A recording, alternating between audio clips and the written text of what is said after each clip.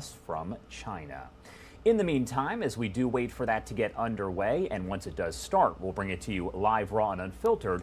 Let's get into some of the other headlines that we are tracking right now. And a big one is going to be the budget for 2024. We can tell you here that President Biden will unveil that budget this afternoon, a move that may lay the groundwork for his expected re-election campaign. Fox News correspondent Doug Luzader has more from Washington. We haven't seen a real focus on the deficit around here in years, but the White House says the president is going to reduce it. But the tax hikes he'll push for may make this dead on arrival here on Capitol Hill. I want to make it clear, I'm going to raise some taxes. And President Biden does not shy away from his intention to raise taxes, and the budget he announces today will reflect that.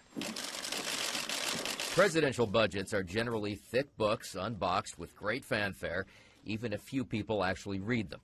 But the White House says this budget will take aim at a traditional Republican issue, the deficit, promising to reduce it by $3 trillion over the next decade. That's nearly a $6 trillion difference between the president's budget and congressional Republicans' agenda, which would add $3 trillion to the debt. But the president gets to that number largely through tax hikes, a bunch of them focused on high earners, establishing a new minimum tax on billionaires, a big increase in the capital gains tax and top tax rate, as well as about a 30% hike in the corporate tax rate. And at the same time, the president is promising to shore up Medicare. But those taxes make this a non-starter for Republicans. There are ways to make sure we preserve the benefits of Social Security and Medicare, but you don't do it by raising taxes, spending out the gazoo. I mean, he has no idea how to balance a budget and take care of these programs. But regardless, there is growing bipartisan concern about the deficit and the national debt. The Congressional Budget Office estimates the debt will grow by $20 trillion over the next 10 years. In Washington, Doug Luzader, Fox News. All right, Doug, thank you so much for that report there. As we mentioned, we are waiting for this live event here to get underway. This is something that we've been previewing for you all morning here on Live Now from Fox, so we're going to take it live, raw, and unfiltered.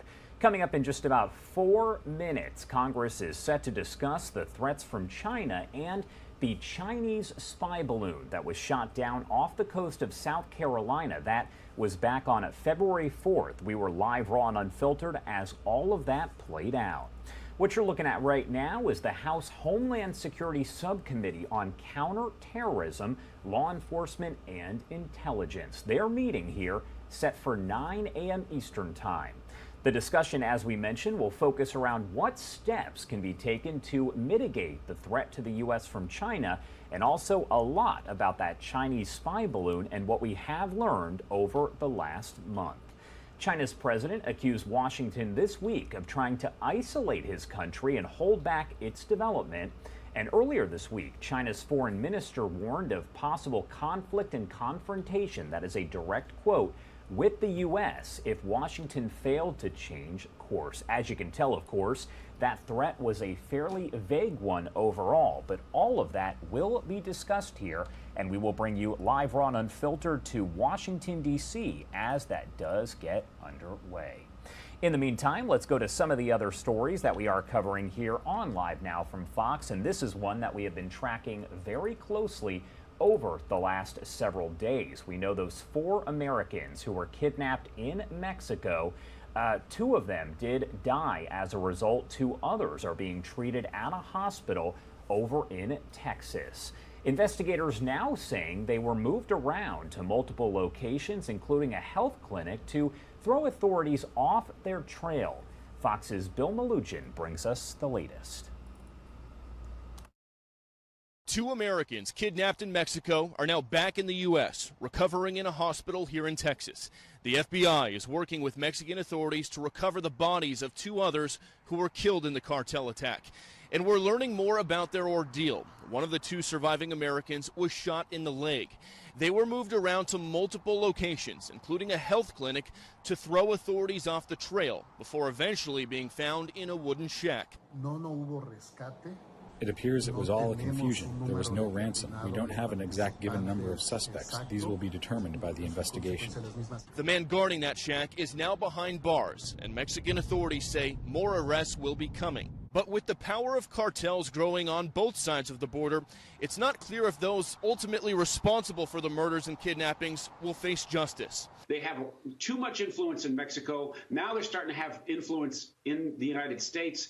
And these people that were down there, they paid the price. Meanwhile, Attorney General Merrick Garland says he is outraged by the incident and claims there will be consequences, with pressure building on the administration to take a harder stance against the cartels. This event's really going to start changing how things happen with the cartels. 21 state attorney generals have already requested that they be labeled a terrorist organization. And some lawmakers on Capitol Hill are now calling for the United States to use military force against these Mexican cartels. Reporting in Brownsville, Texas, Bill Malugin, Fox News. And sticking with that topic for now, as spring break travel gets underway, U.S. authorities are warning against traveling to parts of Mexico after that news came down that 4 Americans had gone missing in the country and 2 of them were dead. The FBI office in San Antonio, Texas, sounding the alarm, saying the Americans were fired upon, held at gunpoint, and appeared to be the victims of a kidnapping. As we mentioned, 2 of 4 Americans abducted in Mexico have died. The 2 others have been found alive, with one of them being injured. Places like Rocky Point are hotspots for Arizonans, but it's now in the please reconsider travel advisory, as so many advisories have been issued as a result of this. We will continue to bring you the latest as we do get it on this developing story. For now, I do want to head back out to Washington, D.C. as we do await the start of this hearing. This is a live image over there in Washington, D.C. Right now it appears it's mostly photographs being taken, but this is going to be that hearing that we have been waiting for on the Chinese spy balloon, as well as the threats from China overall. That is now getting underway, so let's pop up the audio and listen in live, raw, and unfiltered. For an opening statement.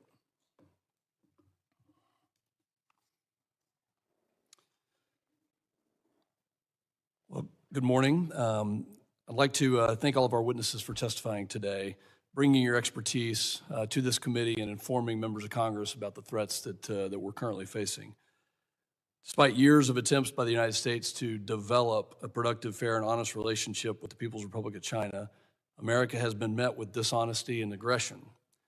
The PRC government run by the Chinese Communist Party has deceived and manipulated us at every turn, committing espionage in our homeland and working to overturn the global rules-based order. The U.S. is now locked in a peer competition with the CCP, in which the Chinese government is seeking to place itself at the top of the global world order while degrading America's power militarily, diplomatically, and economically. In recent months, events have shown us that the CCP has escalated this competition. On January 28th, a Chinese surveillance balloon entered U.S. airspace and spent the next 8 days traveling over the majority of the continental United States. And while we do not know yet what kind of information the Chinese surveillance balloon was able to collect, we can be certain that the CCP's intention was to exploit sensitive sites, including military sites and critical infrastructure across our country. This Chinese surveillance balloon was a brazen display of espionage in the U.S. homeland, but it's ultimately one of the many ways that CCP is working to exploit our vulnerabilities. Today, we must take the conversation beyond that balloon and discuss all avenues the CCP is threatening U.S. homeland security in. Through the CCP's aggressive national strategy of military-civil fusion, which aims to establish the People's Liberation Army as the dominant global military force by 2049, the Chinese government is stealing information from U.S. military and civilian targets. A majority of the threats China poses to the U.S. homeland security are occurring below the threshold of traditional conflict. We need to be cognizant of these threats and generate multifaceted solutions to deter them. These threats are already directly affecting American citizens. MD Anderson Cancer Center, for instance, one of the nation's top hospitals for cancer in my home state of Texas, ousted several scientists from the center in 2019 who had ties to the CCP. The scientists were flagged by the U.S. National Institute of Health regarding a variety of threats, including data security, intellectual property loss, and they were ultimately investigated by the FBI. This incident was by no means unique, with the CCP consistently targeting American research and innovation across the country.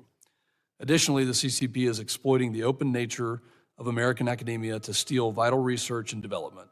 Confucius Institutes, marketed as mechanisms to promote Chinese language and culture, have used the CCP to recruit American talent to support military-civil fusion, monitor Chinese nationals who are studying at American universities, and have faced allegations of visa fraud. In recent years, the U.S. government has worked to close most of these Confucius Institutes. However, the CCP has made efforts to change the institutes' names or obfuscate their influence on American universities. Today, as a matter of fact, I am reintroducing with Chairman Green and Congressman Brad Winstrup the DHS Restrictions on Confucius Institutes and Chinese Entities of Concern Act, which passed out of this committee with bipartisan support last Congress. This bill works to close Confucius Institutes and any other programs with the same goal operating in the U.S. It also holds American universities accountable and ensures they prioritize their students' education and right to free speech above partnerships with Confucius Institutes that require universities to censor curriculums in favor of CCP ideology. I appreciate the support of Chairman Green, Congressman Winstrup, and look forward to a bipartisan discussion on this. In addition to threats to American IP and academic freedom, the CCP is targeting U.S. cybersecurity and critical infrastructure and undermining our economic security. Moreover, illicit fentanyl analogs, and related precursor chemicals are predominantly sourced from the PRC and then sent to Mexico. These poisonous drugs continue to fuel the tragic fentanyl crisis in our homeland. I am eager to discuss these challenges and more during today's hearing. Let me be clear about this hearing. To anyone who's listening at home or abroad, this conflict and the discussion today doesn't have anything to do with the Chinese people who are living in China and being manipulated by the CCP. This conflict is with the CCP. It's an authoritarian regime that commits genocide against its own people. They censor free speech, not just in China, but across the globe, and they aim to end democracy as we know it. This hearing is the first of many, but it's a first step on this subcommittee and the Greater Committee on Homeland Security, which we intend to confront the threats stemming from CCP influence that target our homeland. We will meet CCP aggression with strength, its deception with unflinching truth, and its attempts at exploitation with justice. We look forward to a bipartisan cooperation in this Congress as we all seek effective solutions to combat pervasive threats posed by the CCP to our homeland security. I now recognize the ranking member, my friend from Rhode Island, Mr. Magaziner, for his opening statement. Good morning. I want to thank Chairman Pfluger for calling this important hearing and thank our witnesses for coming today.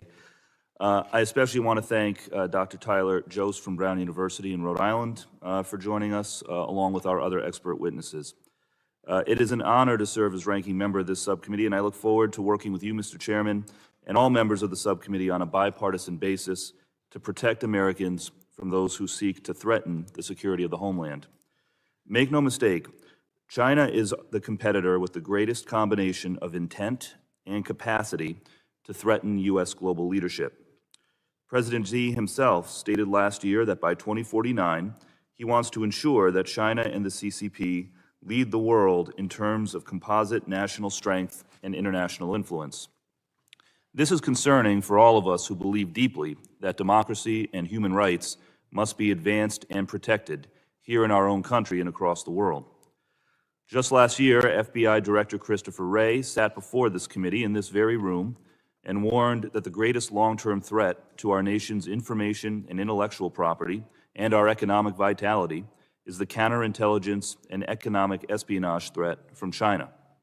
Commerce Secretary Gina Raimondo has warned that the Chinese Communist Party is accelerating their efforts to fuse economic and technology policies with their military ambitions in ways that are forcing us, compelling us, to defend United States businesses and workers.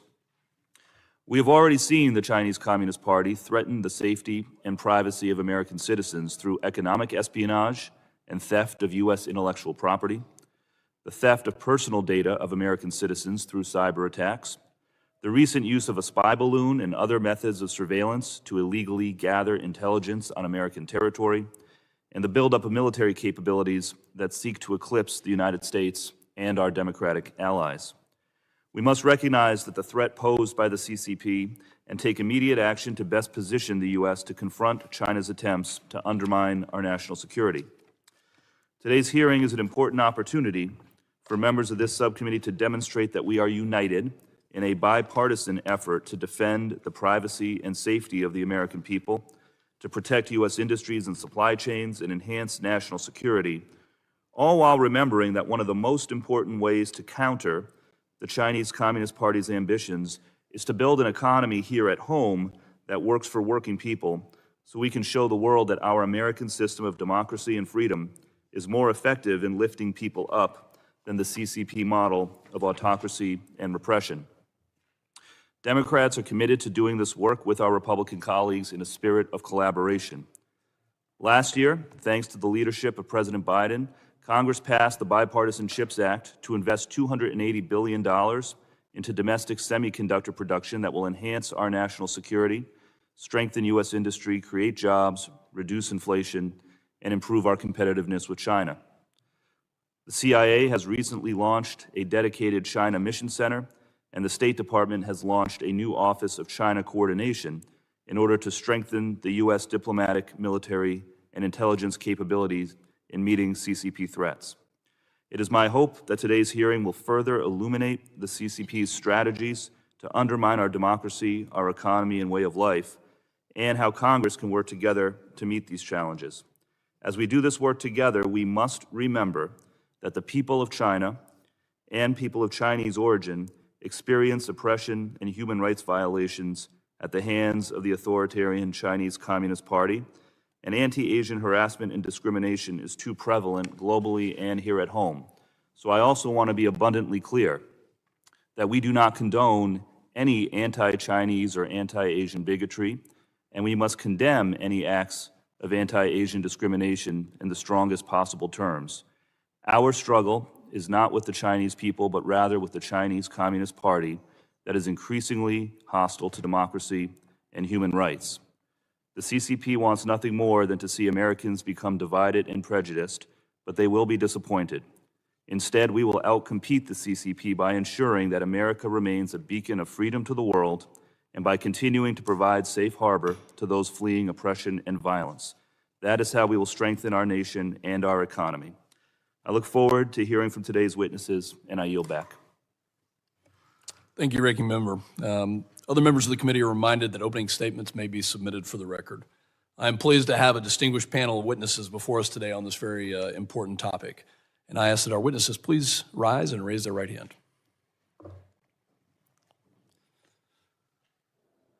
Do you solemnly swear that the testimony you will give before the Committee on Homeland Security of the United States House of Representatives will be the truth, the whole truth, and nothing but the truth, so help you God?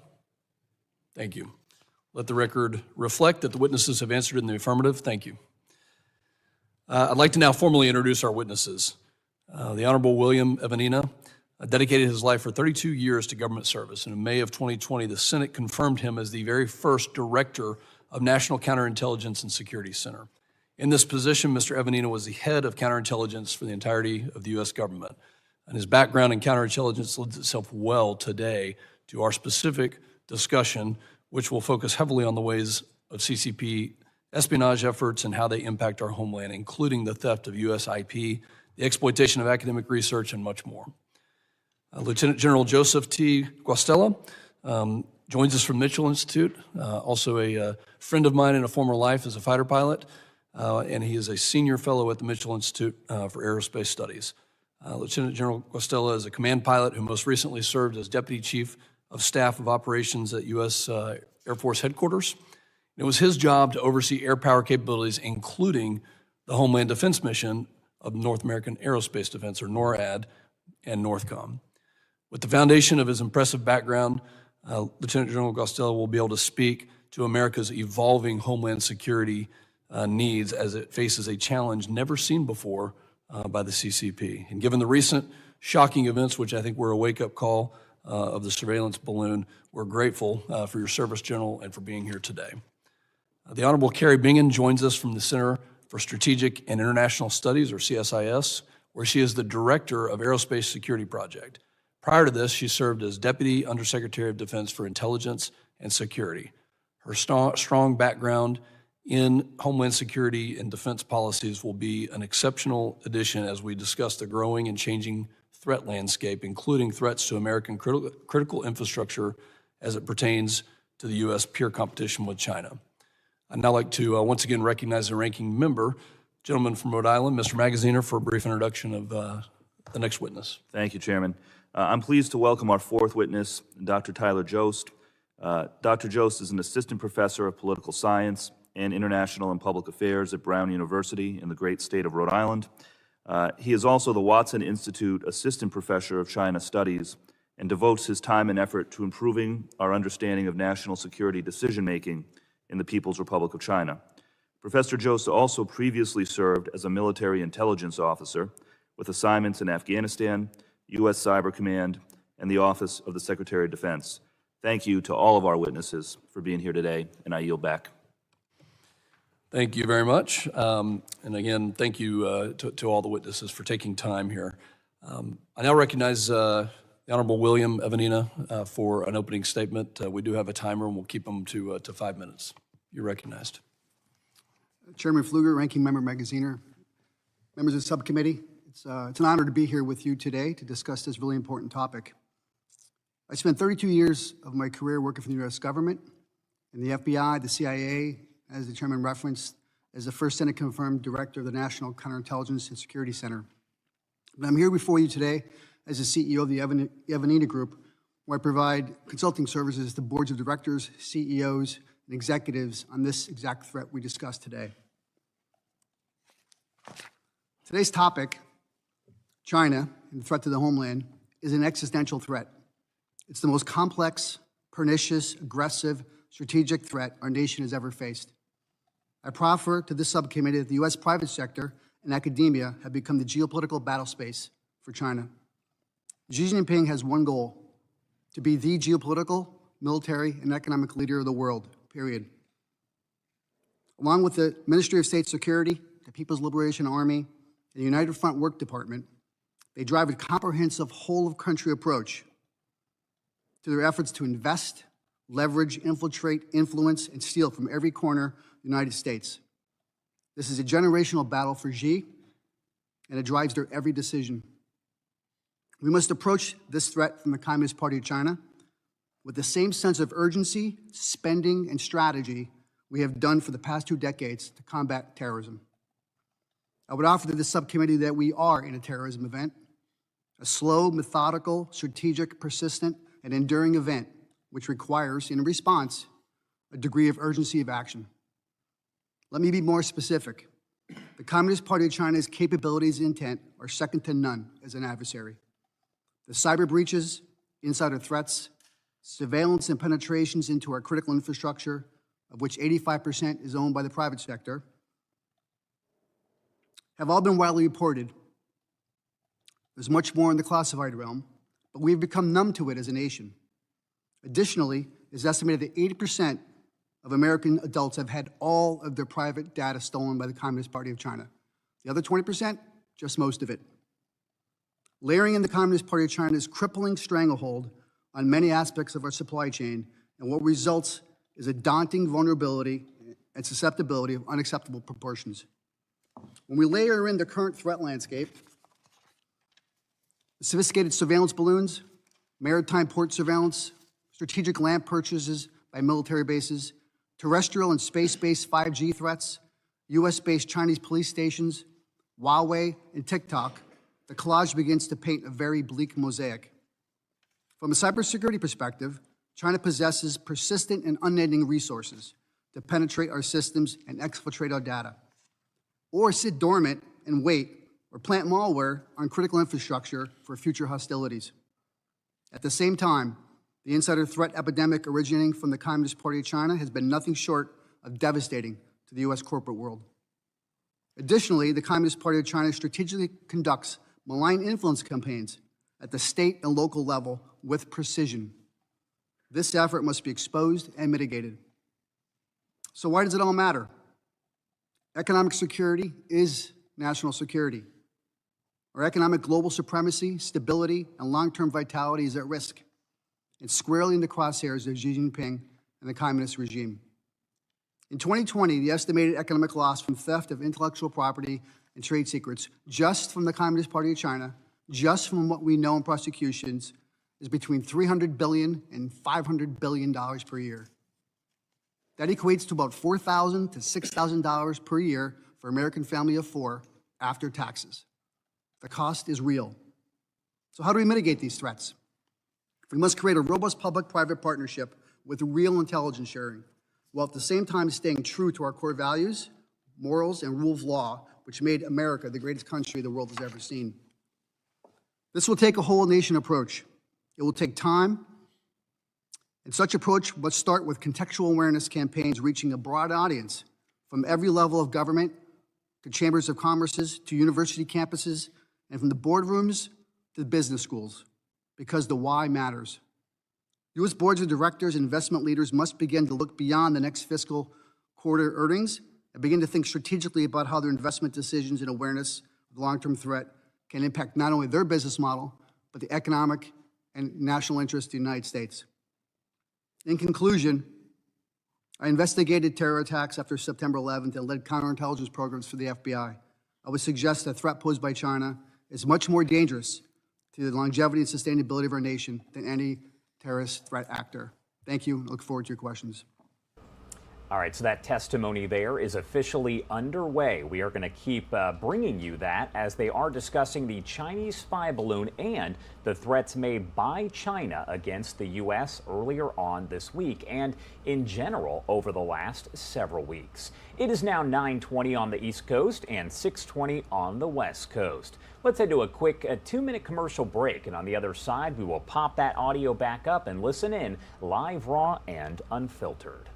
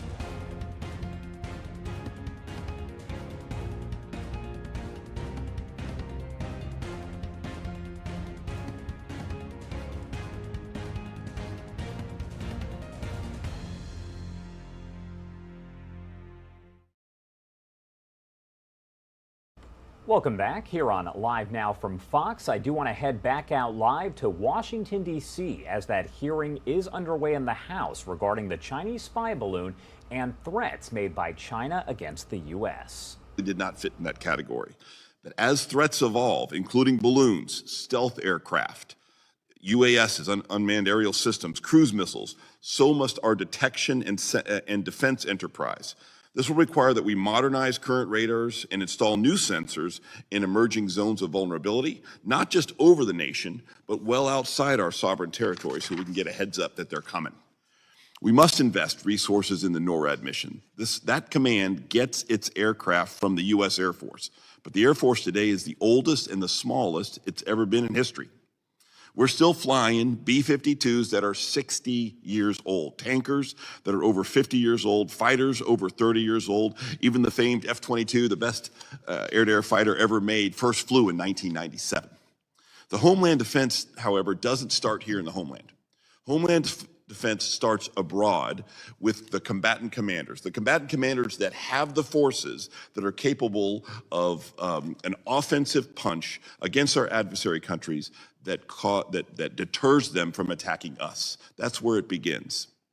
The Air Force has to be modernized in the numbers necessary to meet the demands of the National Defense Strategy, as well as to deter threats against our homeland.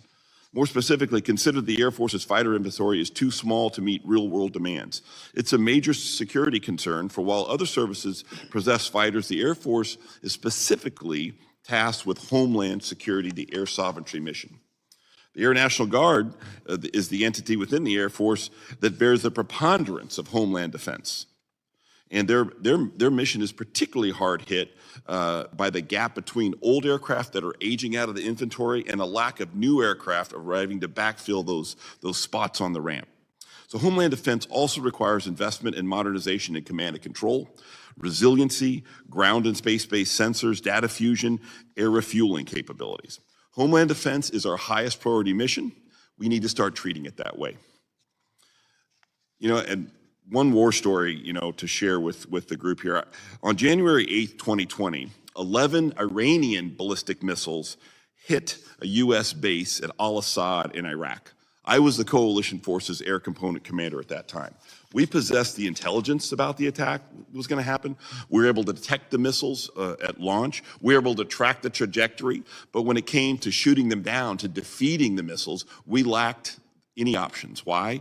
Because we did not have the capacity, the defensive capacity, due to the other global commitments that our force was spread across.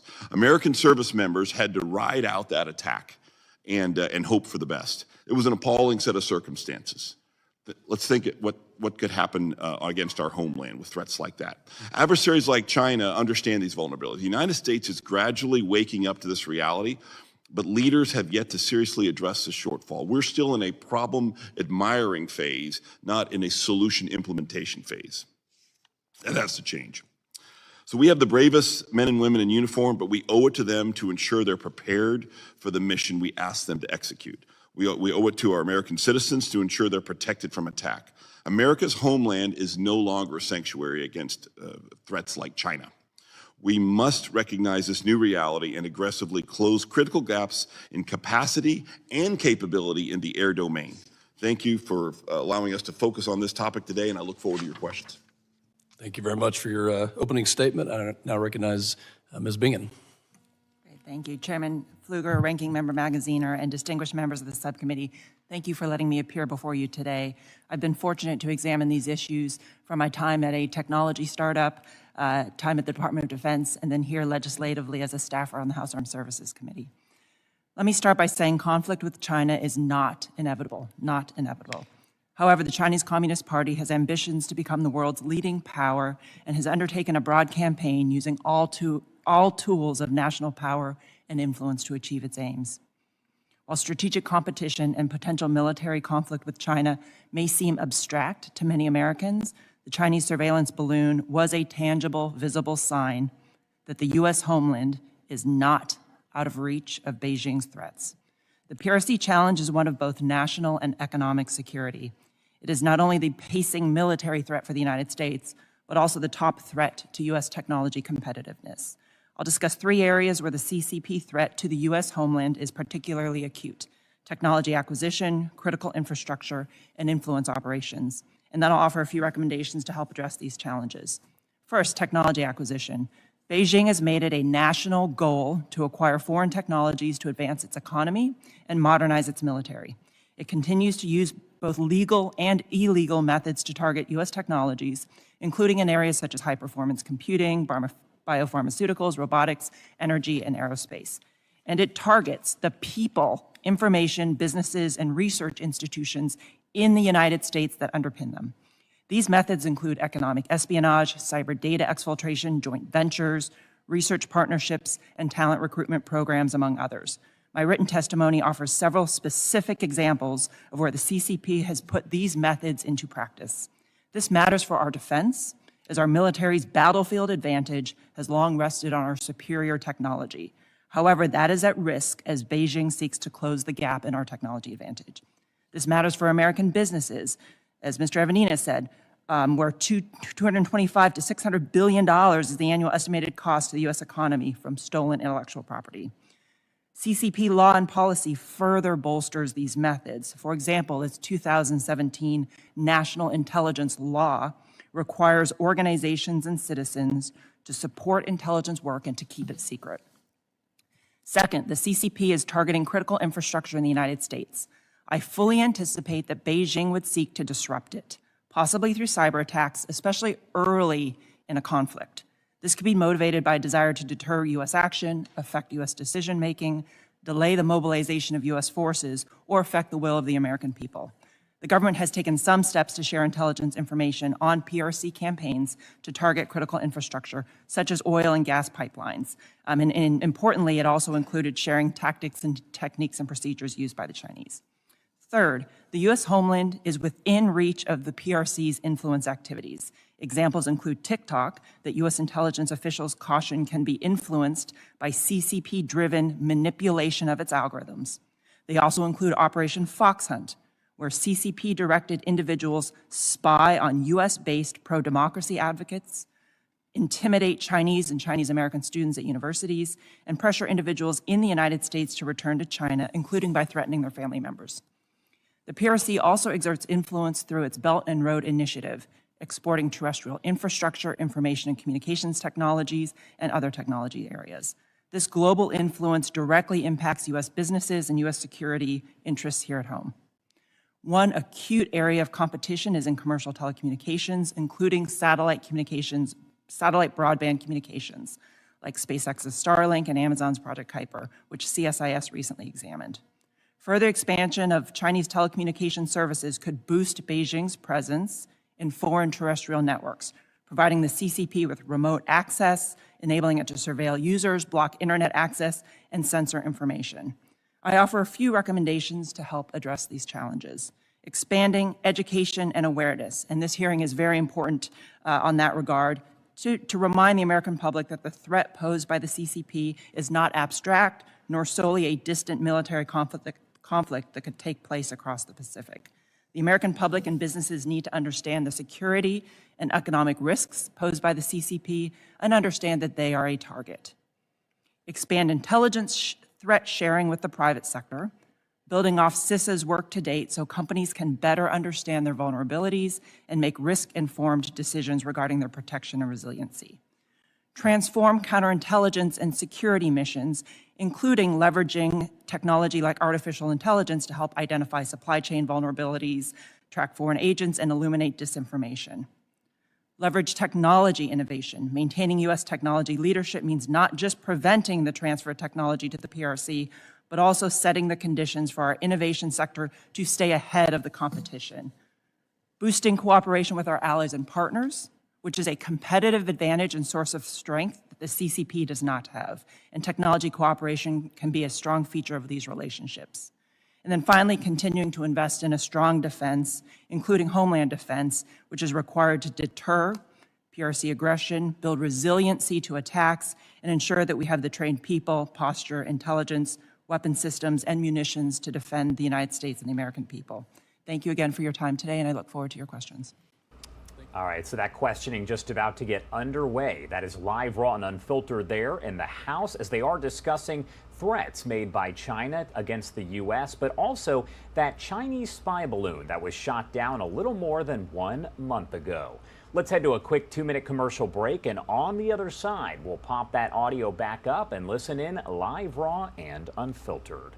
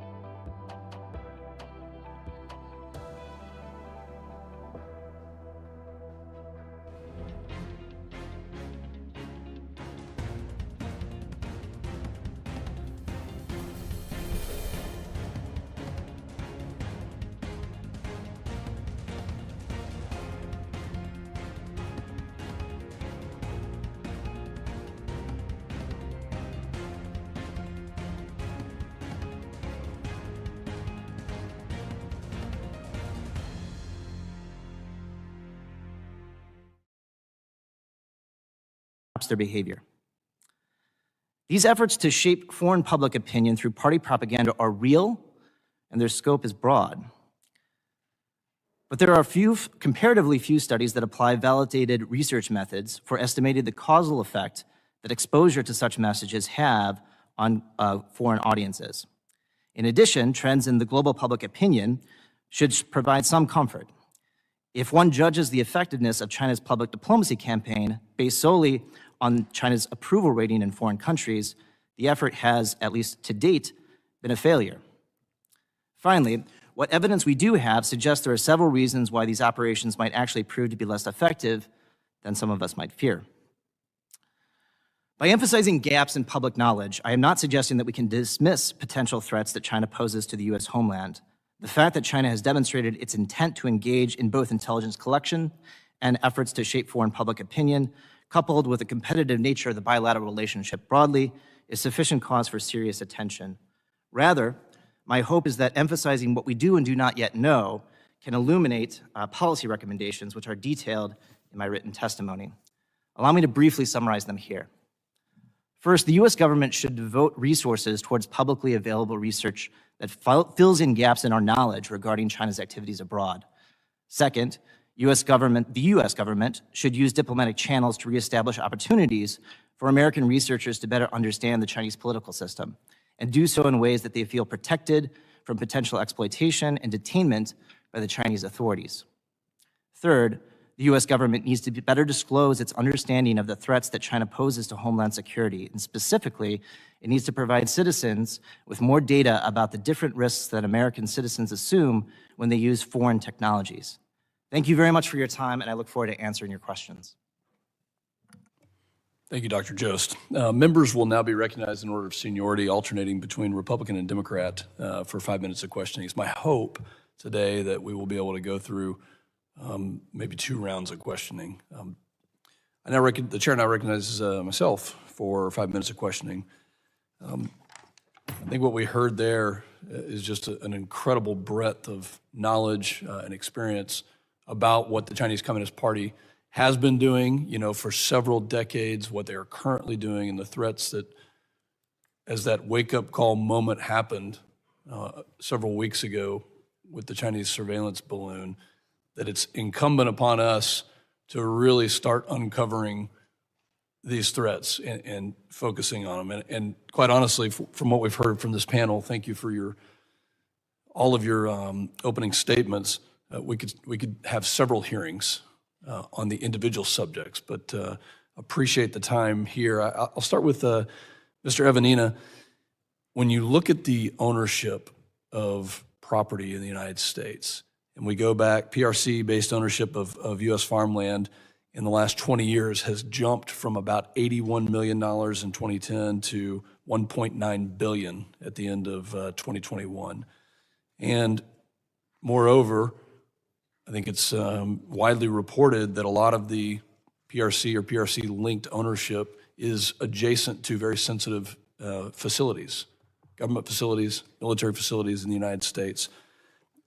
Can you provide insight as to why that is, what the goal is, and what they're doing with those lands? Thanks for the question, Mr. Chairman. I'm going to try really hard to stay in the unclassified realm here, but it's a comprehensive strategic plan that goes back about a decade to the CCP's plans and intentions, which incorporates multifaceted intelligence apparatus, both the MSS and the PLA. And it starts what I would call and phrase outside the fence line of DoD facilities. That began with the Huawei cell tower capabilities, tracking and being able to monitor not only troop movements, but weapon silos and other areas. The strategic purchases of businesses outside of not only military bases, but military residential areas.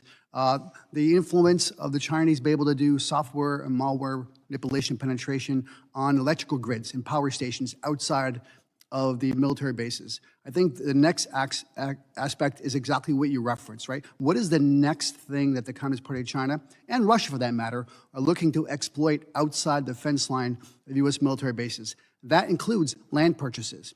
And I think when you look at all the land that not only the Chinese Communist Party and their proxies have purchased, you're going to find a strategic military base and or subterrestrial things in the ground, as well as energy issues to the military base. And also we look at the balloon we just saw, very similar trajectory to those areas. So it's a comprehensive strategic plan that you see from the Communist Do you Party. think there was coordination between staying in the unclassified? I mean, the lands that the balloon flew over, purchases that we've seen, I mean, could there be coordination either now or in the future? Absolutely. There's nothing done by the Communist Party of China that does not have strategic entity or coordination. I think we'll see in the future, if it's declassified, what some of the things the balloon was surveilling and or potentially doing more surveillance too.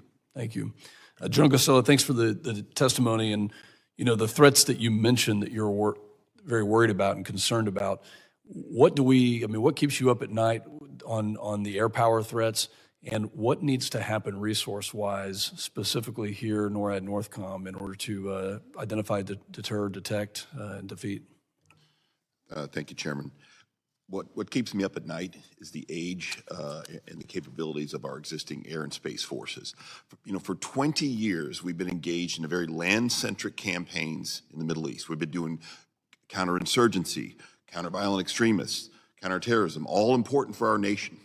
But during that 20 years, we did not invest in air and space forces to the extent we needed to. So we're left with that old fleet that I described before. You know, a 30-year-old fighter can do fine providing close air support in Iraq or Afghanistan against a low-end threat, but it's not going to survive very well against the China fight. And but more so, it doesn't deter China. And so we have to realize the investment that's needed in the air and space domain has been neglected, and we have to get after it for the exact reasons that's been described by our expert panelists on China. And that's what keeps me up at night. When you look at the threats that are being posed, hypersonics, the ranges that are increasing, the ability to reach out and touch us, how important is NORAD, the Joint Air Power Enterprise, to the defense of our homeland? You know, NORAD, the National Defense Strategy, 2 of them now in a row have said that homeland defense is the #1 priority. Problem is we haven't resourced it to that extent that our words say. And the commanders of NORAD have asked for modernization of radars for years now and had not gotten it. And that would have helped us detect those balloons sooner. And then the aging fighters. You know, almost every major metropolitan city in America is defended by our Air National Guard fighters that are getting older and older. They don't have the capabilities, the radars that they need, not only for the balloons, but the radars they need for the real threat, which would be a cruise missile attack against our homeland. And so that's what concerns me. Thank you. My time has expired. I yield back and now recognize the ranking member. Thank you, Chairman. It is clear that the Chinese Communist Party is taking a hold. All right, so that hearing's still underway there. That is live, raw, and unfiltered as the House is discussing there the Chinese spy balloon and threats made to the U.S. by China, especially earlier on this week. It is 9:43 on the East Coast and 6:43 on the West Coast. Let's head to a quick 2-minute commercial break, and on the other side, we'll pop that audio back up and listen in live, raw, and unfiltered.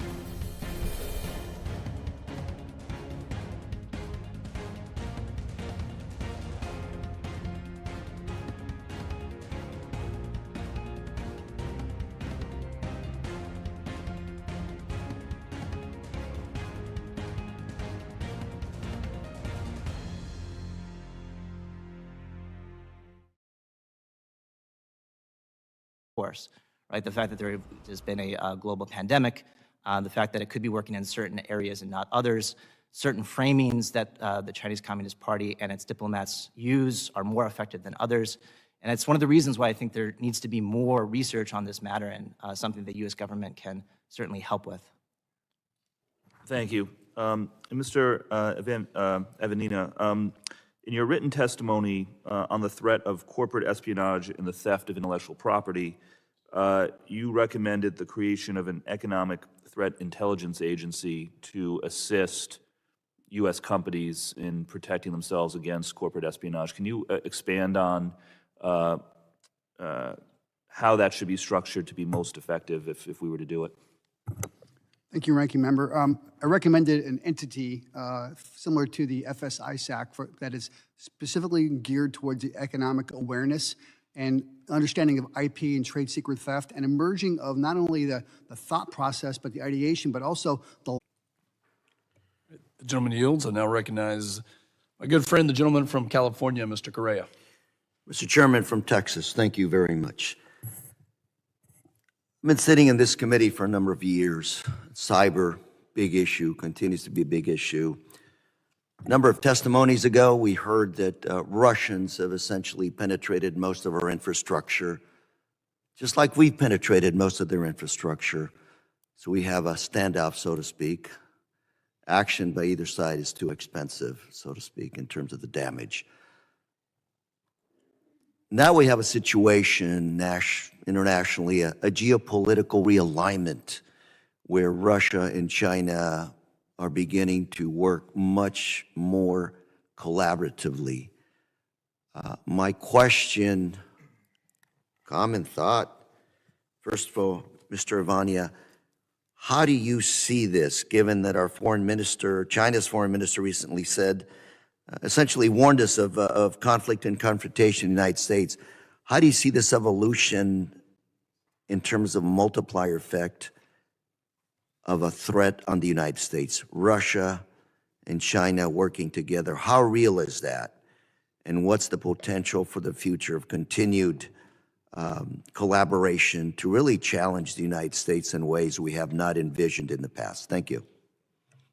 Mr. Congressman, I concur with your statement, and I think it is a very concerning issue when two nation states who don't like each other are merging against one common enemy, the United States.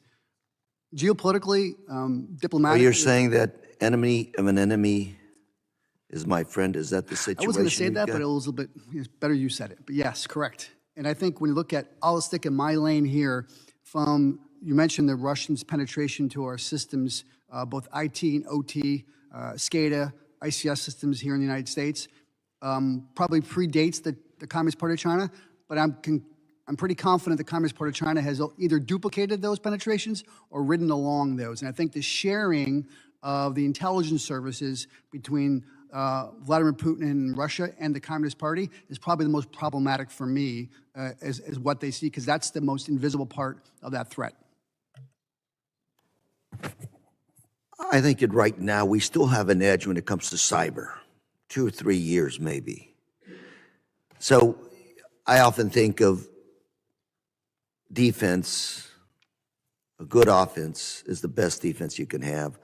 So if I may, what would you recommend moving forward would be the best way to counter these unprecedented challenges that our country has?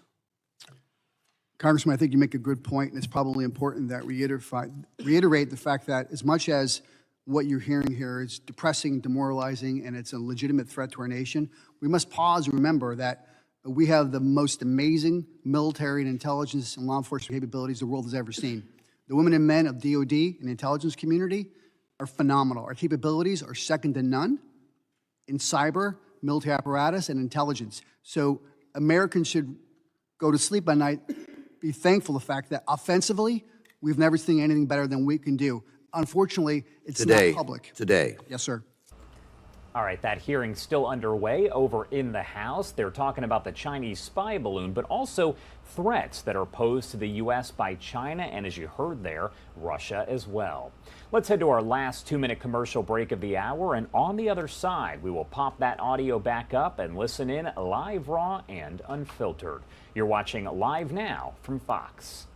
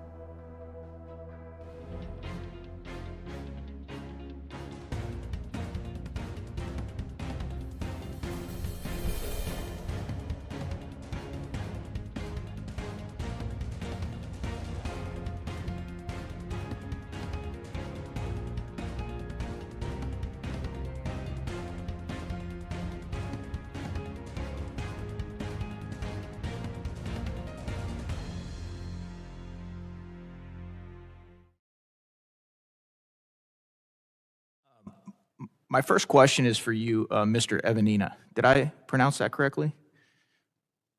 Sir, do you know what elite capture is? Yes, sir. Can you, for the panel and for maybe some of those watching, can you describe what elite capture is, please?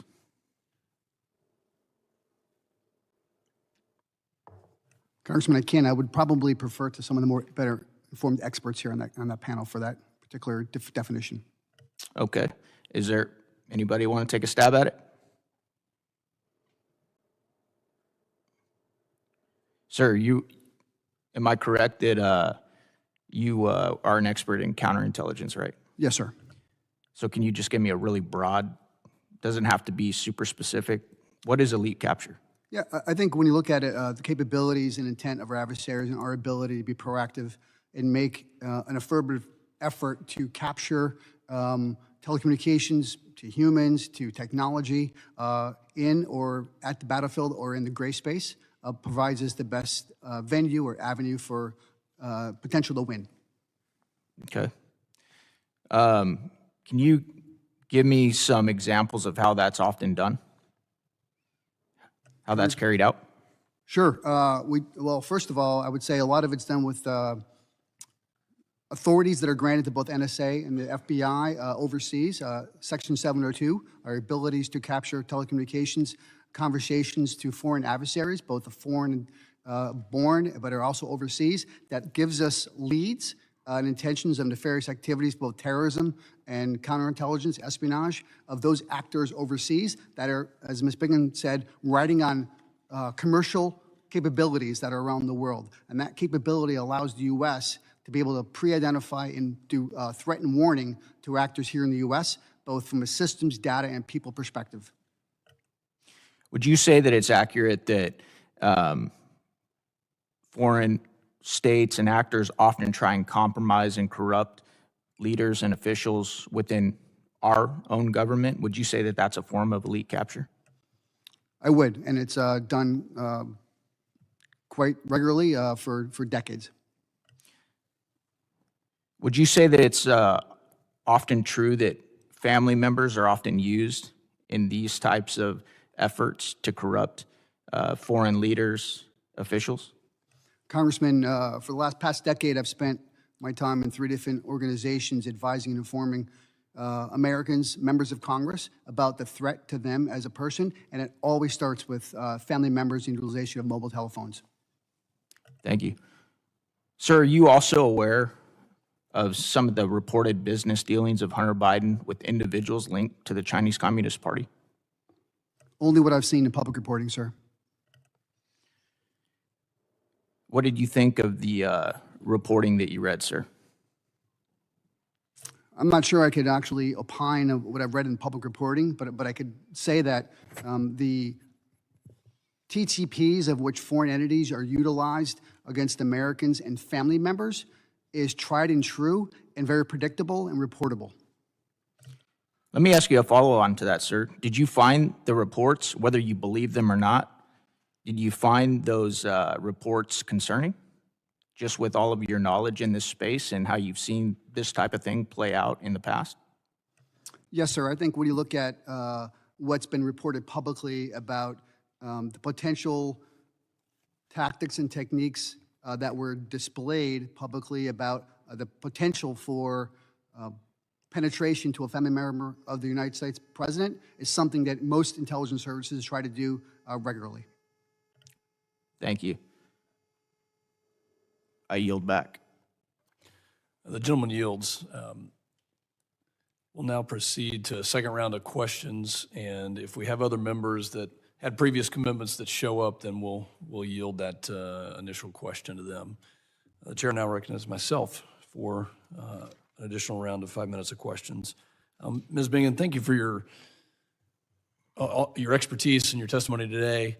I'd like to focus on that critical infrastructure piece and on what you said, that the CCP is targeting critical infrastructure and that you fully anticipate that should a crisis, hopefully one does not happen, but should one happen and unfold, that Beijing would seek to disrupt the operations of critical infrastructure. And then I was very intrigued by your discussion on sharing information with local, state partners, law enforcement, and otherwise.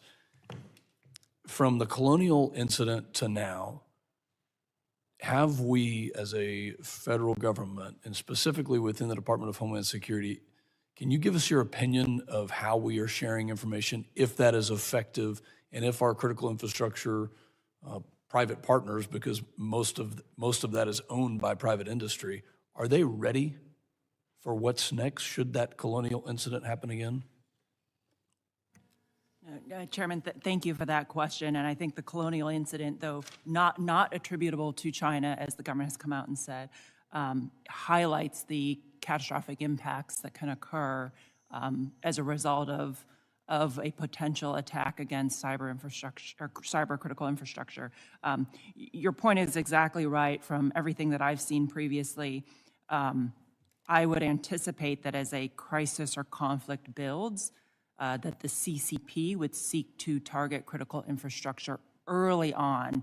There's a first mover advantage here, I would say, in terms of the kind of the tools that they would seek to use to delay or to deter us or to potentially delay us. On the point of information sharing, I think the success that I would point to is summer of 2021. I thought CISA did a very good job bringing in oil and gas operators and providing very specific detail on the Chinese or the CCP cyber intrusion campaign, what specifically they were targeting, but equally important, how they were doing it, so the tactics, techniques, and procedures.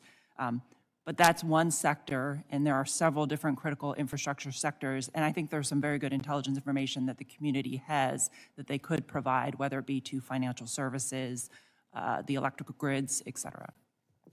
Thank you very much. I'll turn to General Costello. What's the impact of 8 days transit of a balloon, a surveillance balloon? When we look at the fact that it transited and then got to the Atlantic Ocean before it was eventually shot down, what kind of message is that sending? What's the impact strategically? It's a significant wake-up call, like we discussed before, that an air vehicle could traverse American airspace for that long and be afforded the opportunity to collect that much information. You know, a balloon is up there around 12 miles up. Satellites are 350 miles, so it's down in close, or it hangs out for a long time. The potential for collection is significant. And so ideally, the thing would have been taken down prior to hitting U.S. airspace. But like I said, they exploited a seam. I don't think that'll happen again, but you have to talk to government officials about it. But we don't know until we fully exploit what was flown over, what they could have gotten or what they got. But to me, it's a very grave violation of our sovereignty. Does something like that embolden the CCP and, you know, reduce our deterrence? And then what do we have to do to claw that back if it does? Absolutely. Anytime an authoritarian regime does something of that nature and we don't do anything about it, they'll think, what can I get away with next? And so we have to close this gap.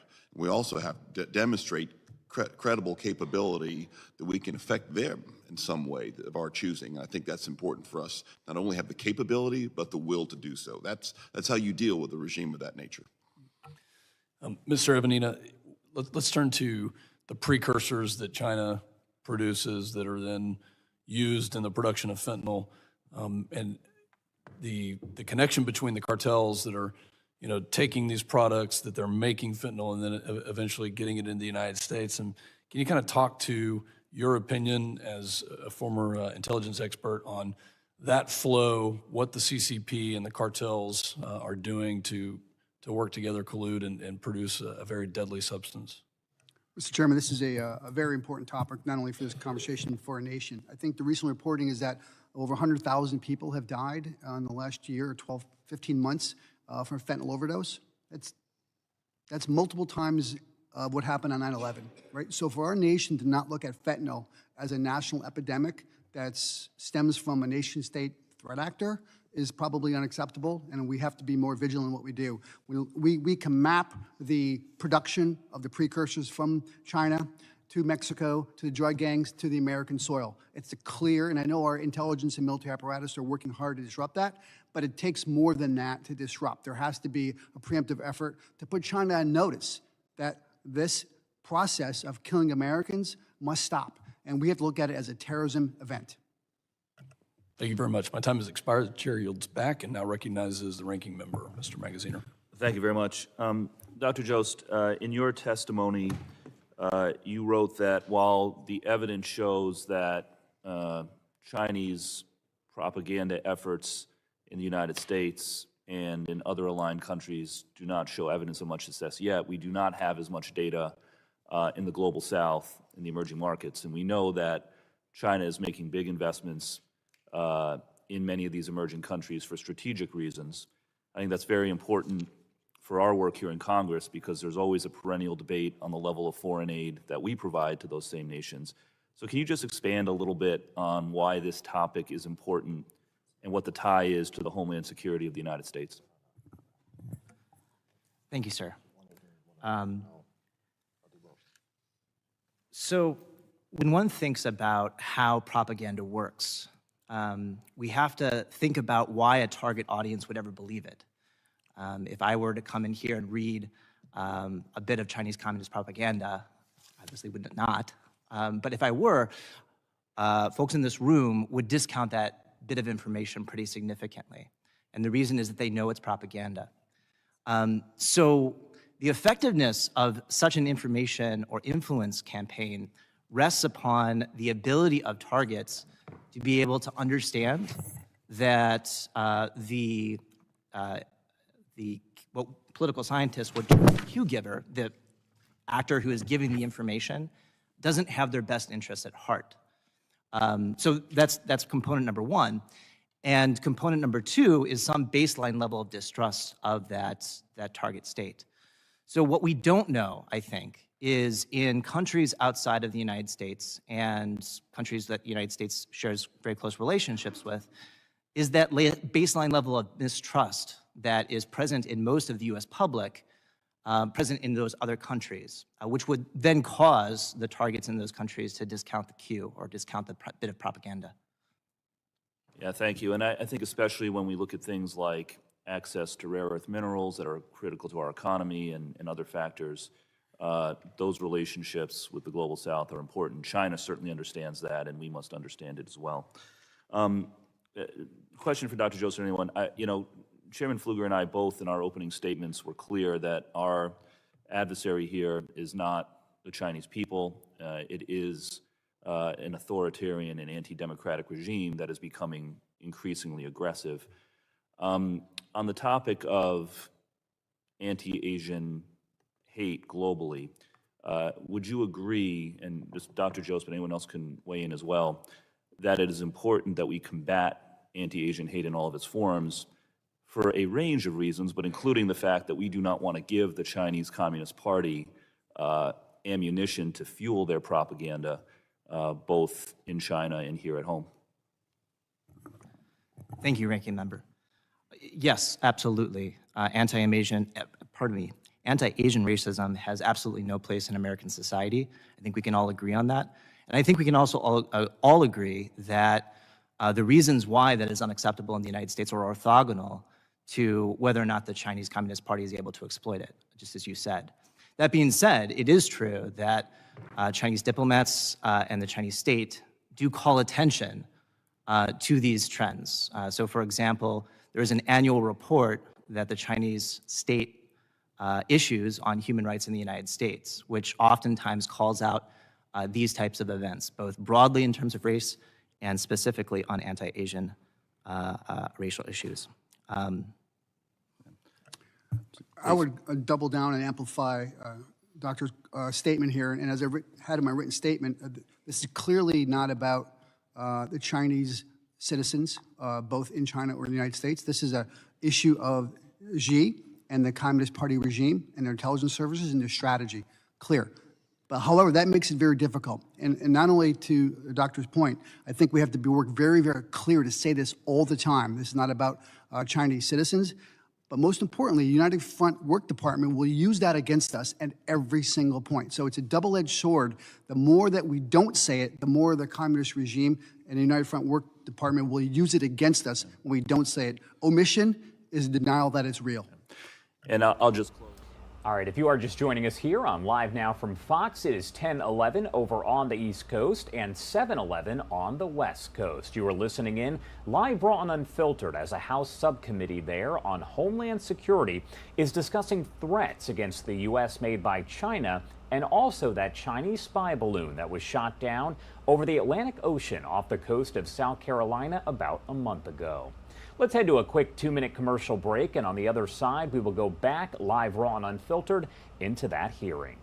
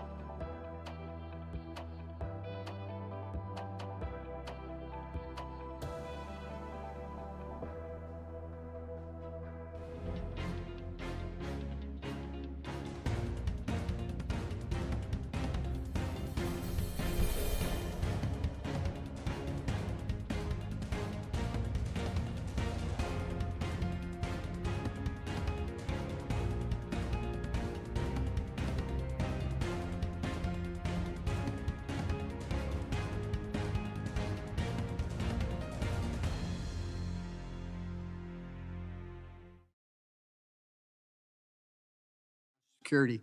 I think that members of Congress, both in the House and Senate, should have a robust capability to go back to the home districts and document these threats to the chambers of commerce, to where you live, and to economic development corporations and to small businesses, so they could identify this nefarious capability early and often to prevent it before it happens.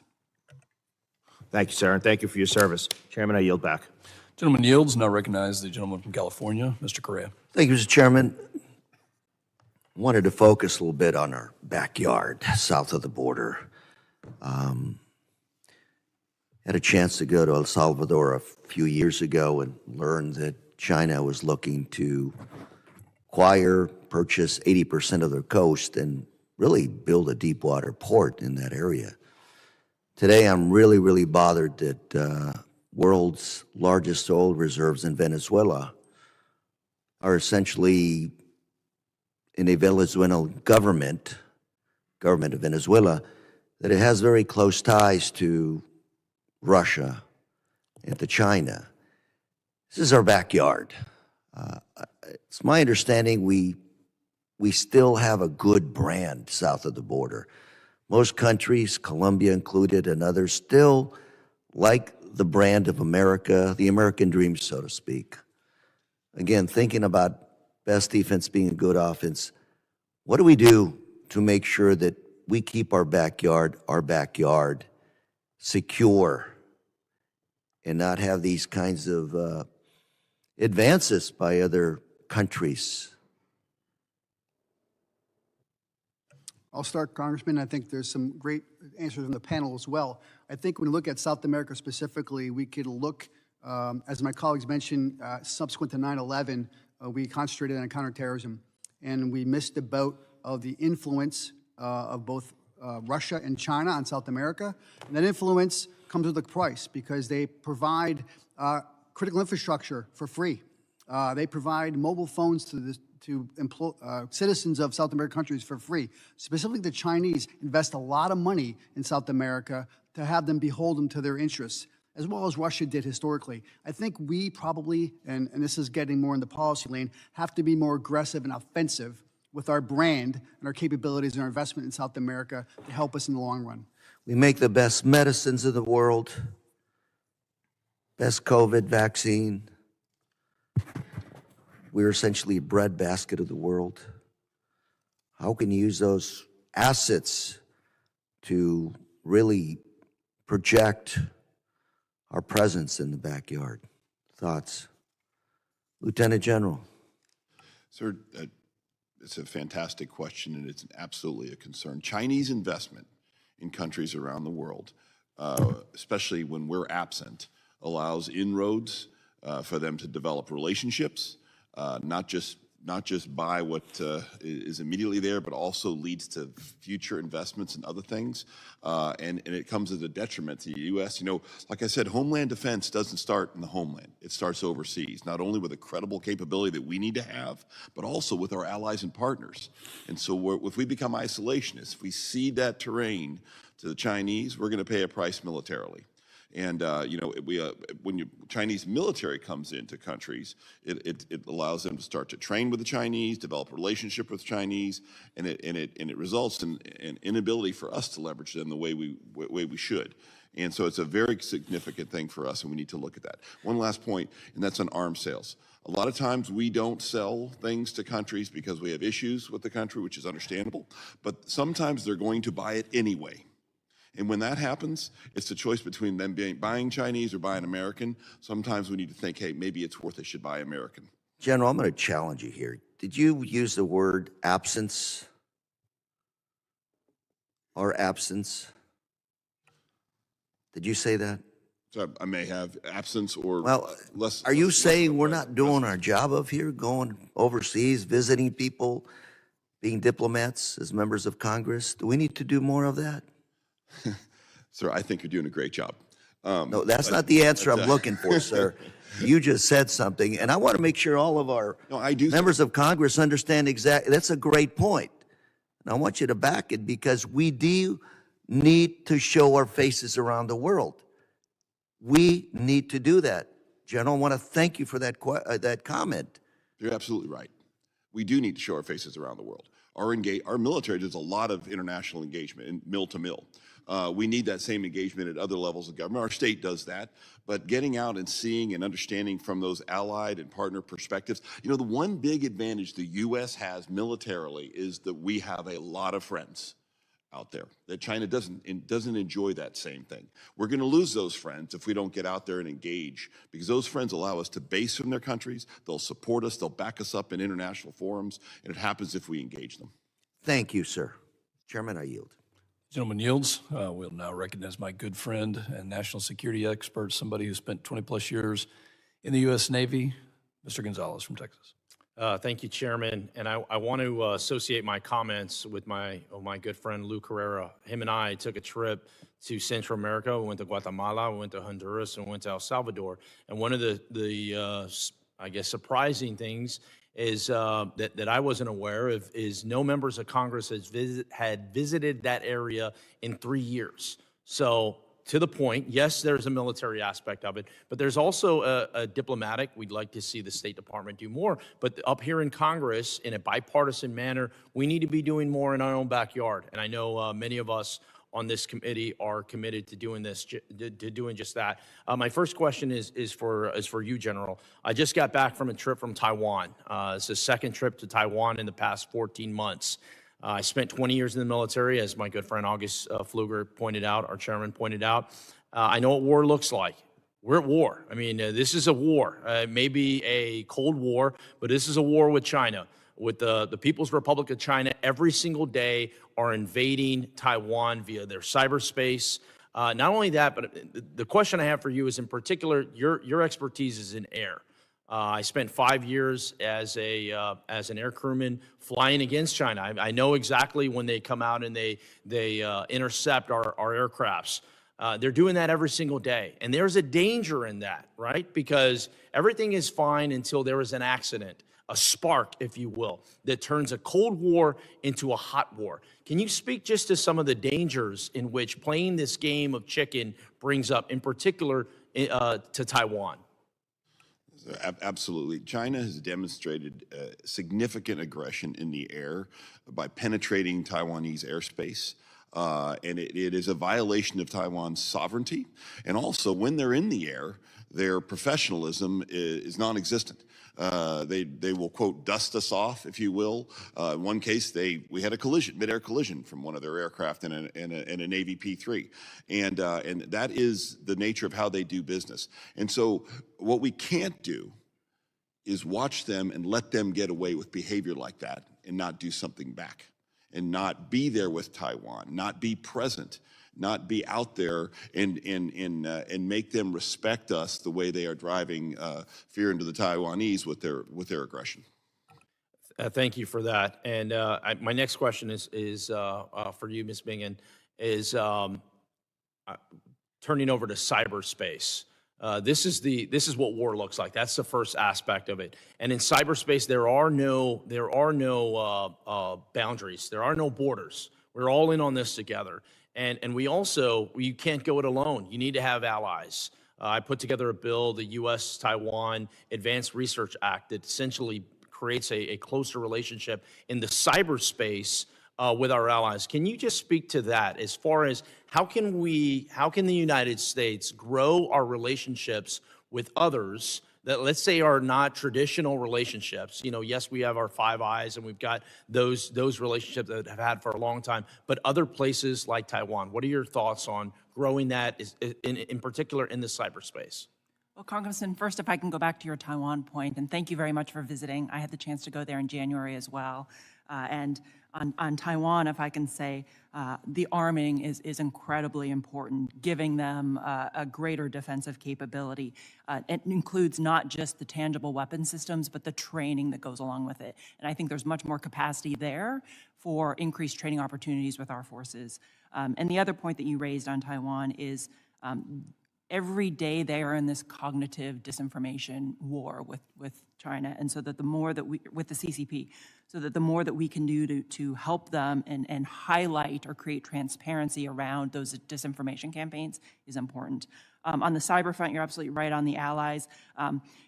These are areas, and this ties back into China's Belt Road Initiative. They are doing a lot to try to get their infrastructure and make others more dependent on them. Where that leads to is other country, not only their ability to surveil and steal data, but also they're advancing their techno-authoritarian norms and standards. So I think that there are things we can do on the international front, threat sharing, but also building norms much more akin to how we see the world and how we want the internet to be operated, data to be protected, than the Chinese model. I think it's very clear to point out that the People's Republic of China are the aggressor. I spent 5 years in Iraq and Afghanistan. Chairman Pfluger has also been at war. I think it's safe to say we don't want war. We want to prevent a war. And part of that is showing that we're going to stand firm with our allies to prevent those. And thank you, Chairman. I yield back. All right, you are watching Live Now from Fox. You are listening into the House Homeland Security hearing that is underway. It began around 9 a.m. Eastern Time, and it will go for quite a while here. They're discussing the Chinese spy balloon, of course, and the threats made to the U.S. by China earlier on this week and really over the last several weeks. Let's head to a quick 2-minute commercial break, and on the other side, we will pop that audio back up and listen in live, raw, and unfiltered.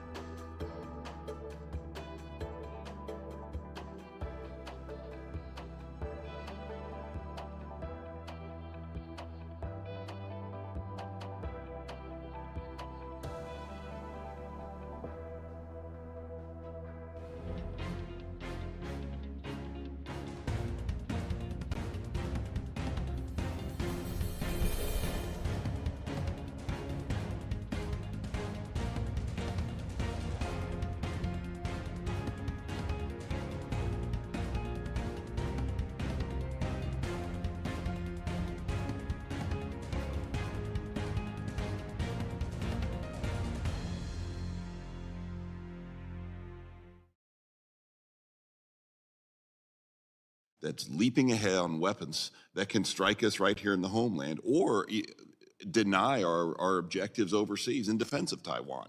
And if we let them continue at this pace and we don't answer that, we will find ourselves in a very uncomfortable position as Americans, which is watching U.S. service members lose fights. And so, to me, the existential threat posed by China and the CCP is absolutely the largest threat to the U.S., and we have to realize it. And they're approaching us any seam they can find, any way in. The balloon was a seam that they exploited. There's 100 other seams that's been discussed here. I think it's time that we wake up. It's a Sputnik moment for us here, and I think we need to realize that as an American society. Just continuing with this down the panel, how about the CHIPS Act? We often hear that China's not the enemy, they're the competitor. Has this helped in any way to deal with the problem that we're now making chips at home instead of being so dependent on them economically? One aspect on the CHIPS Act that I'd like to highlight is really the national security piece to it. When we look at, was it 80+% of the world's chips, including everything that we use from commercial to our weapon systems, are manufactured within the first island chain. We've talked also here about the military threat. We and the Taiwan's, Taiwan Semiconductor facility, we need to look at building greater resiliency in our industrial bases and our manufacturing capacities. And so that, for me, was a big benefit of the CHIPS Act. Would you like to add to this conversation? Sure. Thank you, Congresswoman. To go back to your original question about the pathways by which we would be most likely to see Chinese aggression, it is my view that the most likely avenue would be over a Taiwan scenario. If one thinks about how to deter that, there are two primary things in place that the United States has in our strategy. The first is a credible reassurance to Beijing that the status quo will not change, because if Beijing thinks that it is backed into a corner and has to choose either losing Taiwan or launching a very risky and even low probability win war, it's quite possible one can imagine them choosing the latter. So that credible reassurance portion is important. The other portion of deterrence, which relates to the CHIPS Act, is the change in the balance of power. So another way in which deterrence could fail is if over time shifts towards Beijing's favor in the probability that they would win a conflict would prompt them to act, even though the cost or the risk would be high. And that's why it's so important to ensure that the U.S. defense industrial base, through things like the CHIPS Act, is closely protected. I can't see a clock. Is my time up? I can't. Oh, I see. Well, just real quickly, is there anything specific we need to do next, like building off of the CHIPS Act, other than going on CODELs to Central America? Congressman, if I may, just amplify the great comments here. I think on the CHIPS and Science Act, two things need to occur. More of that type of legislation that really partners our U.S. government legislative body funding with the U.S. corporate sector. Two, but the CHIPS and Science Act must be protected now. From ideation to development of new technologies, if we don't protect it, you're going to be having hearings in 5 years saying, how did all the technology from CHIPS and Science Act get stolen and in the hands of the Chinese? So two things can be true. Thank you. Thank you, Mr. Chairman. Gentlelady's time has expired, and the chair now recognizes for the final question Mr. Crane. General, this question is for you. A second ago, you were talking about how you were concerned about the age of the fleet. Is that correct? And then also you were talking about how China continues to steal our intellectual property. Is that correct as well? How do we stop that, General? Well, the theft of intellectual property is something that probably goes beyond what I can comment on, but step one is realizing that it's happening and ensuring not only the prime contractors, but the subcontractors that develop our defense systems have the appropriate resiliency and hardening. The best way for us to counter China is to invest, the investments the Department of Defense has made for the last 20 years to fight the wars we've been in are not necessarily the investments that are going to make us successful against dealing with a peer competitor like China. And so it's important that we transform our investment to the areas that most concerns them, which is our ability to hold targets at risk in their homeland and our ability to deny them their objectives vis-a-vis Taiwan. And so we can deter them through punishment, and we can also deter them through denial. And that happens by investment in the department in the domains that are most critical facing a peer competitor, air and space. Thank you, General. My next question is for Mr. Evanina. A moment ago, you were raving about the capabilities and dominance of the U.S. intelligence agency. I think that, probably everybody up here would agree how impressive our intelligence agencies are and have been over the years. My question for you, sir, is are you aware of the lack of trust in our intelligence agencies by U.S. citizens? Congressman, yes, I am, and it's a concerning issue. Yeah. And you're aware that there is a select committee on the weaponization of the federal government up here right now? Yes, sir, I'm aware of that. I represent some amazing people in Arizona, rural Arizona. They love this country, one of the most patriotic districts in Arizona. I myself am a Navy SEAL. I joined the Navy after 9/11, and I served for 13 years, and I love this country. And I want our intelligence agencies to be strong. I think they need to be strong for good reason. But I'm going to tell you right now, sir, when we read years after the fact that, 50 former national intelligence folks, several heads of the CIA claimed that the Hunter Biden laptop is Russian disinformation, only to find out years later what we all knew that it wasn't. That's alarming to a lot of Americans. And it makes us lose trust in our intelligence agencies. And for me, when I look at a guy like you that's done everything that you've done, as intelligent as you are, I know that's got to piss you off. If there were 50 former Navy SEALs out there lying to the American people, and I found out about it, that would piss me off because it undermines the community that I hold so dear. And I'm sure you probably have a very similar endearment to your community. Am I correct in assuming that? You're correct, sir. What do you think we do about that, sir? How do you think we regain the trust with the American people and our intelligence agency? Congressman, I think you bring up a very valid point that not only reaches the current events of today with our intelligence and law enforcement community, but it also impacts the recruiting of future generations of women and men who want to serve in the U.S. government, intelligence, and military apparatus. And I think that is the core element. I think two things have to happen. Number one, there has to be complete transparency of things that happened in the past, but more importantly, of the great things that women and men are doing. We have to be more proactive in getting out to your district and other districts at the local level. And secondarily, there has to be some transparency of what's real and what's not real with the narrative reporting that we see in the media. And I think that's the obligation of law enforcement intelligence agencies to be forthwith of declassification and transparency of what's going on. All right, so they're talking about the Hunter Biden laptop situation, so I do want to go over just some of the basics right there, as the investigation into Hunter Biden is still ongoing at this point. It did begin back in 2018 and has included an examination of his income and his payments that he received while serving on the board of a Ukrainian gas company whose board he joined when his father was vice president. That sparked potential conflict of interest concerns. Under questioning from Republican Senator Chuck Grassley of Iowa, Merrick Garland, the Attorney General, said that if payments were made to support a foreign government in secret, quote, that would be a national security problem. Now, at this point, it does remain unclear whether Hunter Biden will face charges here. He has previously said that he, quote, handled my affairs legally and appropriately. Joe Biden has said he has never spoken to his son about foreign business, and there is no indication the federal investigation actually involves President Biden.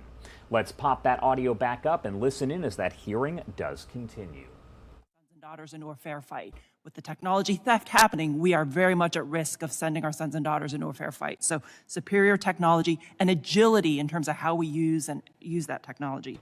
And then ensuring that we have a network of allies and partners. This is a weakness that the CCP has that we have. And sir, with all of your service, you know that we fight in coalitions, and it's important to make sure that our allies are with us and partners are with us and not with China. Thank you. I yield back. All right, so we have some logistical changes here. The chairman had to step out, so I'm going to ask unanimous consent for Ms. Jackson Lee to be recognized for 5 minutes.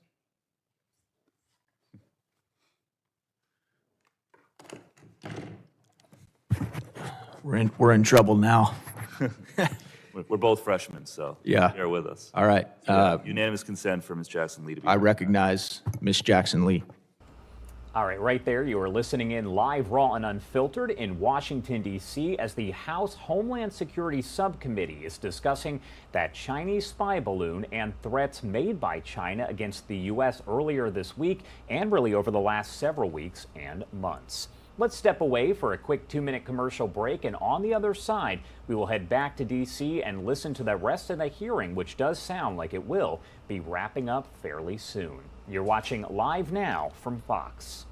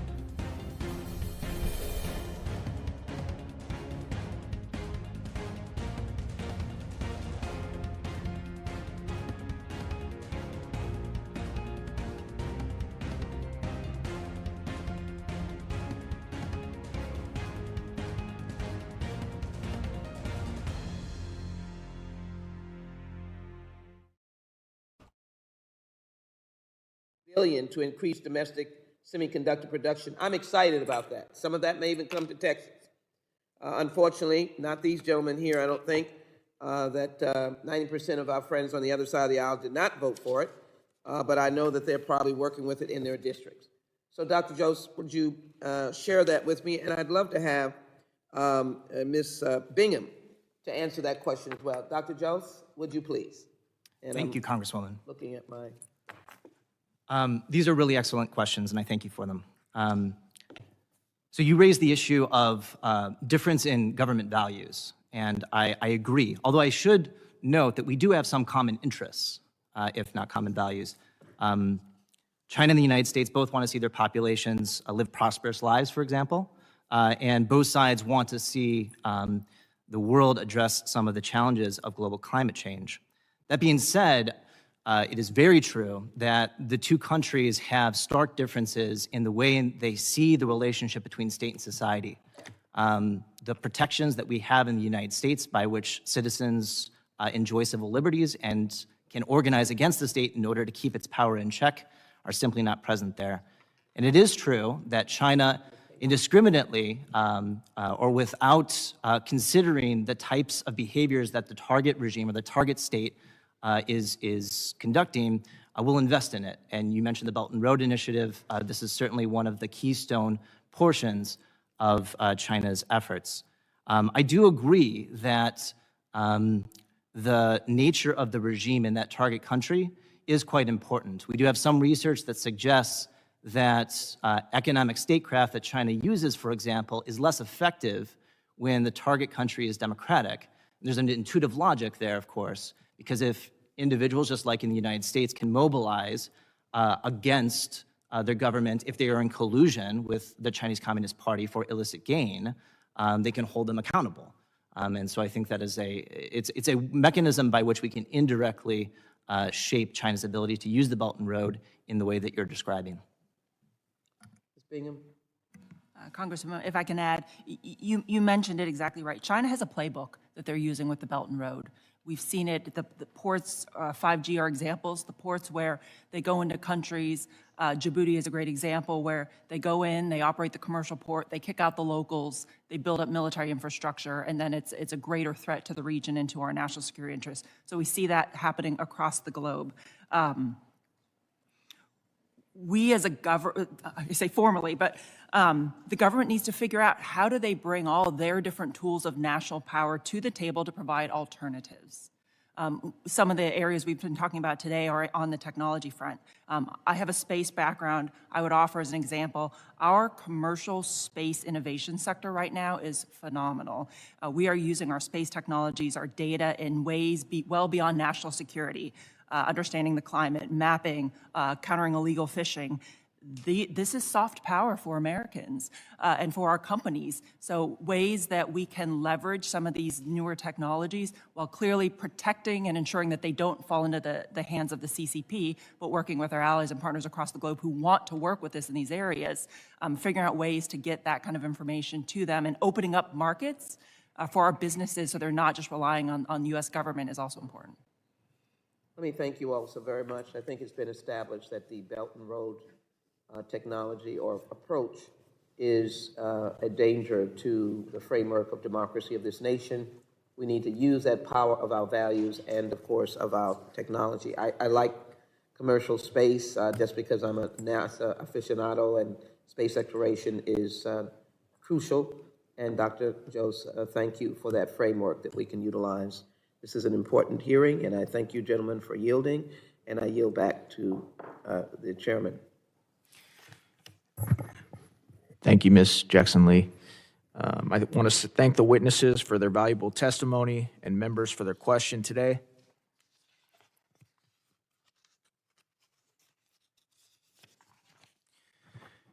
Also want to thank the members of the subcommittee that may have some additional questions. And we may have some additional questions for the witnesses, and we would ask the witnesses to respond to these in writing. Pursuant to Committee Rule 7D, the hearing record will be open for 10 days.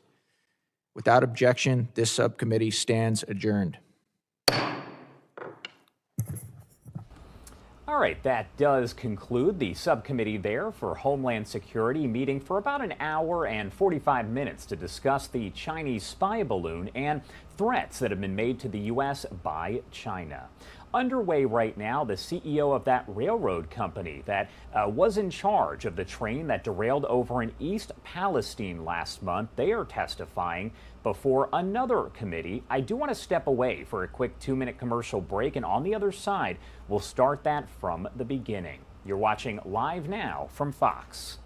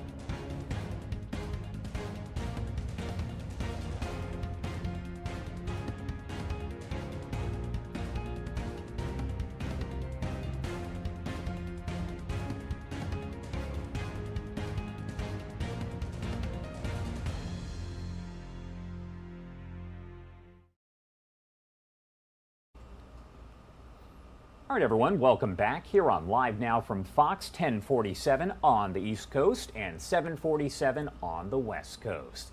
The CEO of Norfolk Southern testifying on Capitol Hill as we speak. He's facing questions from the Senate Environment and Public Works Committee about that train derailment in East Palestine, Ohio last month. Over the past week, 2 more of the company's trains have been involved in incidents, one of which led to the death of a conductor. The NTSB now investigating the company. The hearing also includes representatives from the Environmental Protection Agency. That, as I mentioned, is underway right now. But I do want to start from the beginning of that testimony so you don't miss any of it. Ohio and Pennsylvania, we look forward to the testimony of each one of you. As we know, last month news broke about an environmental disaster caused by a Norfolk Southern train derailment near East Palestine, Ohio, less than a mile from the Pennsylvania border. We are here today to discuss that train derailment and subsequent hazardous chemical release, which led to a controlled burn of dangerous chemicals and the mandatory evacuation of some 2,000 people. This tragic incident is a reminder of the importance of following the golden rule and treating other people the way we would like to be treated if we were in their shoes. Today's hearing is an opportunity to put ourselves in the shoes of those impacted by this disaster, examine the immediate response, and ensure long-term accountability for the cleanup efforts. It's our responsibility in Congress to answer, 1, what went wrong, 2, what do we need to do to fix it, what do we need to do to make sure it never happens again. Every so often, environmental disaster in our country underscores our responsibility to protect public health and our environment. In 1969, I recall seeing news coverage of a train spark that ignited the polluted Cuyahoga River near Cleveland, Ohio, just north of Ohio State, where I was a Navy ROTC midshipman a year earlier. As our nation watched a river engulfed in flames, it served as a wake-up call to better protect communities from hazardous substances and to take responsibility for cleaning up environmental disasters. This movement helped lead to the creation of the Environmental Protection Agency, which has broad bipartisan support, had broad bipartisan support. My hope is that in the aftermath of the disaster in East Palestine, we can come together once again to identify solutions that will protect communities, improve safety, and restore trust. We must work together with our colleagues on other relevant House and Senate committees to strengthen our nation's rail safety regulations, ensure compliance with them, and prevent future incidents like this one from happening again. We also need to make sure that the impacted communities receive the resources and the support that they need. Our existing laws have allowed EPA to identify Norfolk Southern as a responsible party and began to hold the corporation responsible for the costs of the emergency response, as well as for the long-term remediation of this area. We want to hear from our witnesses today whether Norfolk Southern is meeting its obligations, including its moral obligations. In addition, we should note that responding to this disaster is a shared responsibility between different levels of government and Norfolk Southern. And it is imperative for us to ensure that the agencies tasked with responding to disasters like this have the necessary resources that they need to ensure the safety of the air that people breathe, the water they drink, and the soil they use on which to grow crops. It's worth noting that the Biden administration has been on the ground from day one.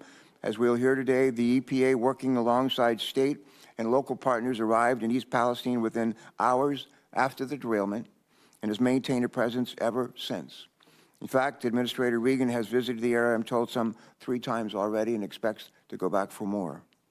In the wake of the chemical releases, these government entities have worked tirelessly to install air and groundwater monitoring systems, as well as sample the water in the air for toxics and oversee the removal of contaminated soil.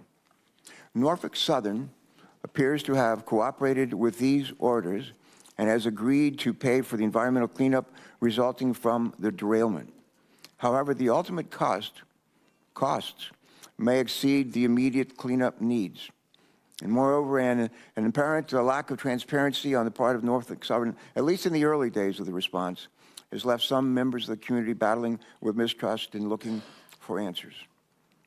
We're told that the company's failure to communicate directly includes information given to some first responders who were under the impression that only 1 car would be vented and burned rather than 5. And this miscommunication left first responders scrambling to ensure the public safety requirements of a much, much larger plume. We've also heard from some residents who were told it was safe to return to their homes, but are still experiencing ongoing health problems. Other concerns remain, such as loss of property values and the long-term impacts on the most vulnerable citizens, including children and the elderly. As I said earlier, today presents us with the opportunity to learn from this experience, address misinformation, and gain a better understanding of the long-term plan to protect public health and address the environmental impacts of this disaster. Just as we witnessed an earlier environmental disaster in Ohio 54 years ago that I've alluded to, a new generation of Americans is now waiting to see how their government responds today and in the days to come. This incident may well prove to be a defining moment in their lives as it was in my own. Let's do what's right, not only for the people of East Palestine, but for everyone who believes that those who transport potentially dangerous chemicals must take the necessary steps to protect our people and our one and only planet. And with that, let me turn over the rest of the opening statements here to my ranking member and my partner in so many ways, Senator Capito. Senator Capito. Thank you. Thank you, Mr. Chairman. Thank all of you for being here today. And I'm really pleased that we have the hearing and we have our fellow senators here with us as well. As you said, we're going to discuss the ongoing environmental response to a large-scale chemical spill resulting from a Norfolk Southern train derailment in East Palestine, Ohio, which is 14 miles north of the West Virginia border. Before we go any further, I would like to take this opportunity to thank the emergency responders who were on the scene and less than an hour after the incident was reported and are continuing today to work diligently on our cleanup efforts. Thank you all so much. These kinds of accidents are some of the toughest days for them because these men and women, these are their neighbors. These, in some cases, they're relatives and certainly their hometown friends. So it weighs on all of us here. This catastrophe upended the lives of thousands of our constituents and states represented today.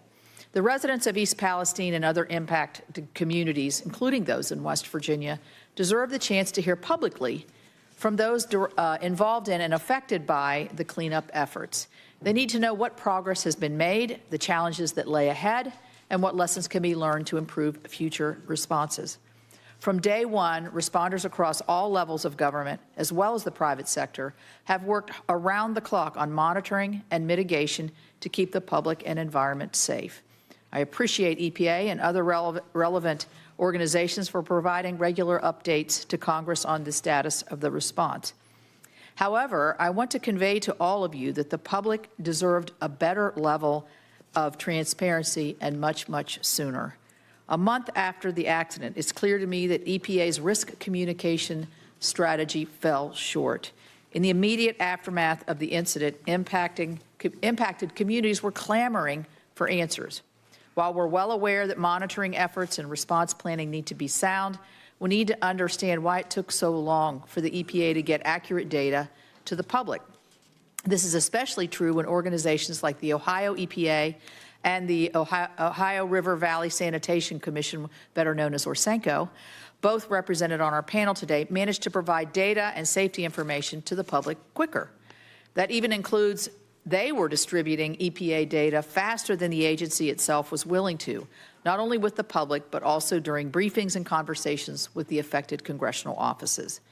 In the absence of adequate transparency to the public, that just opens up a gap for social media, armchair citizen scientists, and political pundits on both sides to fuel false narratives that have further undermined that public confidence in the response to the derailment.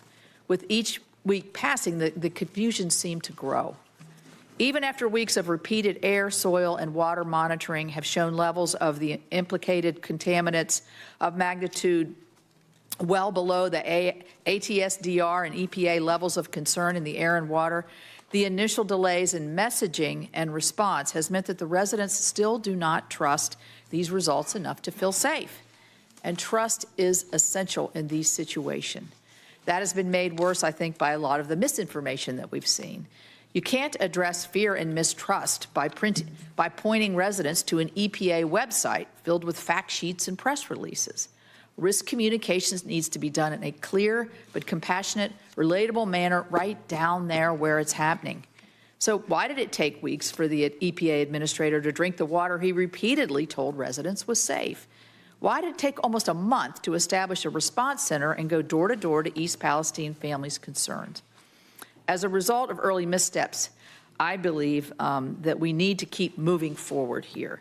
This committee must get to the bottom of whether EPA has some of the authorities for some of the actions that it's taken on the removal and whether they are serving the best interests of our constituents. So how will EPA approving every shovelful of dirt that is moved benefit safety or expedite the process? These are the questions I'm going to have. How and why is EPA prohibiting contaminated soil and water from leaving the state of Ohio for into qualified destruction facilities? How's that going to improve outcomes? I'm concerned that at least one of the Ohio facilities EPA is now activating for this purpose has a history of Clean Air Act violations and may not be able to sufficiently destroy contaminated soils in a way that assures communities may not be further impacted by emissions resulting from incomplete incineration. So, the EPA has been slow to respond to some of our office's inquiries on the use of PFAS firefighting foams in combating the fire, nor explaining how residues from those foams may be responsible for some of the purported pollution that has made the rounds. The EPA could have also made abundantly clear that Norfolk Southern would be completely liable. Good morning, everyone. If you are just joining us as we approach the 11 o'clock hour on the East Coast and 8 o'clock hour on the West Coast, I do want to let you know what you're watching right there on your screen. So the CEO of Norfolk Southern testifying on Capitol Hill as we speak here. He's going to face questions from the Senate Environment and Public Works Committee about the train derailment that happened in East Palestine, Ohio last month. That is the video that is right there on your screen. Over the past week, 2 more of the company's trains have been involved in incidents. We've reported about them right here on Live Now from Fox. One of those incidents led to the death of a conductor. The NTSB now investigating the company, and that hearing is underway, but I am starting from the beginning of that testimony so you don't miss any of it. Let's pop the audio back up and listen in live, raw, and unfiltered. Wrong with this response so far, and what can be done better in the future, but also what went right.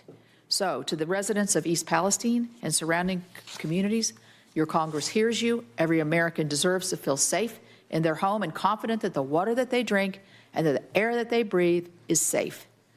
When something like this happens, God forbid, they should also be able to trust the federal government will be quick, deliberate, transparent, and clear in their response, and that guilty parties will be held responsible. I believe the environmental laws on the book are up to the task. So what has gone wrong? What has gone right? That's what we're here to talk about today. Thank you. Thank you very much. Let me now recognize Senator Jeff Merkley. Jeff is the chairman of the Subcommittee on Chemical Safety, Waste Management, Environmental Justice, and Regulatory Oversight. And we'll recognize him for his statement. Jeff, you're recognized. Thank you very much, Chairman Carper and Ranking Member Capito, for today's hearing. As chair of the Chemical Safety Subcommittee, it's absolutely critical we examine the impacts to public health and well-being of the people of East Palestine following this disastrous derailment of a Norfolk Southern freight train that was carrying tons of toxic and hazardous materials and certainly the impact coming from the plumes of smoke that burned for over 2 days. This tragedy demands accountability because future derailments will happen. Unless we learn the lessons of this incident, there will undoubtedly be more derailments with devastating impacts on additional communities. For years, my office has been hearing from Oregonians who are terrified about the risks of trains rolling down the tracks in the middle of their towns full of toxic chemicals. They remember when a Union Pacific train derailed in Mosier, Oregon in June 2016, spilling some 42,000 gallons of crude oil in front of a school, a massive fire, damage to the water and sewer systems, and the debris made their way into the Columbia River. And they remember the billowing tower of toxic black smoke that could be seen for miles and miles up and down the Columbia Gorge in an area blanketed in toxic ash. At that time, Senator Wyden and I pushed for huge improvements in track maintenance, improvements in the brakes, improvements in the tank cars, improvements in the pre-positioning of supplies to respond to disasters, and improvements in communications. But the progress was very limited. Since 2015, there have been 100 derailments of trains carrying hazardous materials, 1 per month. In this coming year, there'll probably be another 12 at this pace. As of 2017, around 1 million tons of hazardous materials is transported by rail every day.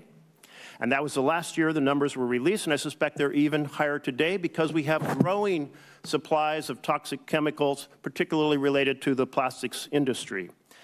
We know the danger posed by these chemicals. We know that when they're going down the rails, there's the possibility of a disaster, but there's so much that can be done to limit the odds of disasters happening, and that's our responsibility.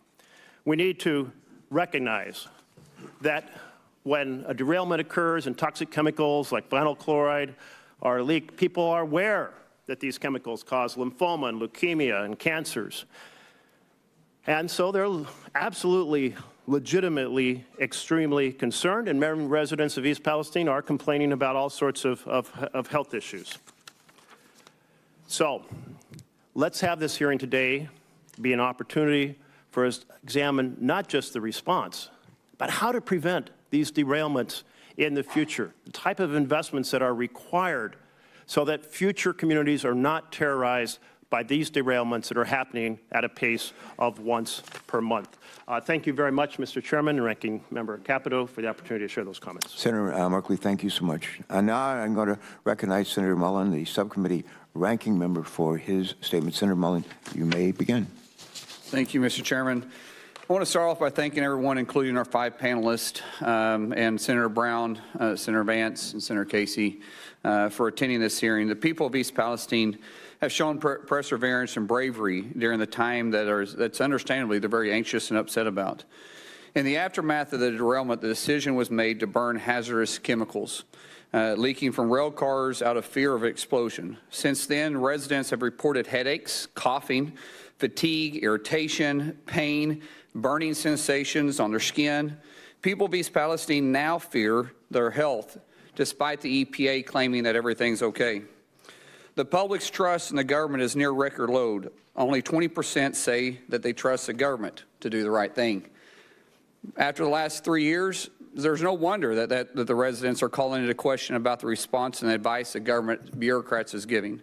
The mixed messaging from the administration in the days and weeks after the tragedy has only added the fuel to the fire. Actions have consequences. Both the Secretary of Transportation and the Administrator of the EPA delayed their visit to East Palestine says that when they got there, hey, it wasn't our problem. It was the previous administration and their deregulation that caused this. It's time for everyone to take responsibility. In contrast, I applaud the timely on-ground response efforts from the local residents and the first responders. The people of Ohio have truly come together to help neighbors in the time of need. In Oklahoma, we call that the Oklahoma Standard.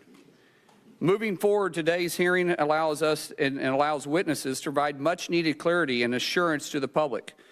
We need to know how to prevent tragedies like this from happening again. We need to know what caused it. There are serious questions that need to be addressed, such as the states that toxic waste is being shipped to, how long the chemicals were setting in the cars, if the bearings were appropriately re-inspected, why were all 5 cars burned instead of just the one, why the administration and Norfolk failed to provide accurate and timely information to local authorities, and finally, what are we going to do about the town moving forward? The residents understandably do not feel safe, and we need a plan to put their lives back together. I expect our witnesses to transparently discuss these issues so we can prevent accidents like this from occurring in the future. Leaders take responsibilities. They don't point fingers and dodge responsibilities. The people of East Palestine need to see the administration and Norfolk take responsibility and show results. I yield back. Thanks very much for that comment. Before we turn to our colleagues who joined us for today, I want to just ask unanimous consent, if I could, to submit for the record a statement on behalf of our EPW colleague, Senator John Fetterman of Pennsylvania, who cannot be with us here today. For my colleagues, I'd just like to quote a couple of lines from Mr. Fetterman, Senator Fetterman's testimony, and here's what he says. He said, I'm working with my colleagues across both state and party lines to fight for the forgotten people of Pennsylvania and Ohio, hold Norfolk Southern responsible for the damage that they've caused, and prevent similar disasters from happening in the future. I'd specifically like to thank my colleagues from Ohio, Senator Sherrod Brown and Senator J.D. Vance, for being great partners with Senator Bob Casey and myself throughout this process. Senator Fetterman later states in his testimony, and I quote, "My hope is that we answer this disaster caused by egregious negligence from Norfolk Southern with real policy solutions that will hold Norfolk Southern and other similar companies accountable while making American families safer in the future. I believe that the legislation introduced last week is a great step. And I look forward to getting some answers today and continue to work with my colleagues to get Pennsylvanians and Ohio's alike the resources that they need." And that's his statement. We thank him for it. We now turn to our... All right, everyone, it is 11:08 on the East Coast and 8:08 on the West Coast. My name is Josh Breslow, and I'm here to bring you all of your top stories from across the country and across the world. What you're listening to is that subcommittee hearing where they are going to hear from the Norfolk Southern CEO about that train derailment over in East Palestine just last month. Let's head to a quick 2-minute commercial break, and on the other side, you won't miss any of it. We will pick up right where we left off. You're watching Live Now from Fox.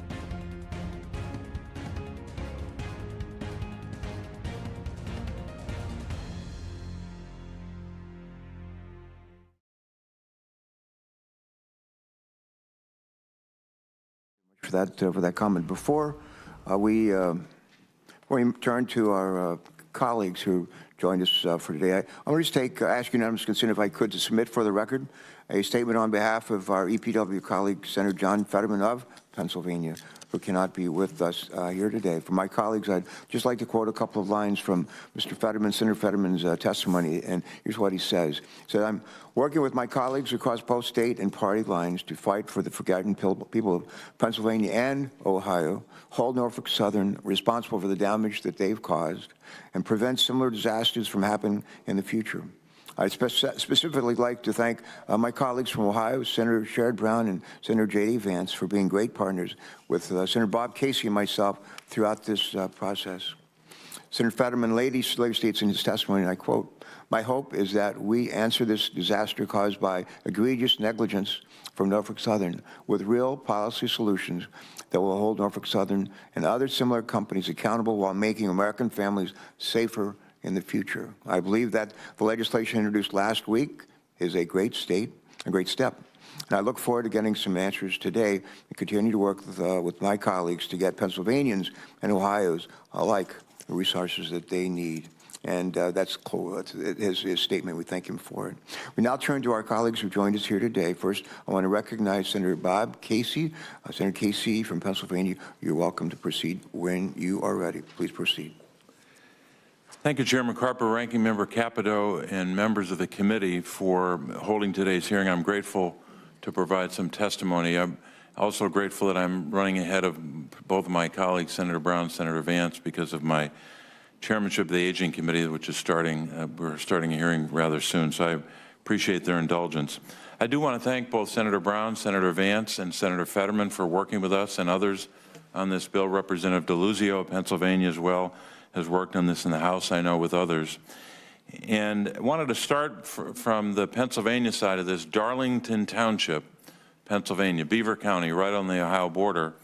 As many of you know, the derailment occurred just literally feet away from the Pennsylvania border. And I know you'll hear today from Eric Brewer, who's the Director of Emergency Services and Chief of Hazardous Materials Response from Beaver County, and I'm grateful for his testimony. I'll just quote maybe three people. That's all I'll do in the interest of brevity. The first is Police Officer Dan Frederick about his experiences on the ground that night, and I'm quoting him. As a first responder, particularly as a police officer, we all know and understand the risks that come with our line of work. However, we usually know or have an idea of when something or someone can kill us. When I left my two boys and wife to respond to the quote, hot zone, I was expecting to be informed of exactly what was on the train and the potential health hazards. To say I was scared the night of the derailment is an understatement, unquote. I've also heard from residents about their fear of long-term health impacts and the safety of their families and communities moving forward. Jenny Santana of Darlington Township said, and I quote, "I want to know it's safe to stay here. All the people deserve honest answers, and nobody's getting them. If it were your children and your children's lives in question, how far away would be safe? Please hold them accountable and make them help us," unquote. Farmers in the region, I've heard, and I know my colleagues have heard the same, are concerned as well. They want help from the Department of Agriculture. They want certainty that their crops and their livestock are safe and free from contamination, and that the food supply and their livelihoods are safe. Farmer and Darlington Township Chair Mike Carrion said, quote, we along with countless other local agricultural producers have years invested in telling our stories and developing relationships with our customers. The stories of working in harmony with nature to produce a superior product. This story was ripped to pieces on the day of the derailment. It's now our responsibility to do damage control for Norfolk Southern's negligence while absorbing revenue loss of canceled orders. The economics of our industry is very emotionally driven. Emotions are now being driven by perception and lack of information. We need testing. We need factual information. We needed this yesterday, and we're still not seeing that response, unquote. So these residents are scared, particularly the potential exposure that could lead to health impacts for themselves and their families for years. And we do have a response, at least for the future. We have a lot of work to do in the near term, but the future has to be about passing the Railway Safety Act that Senator Brown, Senator Vance, Senator Fetterman, and I and others are leading. It's bipartisan. That never happens around here on big bills, or rarely, I should say. It'd be a good start by Norfolk Southern to tell us today, in addition to what more they're going to do for the people of Ohio and Pennsylvania, tell us today that they support the bill. That would help. If a major rail company said, we support these reforms and will help you pass this bill. So that's what I think the people of both states deserve. And Mr. Chairman, thank you for this time, and I'm grateful to be first in line. Thanks very much. Thank you very, very much, Senator Casey. Next, we're going to hear from Senator Sherrod Brown from Ohio.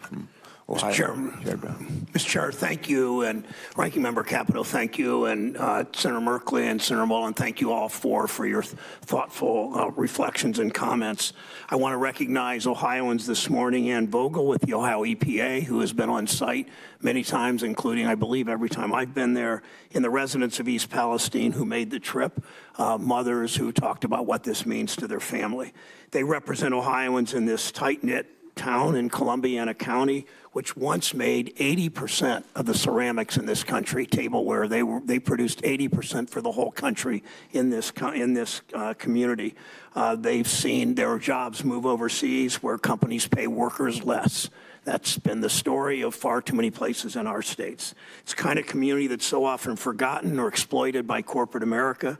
Now these Ohioans are worried about whether their water is safe to drink, the air is safe to breathe, whether their kids will get sick, whether their crops are contaminated, whether they'll still be able to do business and attract investment to the community. Like Senator Vance, in my visits to East Palestine, I've talked with residents, Mayor Conway, Fire Chief Drabick, business owners, parents. I've heard their fears for what this means for their town and fears for the future. All because a big corporation, Norfolk Southern, chose to invest much of its massive profits in making its executives and shareholders wealthy at the expense of Ohio communities along its rail tracks. East Palestine, Steubenville, Sandusky, and just a week ago, Springfield. The company followed the Wall Street business model. Boost profits by cutting costs at all costs. The consequences for places like East Palestine be damned. In 10 years, Norfolk Southern eliminated 38% of its workforce. Think of that. In a decade, they cut more than a third of their jobs. We've seen what the company did with their massive profits. Norfolk Southern spent $3.4 billion on stock buybacks last year, and we're planning to do even more this year. That's money that could have gone to hiring inspectors, to putting more hot box detectors along its rail lines, to having more workers available to repair cars and repair tracks. Norfolk Southern's profits have gone up and up and up, and look what happened. The NTSB is conducting a special investigation in Norfolk Southern and its culture, investigating 5 significant accidents since December of 2021, including 3 accidents that resulted in the death of a Norfolk Southern employee. If Norfolk Southern had paid a little more attention to safety and a little less attention to its profits, it cared a little more about the Ohioans along its tracks and a little less about its executives and shareholders, these accidents would not have been as bad or maybe not happened at all. Just this week in Cleveland, a Norfolk Southern conductor and BLT union member was killed on the job. Lewis Schuster was the proud father of a 16-year-old son. It's Norfolk Southern's responsibility to keep its workers safe on the job, but this company has failed to do its job over and over and over. When I talk with Ohioans about what they want to see from this company in response to the disaster in East Palestine, I hear 2 things. First, Norfolk Southern must pay the money for every cent of the cleanup, as you've all said. Every water test, every hotel room, every bottle of water, every hospital bill. If an Ohioan comes down sick, Ohioan is sick because of the contaminants, next week, next year, for the next several years. We know this company can afford it. My colleague, Senator Vance, and I and our Ohio delegation members leaders of both parties have come together to make these demands of Norfolk Southern. Today, Ohioans expect to hear a firm commitment from this company's CEO that it will pay whatever it costs for as long as it takes to make this community whole. Second, Ohioans want assurances, as I think you all do, that this will not happen again. They have every right to be scared. On Saturday evening, just a month after the company's disaster in East Palestine, another Norfolk Southern train derailed in Springfield, Ohio. This time, the cars that derailed weren't carrying hazardous chemicals, but other cars on that 200-plus car train were. The only thing that saved Ohioans from another disaster was luck, but we need more than that. That's why Senator Vance and I have come together to introduce our bipartisan Railway Safety Act to make trains safer as they go through community after community. It shouldn't take a train derailment for elected officials to put partisanship aside and work together for the people whom we serve, not corporations like Norfolk Southern. Lobbyists for the rail companies have spent years fighting every effort to strengthen rules to make our trains and our rail lines safer. Now Ohioans are paying the price. If this company is serious in its commitment to preventing more East Palestines in Ohio and across the country, I hope today that Mr. Shaw, as Senator Casey said so emphatically, I hope today Mr. Shaw will endorse our common sense bipartisan plan. Senator Vance and I come from different parties, different philosophies, but on this we've come together for the people of our state, and I appreciate his work on this. The response to this crisis has been far too partisan, as Senator Mullen said. Today is an opportunity to change that. Senator Vance and I are listening to the same Ohioans in this community. We both made numerous trips there. People who feel like they have no way to stand up to a company like Norfolk Southern and are worried about what will happen when the cameras pack up and leave that Columbiana County community. These communities have been abandoned too many times before. My job, our job, is to hear their voice and to demand corporate accountability to bring this town back to the vibrant community we know that it can be again. Thank you, Mr. Chair. Thank you. All right, sorry about that. That is the sound coming in from that helicopter there. That is over the Atlanta area in Georgia. Take a look. We do have some breaking news that is coming in out of our Fox 5 Atlanta team right here. This is along I-20 westbound where it is shut down. You can see traffic is backed up incredibly far for several miles after this officer-involved shooting. So let's get into the limited information that we do know so far from our Fox 5 Atlanta team. Again, very limited, but I-20 westbound between Panola and Wesley Chapel roads, if you are familiar with those areas, are shut down here after this officer-involved shooting that involved a Rockdale County deputy. All deputies are okay, we're told. According to the Rockdale County Sheriff's Office, the incident started on eastbound and ended over on the westbound side. Traffic, as you can see, on the westbound side will be stopped for quite a while, and eastbound is moving along very, very slowly. At this point, it is not clear what sparked that shooting, but as we get an update from our Fox 5 Atlanta team, we will bring that to you live, raw, and unfiltered. I also want to let you know about this other information that our Fox 5 Atlanta team got coming up at about 1 p.m. Eastern Time. We do know that the Secretary of State, Brad Raffensperger, there in Georgia is going to hold a news conference. However, his office is not saying what the subject of that news conference is. As we get more information on that, we will bring it to you live, raw, and unfiltered. That is what we do here on Live Now from Fox.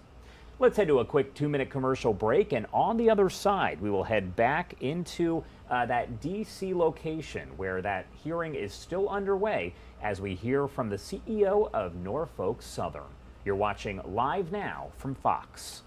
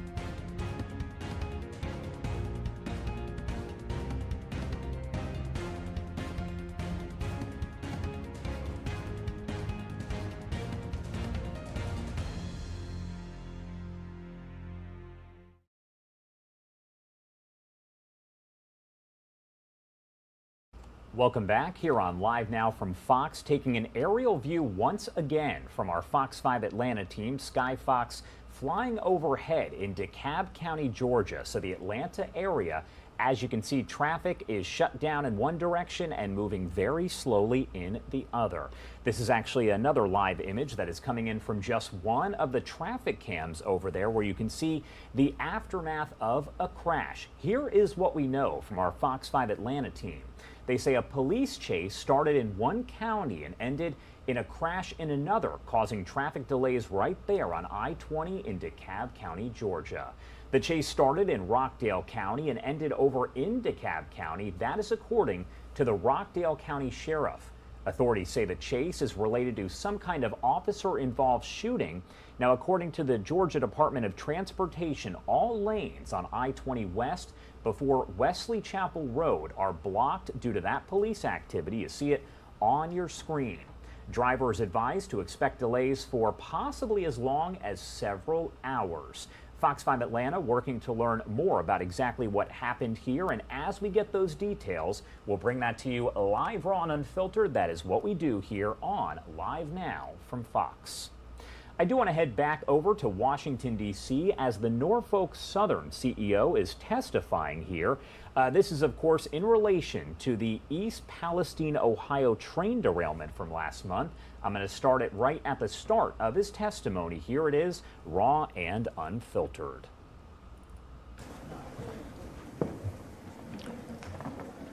Well, good morning, one and all. I think I've had a chance to welcome you individually and personally, and we appreciate very much not only your presence here, but your willingness to share your thoughts and ideas with us as we try to make right a terrible wrong.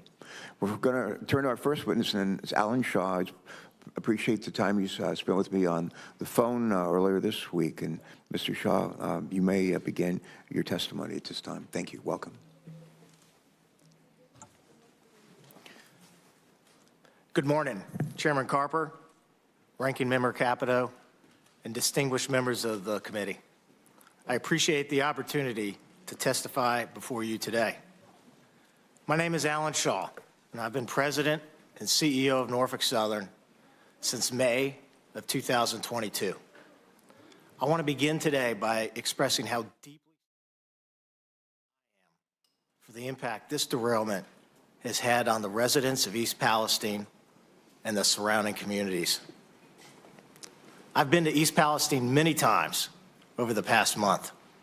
I've talked with the leaders, the business owners, the school officials, the clergy, and others throughout the community. They've shared their stories and their concerns about the health of their families and the future of the community they love. I am determined to make this right. Norfolk Southern will clean the site safely, thoroughly, and with urgency. You have my personal commitment. Norfolk Southern will get the job done and help East Palestine thrive. At the direction of and in collaboration with the U.S. EPA, state and local agencies, we're developing and implementing near and longer-term cleanup activities. Air and water monitoring have been in place continuously since the accident, and to date, it consistently indicated that the air is safe to breathe and the water is safe to drink.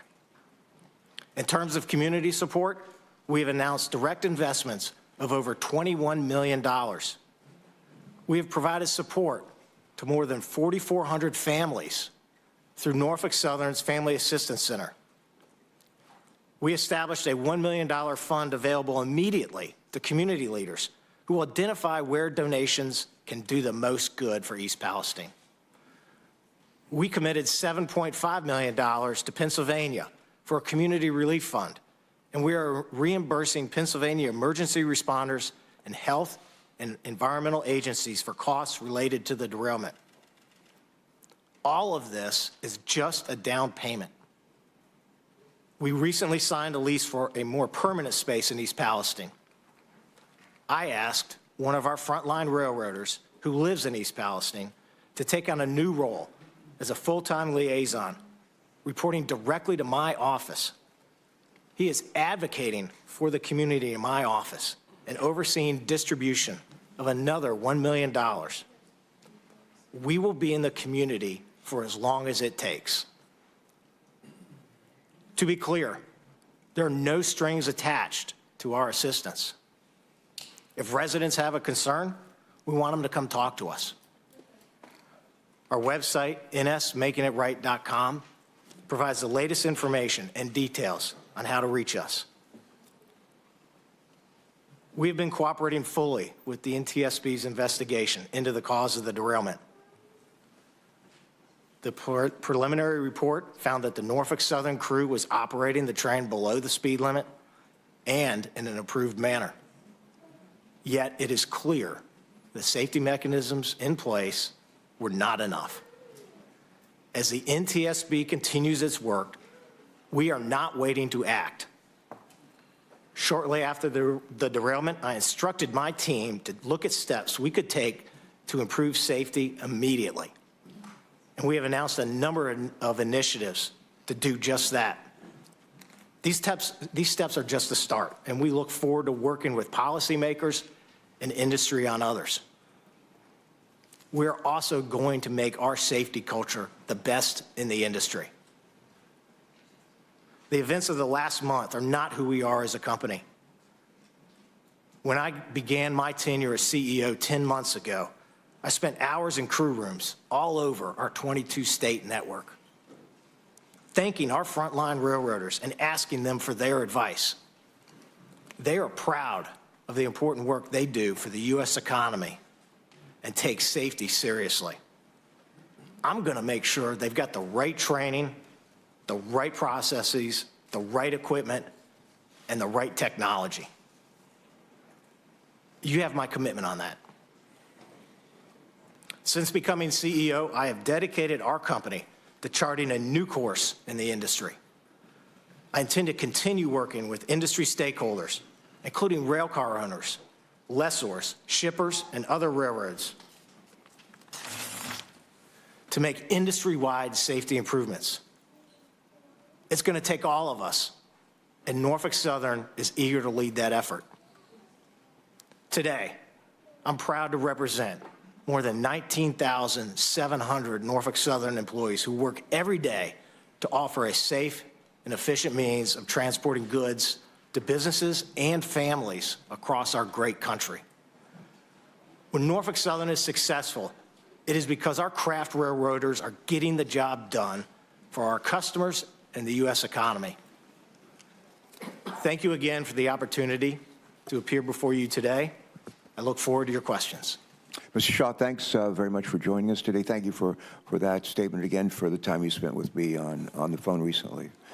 Next, we're pleased to welcome Deborah Shore, Deb, the Regional Administrator for Region 5 of the United States Environmental Protection Agency. Ms. Shore, you're welcome to begin. Some things have been suggested that the EPA maybe hasn't done everything as well as they could have done, should have done.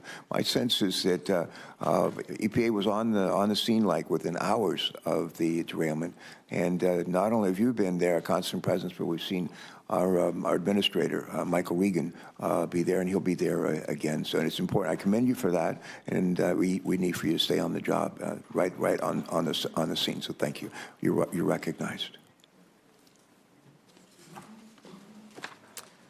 Thank you, Chairman Carper, Ranking Member Capito, and members of the committee for inviting me here today and for the opportunity to address your questions. I want to start by affirming that EPA's mission is to protect human health and the environment so that all communities across America have clean air, clean land, and clean water. The health and safety of those who've been affected by the Norfolk Southern train derailment is a top priority for me and for EPA. That's why as soon as EPA was notified of the train derailment on Friday, February 3rd, EPA personnel were on site in East Palestine within hours to support our state and local partners who are in the lead for emergency response efforts. Every day since, EPA has been boots on the ground, working in a bipartisan manner across all levels of government to help this community. I've personally been in East Palestine listening to residents and have heard how devastating this derailment has been. They are understandably worried and some are scared.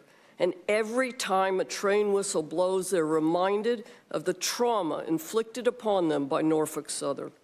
That's why we've used one of EPA's most powerful enforcement tools to hold Norfolk Southern accountable and to require the company to clean up the mess it made. I want to be abundantly clear. The residents of the greater East Palestine community are not alone. EPA is with them and will continue to be with them for as long as it takes. Since the derailment, EPA has been leading robust air quality testing using state-of-the-art technology in and around East Palestine. We're currently conducting 24/7 air monitoring at 21 stations throughout the community. And I'm pleased to report that since the fire was extinguished on February 8th, EPA monitors have not detected any volatile organic compounds above levels of health concerns.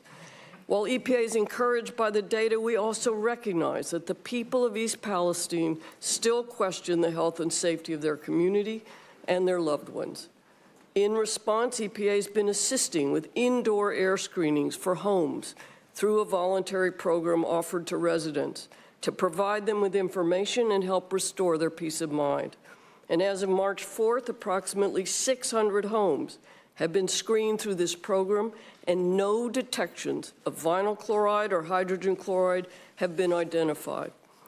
On the water side, Ohio EPA, in partnership with the Pennsylvania Department of Environmental Protection, local health agencies, and public water systems, continues to lead water sampling efforts, with EPA providing support. What I've described so far summarizes EPA's ongoing efforts to protect the health and safety of those living in East Palestine, as well as in the surrounding areas of Ohio and Pennsylvania in the aftermath of this disaster. Now let me turn to how EPA is holding Norfolk Southern accountable. On February 21st, we issued a unilateral administrative order to Norfolk Southern, which includes a number of directives to identify and clean up contaminated soil and water resources, to attend and participate in public meetings at EPA's request, and to post information online, to pay for EPA's costs for work performed under this order. EPA is overseeing Norfolk Southern's cleanup work to ensure it's done to EPA's specifications. The work plans will outline all steps necessary to clean up the environmental damage caused by the derailment.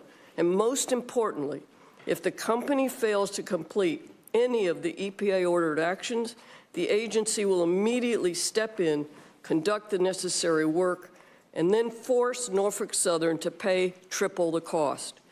EPA's order holds Norfolk Southern accountable and facilitates in the transition from the multi-agency emergency response phase to a longer-term cleanup phase. Throughout my 11 days spent on the ground in East Palestine, I've learned that it is a proud and resilient community. Those that live there and in the surrounding communities have roots that go back generations.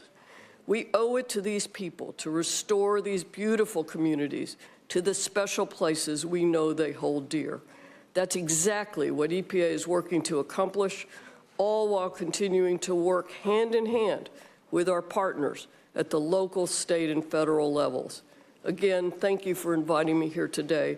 I look forward to the dialogue and to answering your questions. Fine. Ms. Shore, thank you so much, and thank All right, everyone, we will get back to that in just a second, but I do want to go back to this breaking news that we are following out of the Atlanta, Georgia area. Take a look at your screen right here.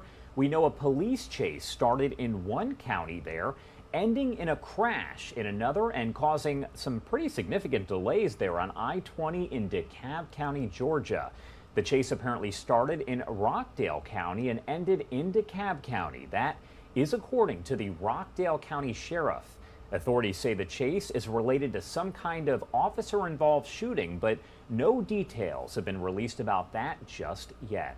We know that all lanes on I-20 West before Wesley Chapel Road were blocked, if you are familiar with that area, due to all of that police activity. We can tell you that as of about 5 minutes ago, the interstate fully has reopened here. Drivers, though, advised to expect delays because, I mean, just take a look at your screen. It is not going to be moving along quick. This is a look at the GDOT camera. That is the Georgia Department of Transportation, where, again, you can see traffic is moving, but it is going very, very slow. As we get more details on this from our Fox 5 Atlanta team, we will pass those along to you live, raw, and unfiltered. It is now 11:42 on the East Coast and 8:42 on the West Coast.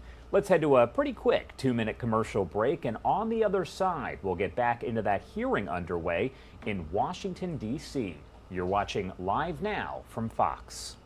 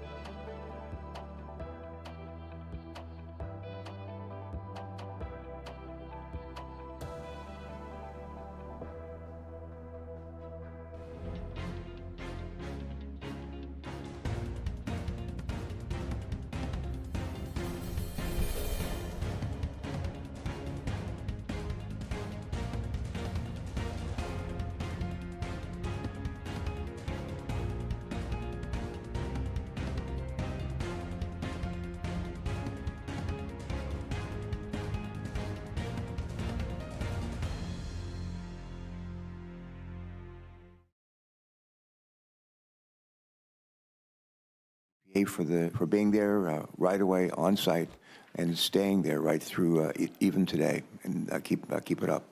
Everything I do, I know I can do better. I think that's true of all of us. So I would just say let's find ways to do even better going forward. Thanks. Ann Vogel, and then why don't you just start off your testimony with answering a question. Explain for folks who might be watching this, how do we have like EPA here, Region 3 EPA, and we have Ohio EPA? How is that? Just take a minute and explain that. It won't count against your time.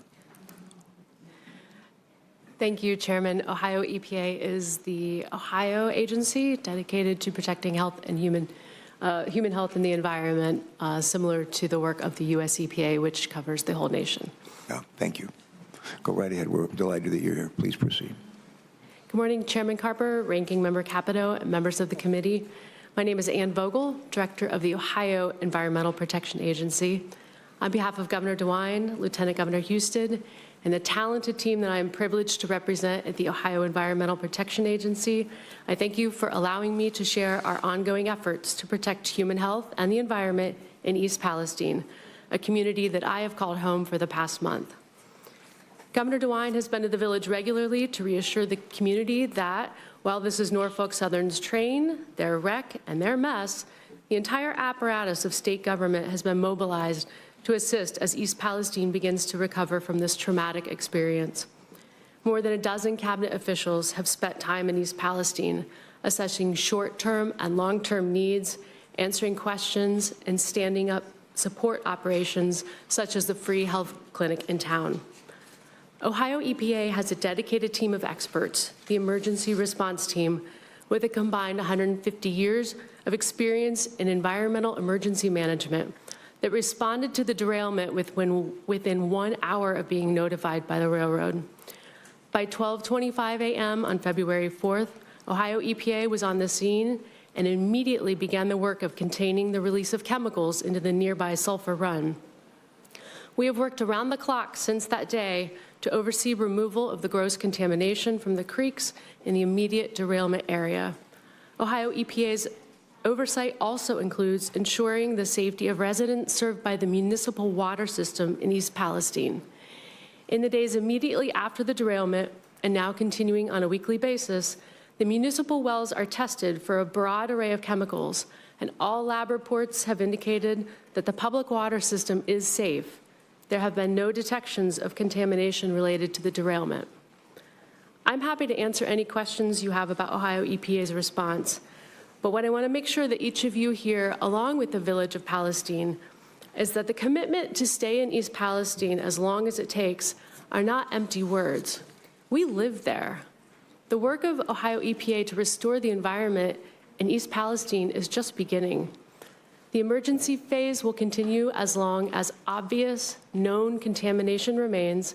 For example, we have a large presence on the ground right now as contaminated soil under the tracks is excavated. The investigation phase is also underway.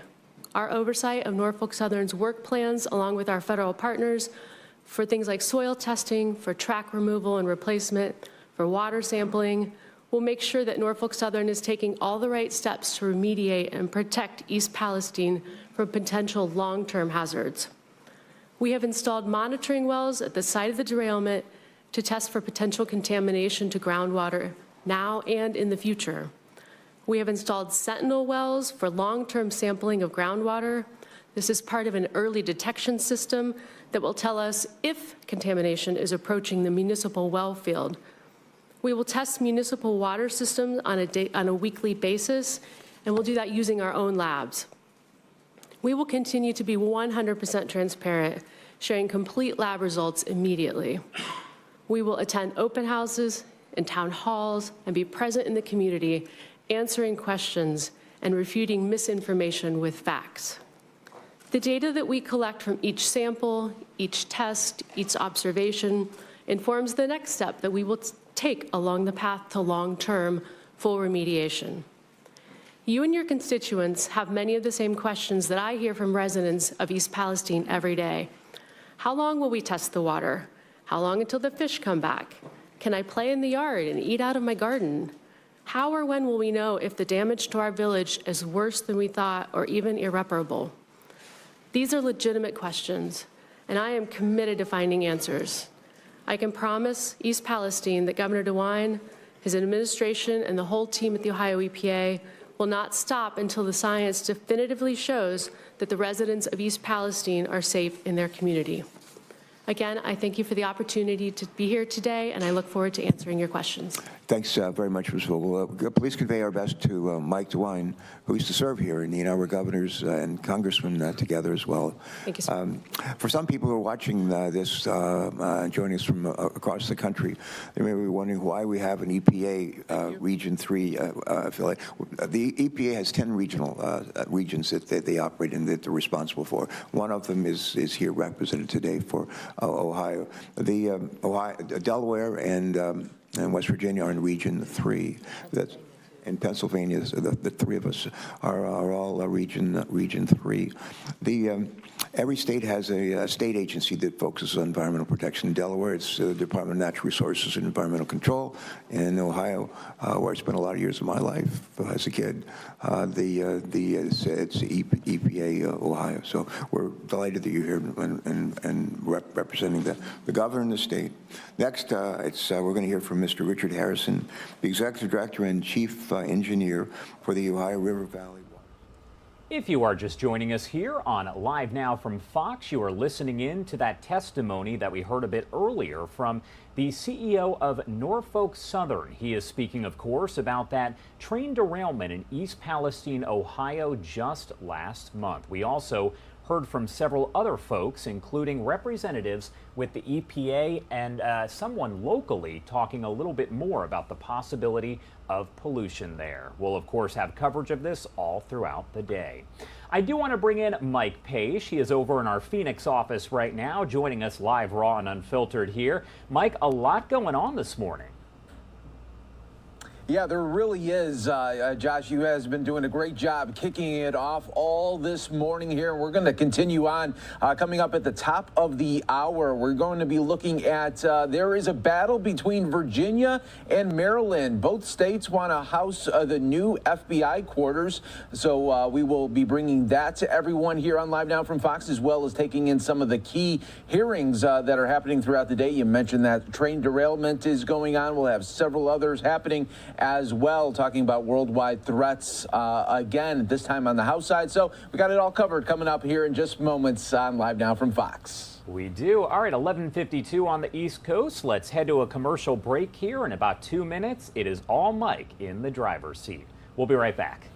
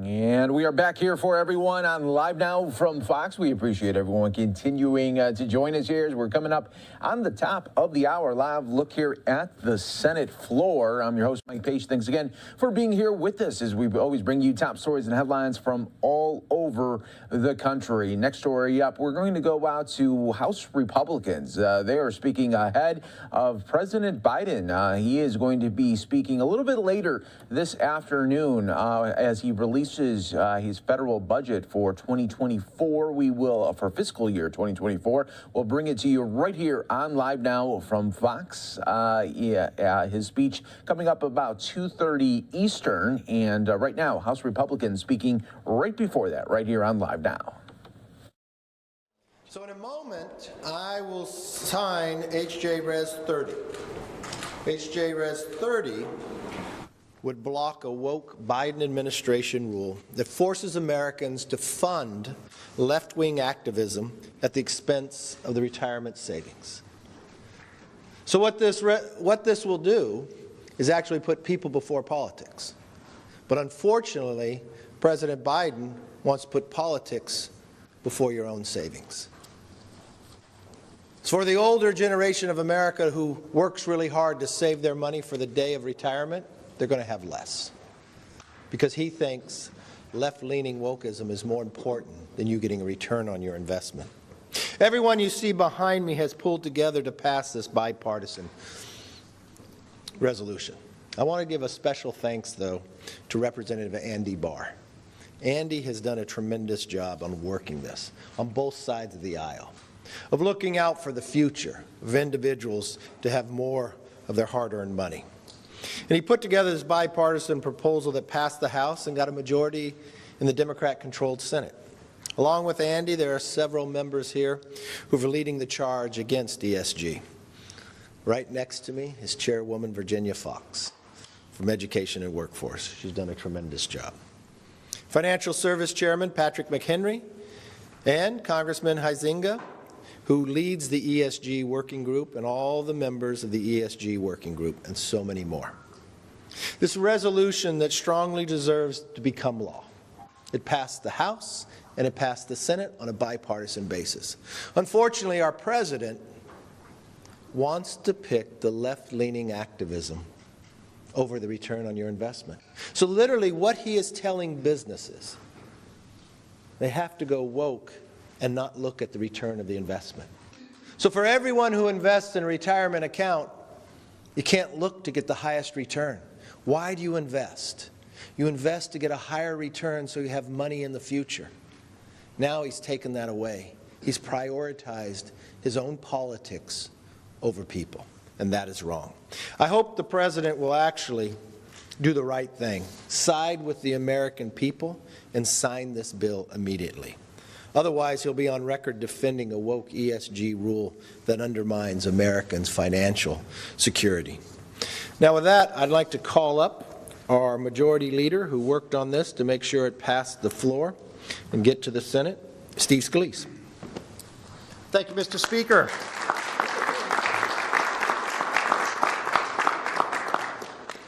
I want to start by thanking Andy Barr for taking the leadership on this bill to go and fight for those hardworking taxpayers who are out there on the job every single day, showing up for work. And as they're working, they're putting a little bit of money aside. They're investing their money in 401k so that one day they could retire and enjoy the other part of the American dream. After they work so many years of their life, they want to retire. And they want a retirement fund that's going to give them the highest rate of return so they can go do more things in their retirement. And so they want investment opportunities that are going to ultimately allow them to have the best ability to retire and enjoy their life after work. And yet President Biden got together with a bunch of billionaire elites who came up with utopian ideas to move those hardworking taxpayers' retirement funds into lower returning funds, these ESG funds. Historically, they're lower returns than the market, and by the way, they actually cost more. It's kind of the typical example of big government socialism. Less return on American dollars at a higher cost to the hardworking taxpayer. That's not the America that those 150+ million people worked for. They deserve to have the highest rate of return so that they can enjoy retirement to the fullest. And so President Biden's got a choice. When Speaker McCarthy signs this bill and sends it over to the White House, President Biden's got a choice. He's going to have to pick between billionaire elites or those hardworking taxpayers who just want to have the best retirement possible after decades of working and paying into the system. The billionaires already have their money. Don't these hardworking taxpayers deserve the same ability to live their retirement to the fullest? That's a choice the president's going to have to make. And I think he's going to be hearing from Americans all over the country. As you see people, and anybody watching, if you're a blue-collar worker, you might not be a billionaire, but you want to enjoy the highest rate of return in your 401k so that when you do retire, you can do more things in your retirement. And a decision by President Biden in the next few days is going to decide just how much you're going to be able to get in your retirement. And so don't wait. Get in touch with the White House now. Remind the president that he was elected to represent all the people, not just the billionaire elites who might get his ear every day, but those hardworking Americans who make this country what it is today. And the man who led the charge to stand up for those hardworking taxpayers is my dear friend, Andy Barr from Kentucky.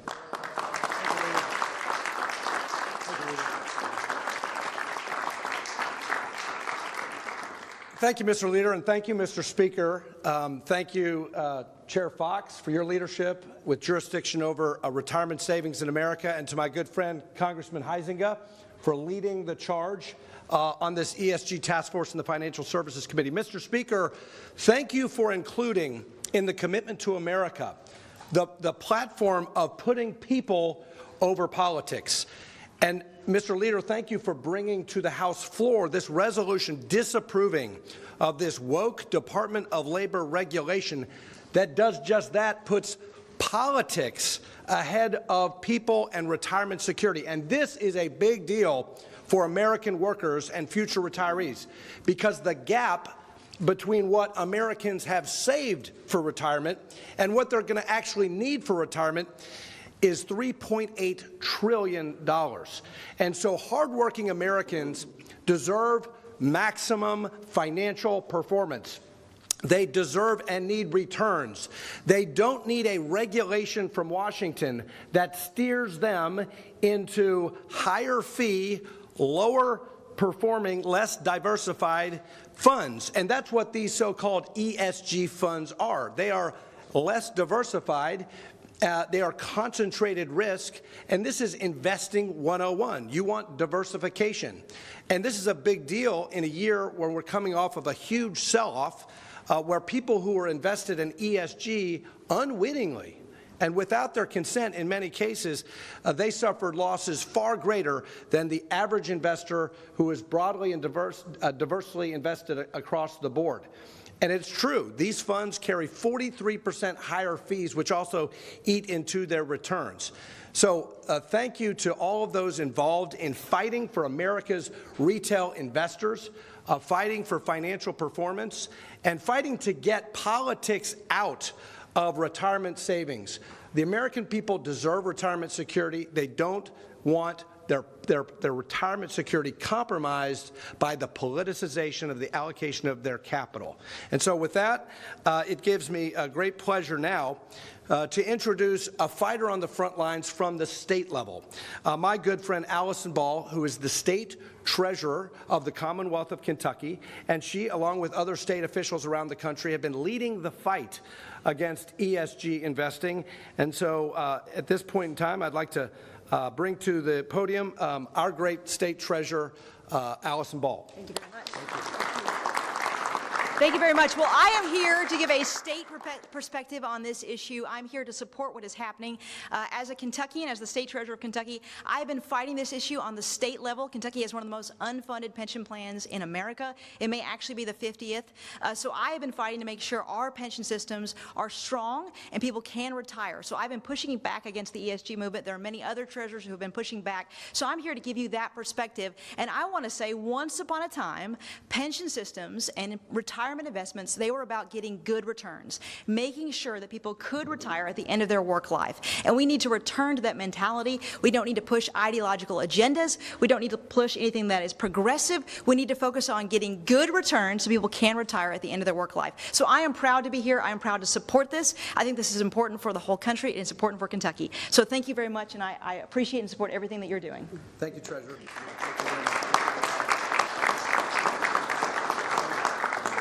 And we're pleased also to be joined by a constituent of mine, a farmer from Fleming County, Kentucky, who at a town hall meeting raised this issue of ESG. How does this issue impact regular, ordinary Americans in addition to savers and investors? Charlie's going to talk about that and how discriminating against energy and investment hurts capital formation and increases the cost of energy for farmers. Charlie?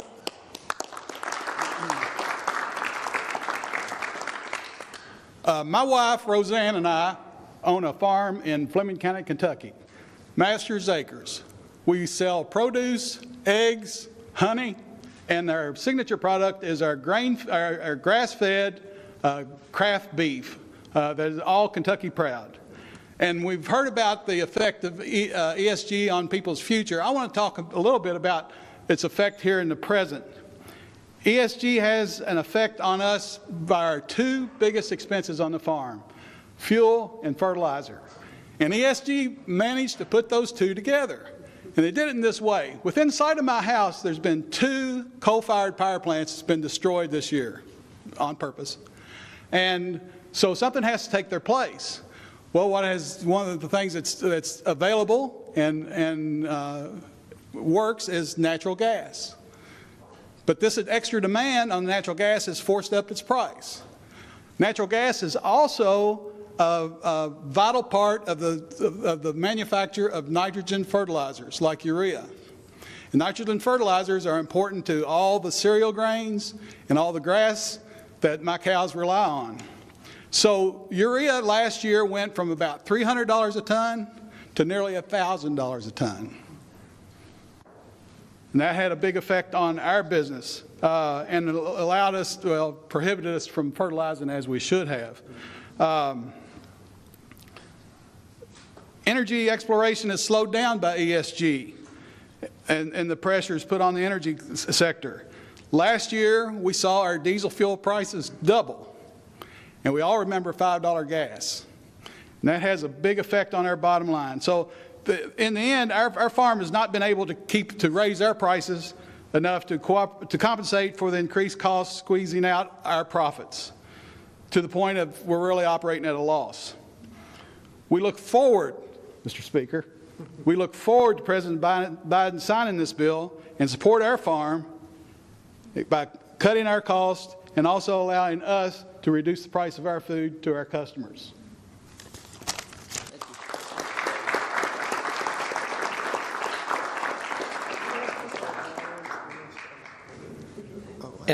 And our final guest is Fred Lewis, who's also going to talk about how ESG hurts the American people. Good morning.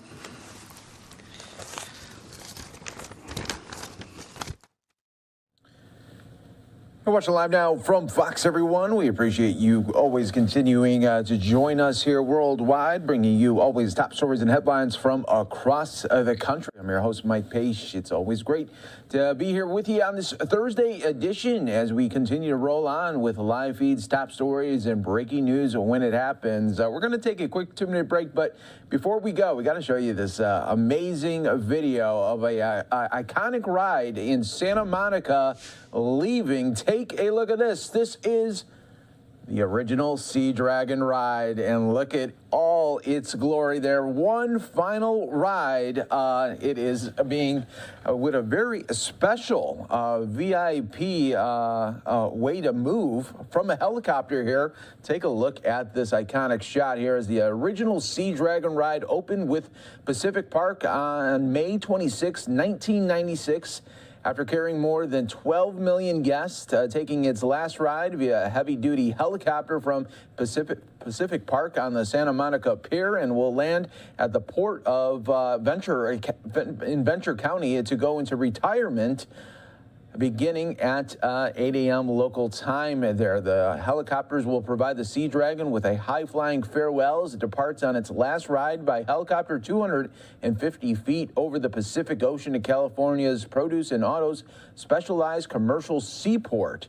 There, the Sea Dragon is a classic amusement park attraction. You might have seen these types of rides really all over the country, from carnivals to county fairs, but this one being iconic there with Pacific Park. It has been replaced with an updated version of the same ride and sports the familiar bright green, scaly exterior. The new $1.5 million Sea Dragon has been installed in the identical space and delivers the same high-swinging ride experience, but features a variety of new ride enhancements, including custom music and sound to amplify the experience there. Yeah, if you see this there, your memories of your teenage years or even younger might be coming back to you as you see the Sea Dragon there, and you just remember it just going up, and then you go backwards and up, and away you go there. The ever popular classic Sea Dragon, a swinging ship with 2 lifelike dragon heads, making passengers feel like they're caught in the turbulent waters. And what an escort it was able to get today. We want to show you now live pictures right here. Take a look there of the Sea Dragon now on the flatbed right there, where it will now have another journey. You're watching Live Now from Fox. As always, we bring you these top stories and headlines from across the country. Its final destination will be at the City Museum in St. Louis, Missouri there. So now people that'll be on the highways will get to see the Sea Dragon take a unique perspective from a pier to now the highway, and then finally the Show Me State of Missouri there in St. Louis. We are going to take a quick 2-minute break. Stay right here with us. More to come on Live Now from Fox.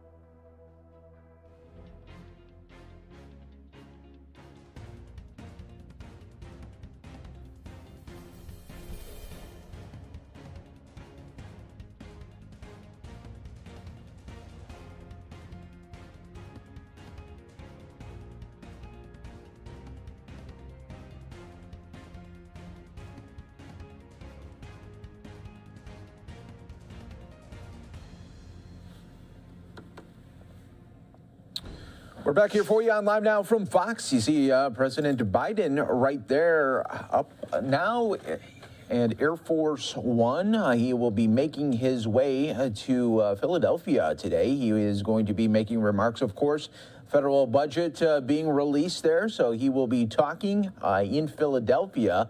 Should be happening around 2:30 Eastern. Of course, we'll bring it to you right here on Live Now from Fox when that does get going. All right, we want to go out to a live event that is happening. It is a battle right now between Maryland and Virginia. Both states want to house the new FBI headquarters, and right now Virginia senators are speaking right now, of course, trying to get the FBI headquarters stationed there in Springfield. Let's listen right here on Live Now from Fox. We are not here to say anything negative about other sites. We were here to promote the Virginia site.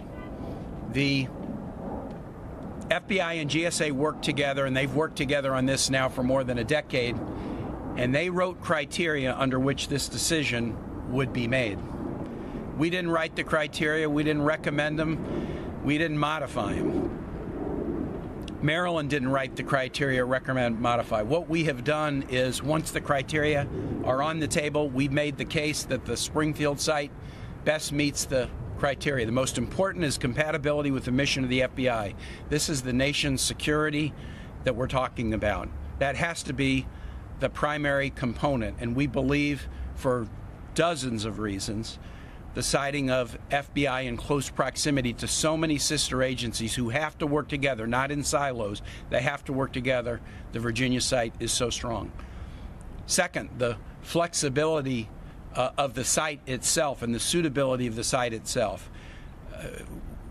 Nearby sites include Northern Virginia Community College and the TSA. This site works not only for the FBI of today, it will work for the FBI of 50 years from now.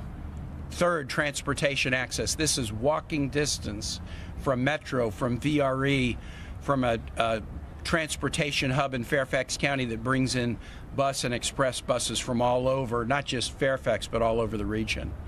Fourth, cost. This is an area where some folks have misrepresented the costs of this site. The costs of this site are very, very favorable to the cost of any other site, principally because the land is already owned by the federal government, which is a significant cost savings over at least one of the alternatives. And finally, equity and sustainability. We applaud the Biden administration. We applaud the GSA and the FBI for the first time in a siting of this kind to include a significant priority that's measured, that has to count in terms of whether the site promotes equity. The Springfield area is one of the most diverse parts of this Commonwealth or this country. 55% of households in the area, the language spoken in the home is not English. It is a United Nations, but more than the United Nations, it's a true reflection of who Virginia is and who America is, and we believe the equity component is a necessary and important one. We hope that it sets a template for site selections to come, that should be an important component, but we believe very strongly that Springfield knocks it out of the park on that as the other criteria. I've been involved in this as a Virginia senator, but I want to now bring the senior senator who has been involved in it deeply, not only as the senator who lives in Northern Virginia, but as somebody whose leadership in the Senate on matters of intelligence and national security give him a unique perspective, particularly with respect to the mission compatibility of the Springfield site for FBI future headquarters. Mark. Well, thank you, Chairman. And Andrea and Irma, thank you for being here. We have about 35 or 40 folks who are part of our presentation. They may be trickling out. We've got to do this presentation, take a question or two, and then rush back because the IRS commissioner is up for a vote, and I think they need our votes so that we can make sure the IRS becomes a more useful and user-friendly entity. I'm going to start on equity and move through the criteria. We've already made mention of the Springfield itself being majority minority, other than English first language. Andrea represents parts of Prince William where Quantico is, again, majority minority. Arlington, Alexandria, hugely diverse populations. But one of the things that was really, I think, meaningful when we heard from President Washington at GMU and heard from Marymount, I challenge anyone. Marymount, one of the Hispanic serving universities, only a few in the whole country, 2/3 female, huge number of language spoken at Marymount University. Those are the kind of people we need as FBI agents. George Mason. George Mason is the most, I think President Washington said, either one or two most diverse universities in the whole country. Don't believe me? Go to the George Mason campus and walk around, and you see the new face of Virginia, and you see the new face of Virginia there. We had an individual representing the Muslim community inside who talked about a 20-year partnership with the FBI in a community that is extraordinarily strong in Virginia. That we need that partnership. We need more FBI agents of multiple faiths. So we are happy to go against any location on the diversity standpoint. Needs of the FBI. It has been stunning to me that some have said that maybe the needs of the FBI somehow shouldn't be as considered so highly. In the end of the day, we're making it a 50-year decision for the men and women of the FBI. The idea that proximity to Quantico, I think there are 2,400 trips a day or a month or whatever, a week, and we'll clarify that. Come on back over here, guys. That's a relevant criteria. You can't take that away. I mean, matter of fact, Quantico has been mentioned on the FBI process at least the last 8 or 9 years in the federal documentation of language that has been bounced around along the way. We had great long-term intelligence professional who I think spoke extraordinarily movingly about how after 9/11 we had the intelligence, but we didn't work together. And the idea that the need to have the FBI interact with the CIA, the ODNI, the NRO, the NGA, and a host of other entities that are in Northern Virginia that you all are not even cleared to know about is absolutely critical if we're going to build that community need. And we talk again about particularly the immigrant community that's moved in. They have moved into this community in Northern Virginia because Virginia, and we think about it back when we were governor, Governor Youngkin was with us today, Virginia made the investments that maybe other communities didn't on education. We have some of the greatest public schools in America in Northern Virginia. We've got the best high school in America in Northern Virginia. That's a plus. That is a plus for the FBI. And we had not only intelligence professionals, but FBI veterans speak to that. So we've talked about diversity. We've talked about a bit about the needs, the long-term needs of the FBI. Let me talk about the cost issue. The current tenant, first conversation starting about moving the tenant in the public domain started in 1989. I'm chair of the Intelligence Committee. For 3 presidents, Obama, Trump, and Biden, the tenant has decided they need to move. They are moving regardless of what happens with the FBI decision. To indicate otherwise is just not true. And the cost of moving is going to take place regardless. So the idea that the FBI can come into this site federally owned and move quickly, and the economic development package that we put forward is second to none. Transportation.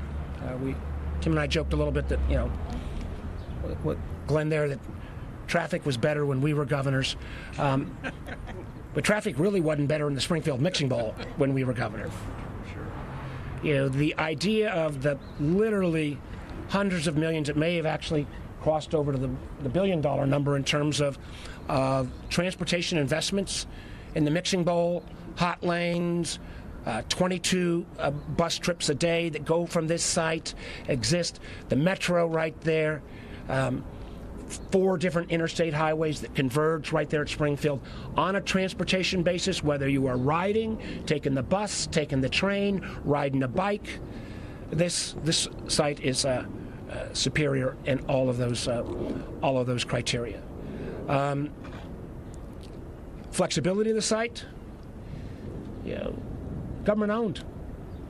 Again, Rodney Lusk, who is the supervisor from Springfield, having a local elected official, and Rodney's background was, he was an economic development expert, having that kind of local government individual committed to making the process of local approvals, move quickly.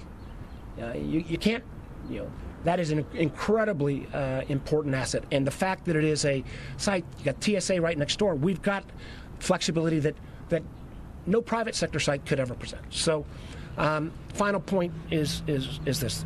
One of the things that Maryland and Virginia did fully agree on, and we went to the mat on it, was when, in the prior administration, this whole effort was put on hold because the White House weighed in on a political basis. What we said to the GSA and to the FBI is, all we're asking to do is, you set out a criteria. We very much honor the notion of having this additional consultation, but the law of the land said additional consultation, didn't say change the criteria. And what we want is this to be a fair, transparent process where outside politics is not further intervening. And at the end of the day, what's in the best interest of the taxpayers, what's in the best interest of the men and women of the FBI, not just for today, but going forward, and what will represent the kind of changing nature of the workforce of the FBI to more reflect the changing face of Virginia and the changing face of America. With that, I'll take questions. We got another. Before question, I just want to thank some of the folks who came with us, and then we'll open it up. We had a group of about 15 Virginians that made really important presentations, leading off with the governor. But I just want to show you sort of the breadth of our group. President Greg Washington, most of you know President Washington, George Mason, talked an awful lot about existing partnerships with the FBI that could be furthered. Adam Lee is the Chief Security Officer at Dominion, talked a little bit about the protection of the grid and infrastructure at the site, but frankly talked more about his career as an FBI special agent, including serving in Northern Virginia and D.C. and the compatibility of the site.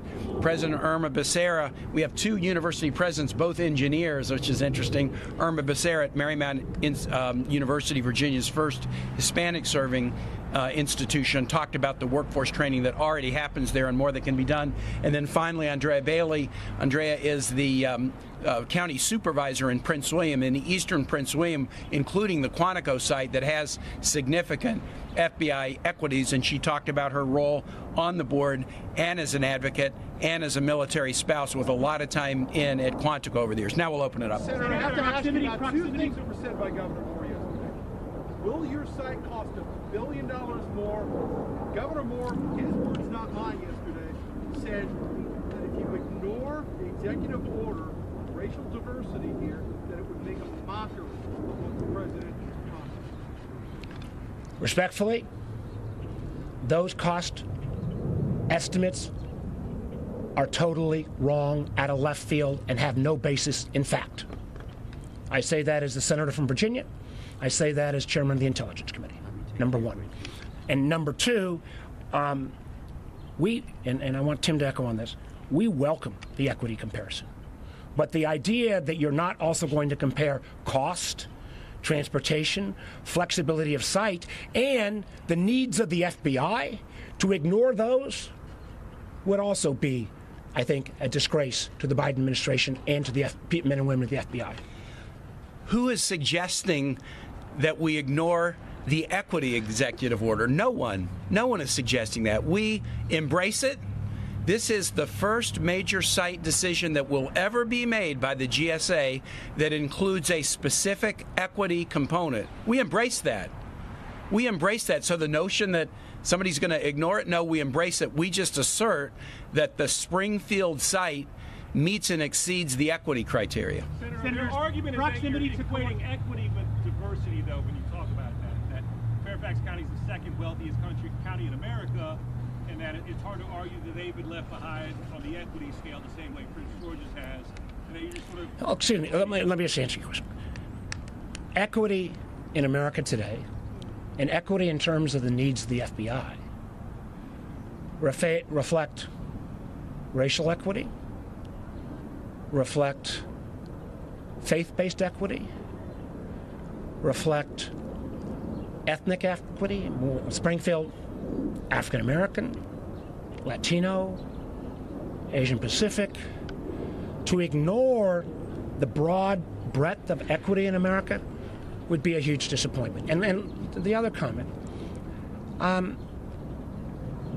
there were decisions made, and Jerry Connolly could speak to this better than I,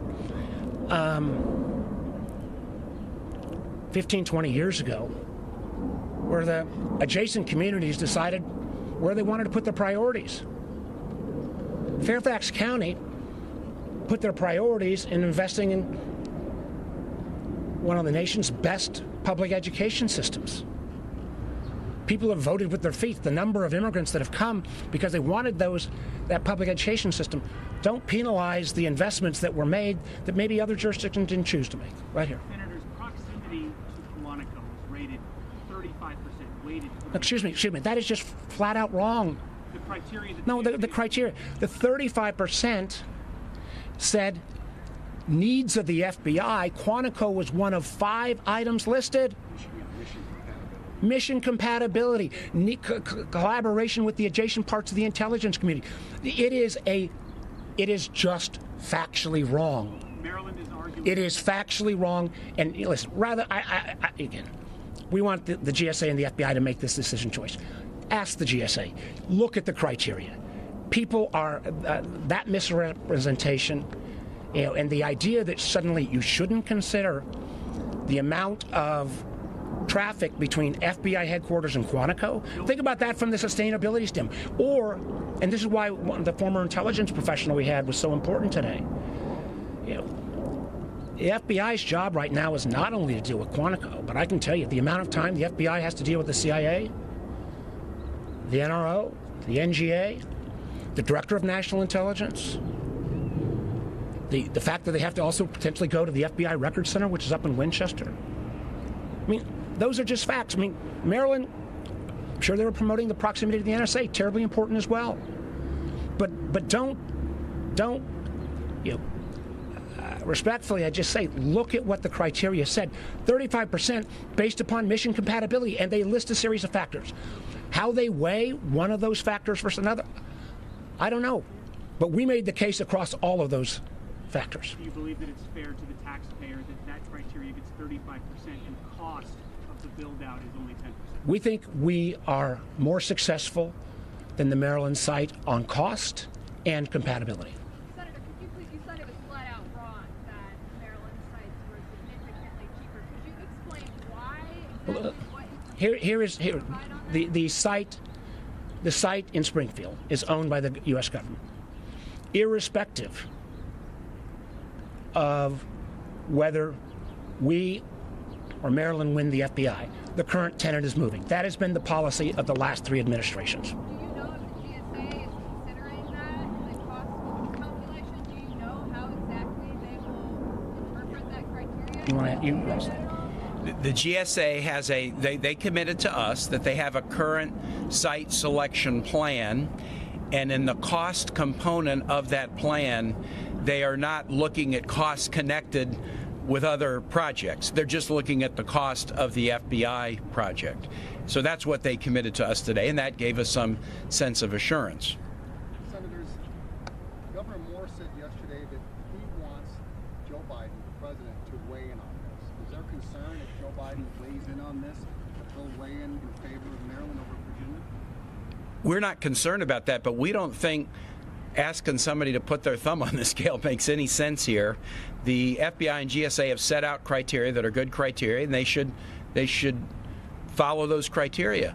I mean, usually where I come from, asking a thumb on the scale is a bad thing. You know, we want to avoid thumbs on the scale rather than encourage and promote thumbs on scales. So we don't encourage thumbs on scales. We just say you got criteria, look at the criteria and make a decision. You know, and again, one point comment on this as well. And there was lots of speculation of why the previous administration did it. Maryland and Virginia were outraged when the previous administration, White House, put the thumb on the scale to try to slow down this process. And there was speculation about why they wouldn't want the FBI to move and what the FBI might pose in terms of location for other facilities. We think there's a process here. We think it ought to be fair. We think it ought to be transparent. And I think it would be a huge mistake to have political thumbs on the scale at this point. Do you believe you're thinking that this is your final meeting with GSA? And you have Again, I think they've said they're going to go back for further consultation. I mean, they're going to go back. They didn't say further consultation. They said they wanted to go back and kind of work through this. We don't have a timeline. You know, the one thing that we all agreed on, I'm sure our friends in Maryland would as well, this process, you know, we're close to 12 years now. It's gone on way too long. Last question, right here. Maryland was coming in yesterday, obviously arguing for these criteria to be re-weighted. What was the upshot from GSA about whether they would consider re-weighting? Let's put it like this. The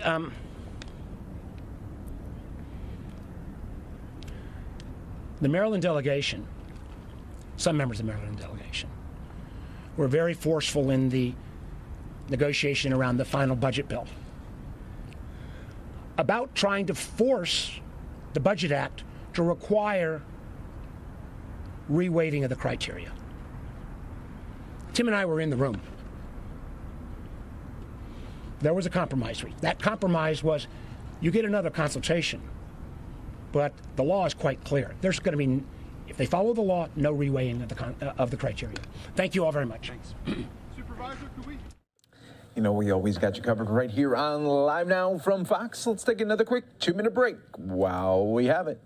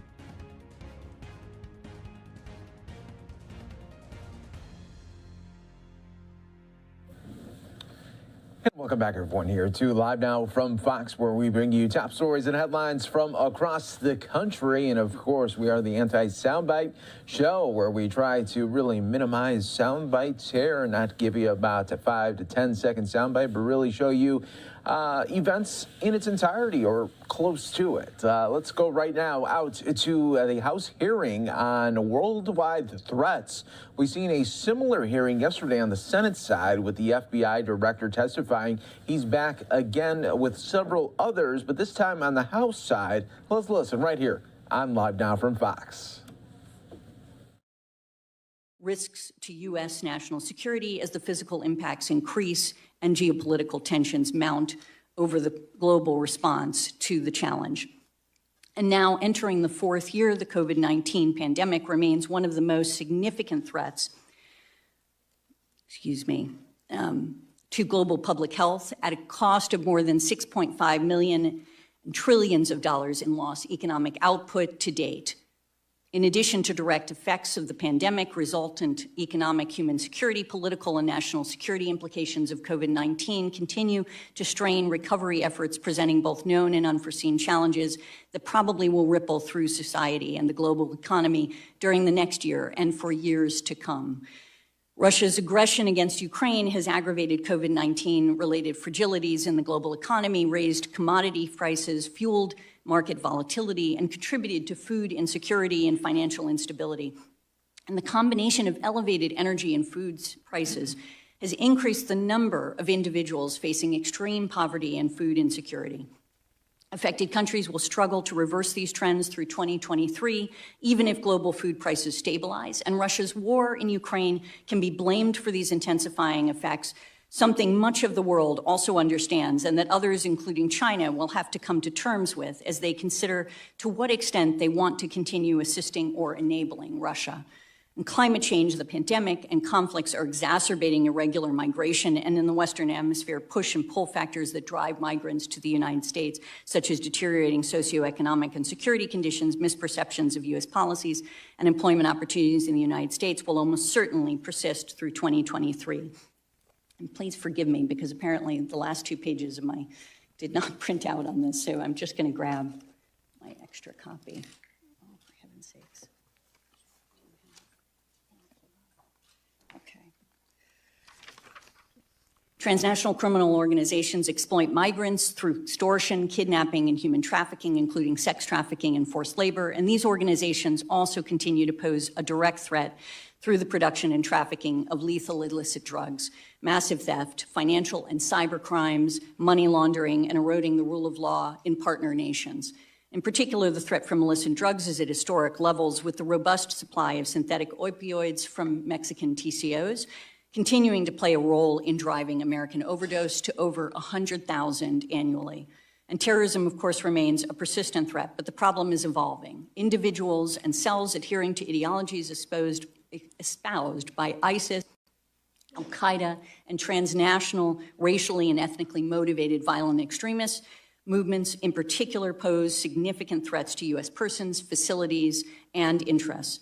And then two indirect threats that I think are worth highlighting. New technologies, particularly in the fields of artificial intelligence and biotechnology, are being developed and proliferating faster than companies and governments are able to shape norms governing their use, protect privacy challenges associated with them, and prevent dangerous outcomes that they can trigger. The convergence of emerging technologies is likely to create breakthroughs that are not as predictable and that risk a rapid development of more interconnected asymmetric threats to U.S. interests. Relatedly, foreign states' malicious use of digital information and communication technologies will become more pervasive, automated, targeted, and complex during the next few years, threatening to distort publicly available information and probably outpacing efforts to protect digital freedoms and at the same time educate audiences on how to distinguish fact from propaganda.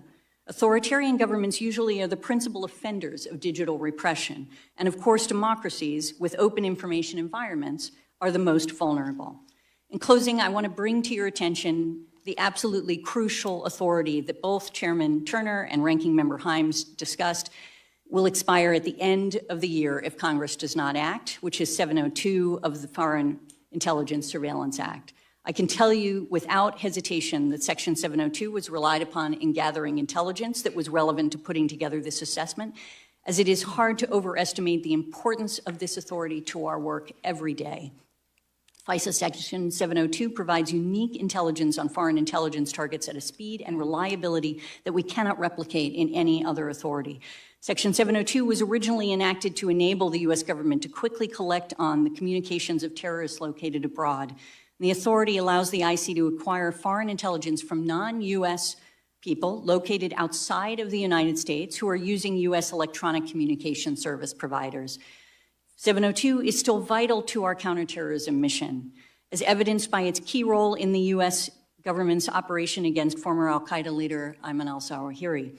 But 702 is now principally relied upon for vital insights across a range of high priority threats, including China, malicious cyber actors targeting U.S. critical infrastructure, weapons proliferation, attempting to evade sanctions to deliver precursor chemicals to hostile actors, and even key intelligence related to threats emanating from Russia, North Korea, Iran, and I'll say China again. I realize that Section 702 is a powerful authority, and it's incumbent on all of us in the intelligence community to ensure that the privacy and civil liberties interests of Americans are built into its design and implementation at every level. And over the last many years, we have significantly expanded oversight and dedicated resources to compliance in order to do just that. And we welcome the opportunity to work with you on reauthorizing this critical authority and building in your trust. Thank you for your patience, and we'll look forward to your questions. Thank you. Well, Director Haynes, it was incredibly impressive to watch you to continue to read your statement while looking through your file. I don't know that any of us would have been able to do that, but Director Burns for the win. That was great. Let's take a quick 2-minute break here for some of you right here on Live Now from Fox. For questions, and I yield my time to Representative Darren LaHood, the chair of our FISA 702 working group. Darren? Well, thank you, Chairman Turner, and I want to thank the panel here today for your service to our country, and thank you for the work you do every day to keep our citizens safe and our country secure. I'm honored to be selected as the lead for this important working group on FISA reforms, and I'm excited to take on the necessary review. I concur with Chairman Turner that FISA, and specifically the authorities in Section 702, provide our intelligence community with an invaluable and irreplaceable tool that supports our national security apparatus in the fight against our foreign adversaries. As a former assistant U.S. attorney and specifically as a chief terrorism prosecutor overseeing the investigations and criminal prosecutions of terrorist activities, I fully understand the value of FISA as an incredible collection asset in our fight against ongoing global and terrorist threats. This committee has been briefed countless times on the many successes directly attributable to our 702 collection authorities, some of which, Director Haynes, you highlighted in your opening remarks. And I would also comment, I know General Nakasone last month, or I guess in January, you spoke to the Privacy and Civil Liberties Oversight Board on the value of 702. In that speech, you talked about this authority provides the U.S. government with irreplaceable insights, whether we are reporting on cybersecurity threats, counterterrorism threats, or protecting U.S. and allied forces. FISA Section 702 has helped us understand the strategic intention of the foreign governments we are most interested in, including the PRC, Russia, Iran, and North Korea. Unfortunately, there are far too many members of Congress on both sides of the aisle that question whether the executive branch can be trusted with this powerful tool. And that's because of in the past and currently there's been abuses and misuses of 702 by the FBI. From where I sit today, I believe that a clean legislative reauthorization of 702 is a non-starter. To reiterate what the chairman said, you must first acknowledge that a problem exists before we can formulate meaningful reforms to build back trust and confidence in the FISA process. Director Wray, I want to start with you and ask, are you willing to acknowledge that the FBI has committed abuses and violations in its use of FISA, and is that defensible? Well, first off, no violations are defensible, in my view. It's important to distinguish, as I think both the ranking member and the chair may have, between things that happen with Title I FISA, for example, that were at issue in the Inspector General report related to the Crossfire Hurricane matter, which, as I've said before, describes conduct that I consider totally unacceptable and unrepresentative of the FBI, and we implemented all sorts of reforms that I could go into on that. Then over on the 702 side, there have been compliance incidents that have to be addressed, and we have taken all sorts of steps that I could walk the committee through here to address that issue. And what's important to note about that is that all of the reports to date that have been shared with the public and I think with the Congress about 702 compliance issues all predate, that is the conduct at issue, predate all these reforms, which is why it's so important for me to be able to let the committee know, and this will be coming in more detail in the next OD&I report that comes out in late April, I think it is, that we have now seen a 93% decrease year over year from 21 to 22 in the number of U.S. person queries made by the FBI. And that's not just an aberration of that 1 year. If you compare it to 2020, so the year before that, it's about an 85% increase. So it's a dramatic increase in the judiciousness with which our people are running their queries. And we are absolutely committed to making sure that we show you, the rest of the members of Congress and the American people, that we're worthy of these incredibly valuable authorities. Well, I appreciate you mentioned that. I would say because of a number of these abuses and non-compliance issues with the FBI, would you agree that the FBI has a trust issue with the American public and specifically with members of Congress? Well, certainly, anytime we have anybody who has a trust issue with us, we want to try to address it. I think when I look at the American people more broadly, I think a lot of it is reaction to specific cases and things here and there, but I will tell you that I see the American people showing up in droves to come work at the FBI. Putting that to the side, we clearly have work to do, and we're eager to do it with this committee to show that we can be worthy stewards of these important authorities. And so if there are questions that need to be answered, I understand completely why those questions are being raised. We brought them on ourselves. And I want to make sure that we can show you that we can answer those questions. And how do you give reassurance to the American people that their civil liberties are going to be protected? Well, the changes that I started describing at a high level include all sorts of things. So that's everything from system changes that prevent even inadvertent compliance incidents That's new safeguards, new approvals, new oversights, all sorts of mandatory enhanced training. I created and stood up an entire new Office of Internal Audit that did not exist at the FBI before, and brought in a former agent who's also a former Big Four accounting firm partner to run that Office of Internal Audit. And that office is focused exclusively on FISA compliance. Ultimately, in the long run, we want that office to take on other kinds of compliance too. But because of the importance of this issue, because of the importance of the concerns that you and others have framed, we've dedicated that Office of Internal Audit to focus exclusively on this important authority and compliance with it. So those are some of the things. Obviously, there's a lot more that I could get into, but I'm sympathetic to the time constraints here. Well, thank you for that. Unfortunately, I believe that the FBI does have a significant trust issue with members of Congress, and that's part of what we'll deal with the working group. And I would say that trust has only been made worse by the recently declassified Section 702 compliance report covering December 2019 through May of 2020. In that report, there was a number of concerning things that were brought forward. There was queries done inappropriately by the FBI on a local political party. And then secondarily, included in there was one specific instance of abuse involving multiple queries of a sitting member of Congress in the FBI's FISA databases. Buried in a footnote of the declassified assessment, this specific incident described as follows. Quote, an intelligence analyst with the FBI conducted multiple queries using only the name of a U.S. congressman. The 707 report describes the specific facts that led the analyst to conduct these queries. These queries retrieved unminimized FISA-acquired information, including Section 702 acquired products that were opened. FBI advised that no minimized FISA-acquired information was disseminated or used in any way. This was reviewed, obviously, by the National Security Division of the U.S. Department of Justice and ODNI, and based on what they reviewed, they found these queries to be wholly inappropriate, not compliant, and a violation because they were overly broad as constructed. I think that the report's characterization of this FBI analyst's action as a mere misunderstanding of querying procedures is indicative of the culture that the FBI has come to expect and even tolerate. It is also indicative of the FBI's continued failure to appreciate how the misuse of this authority is seen on Capitol Hill.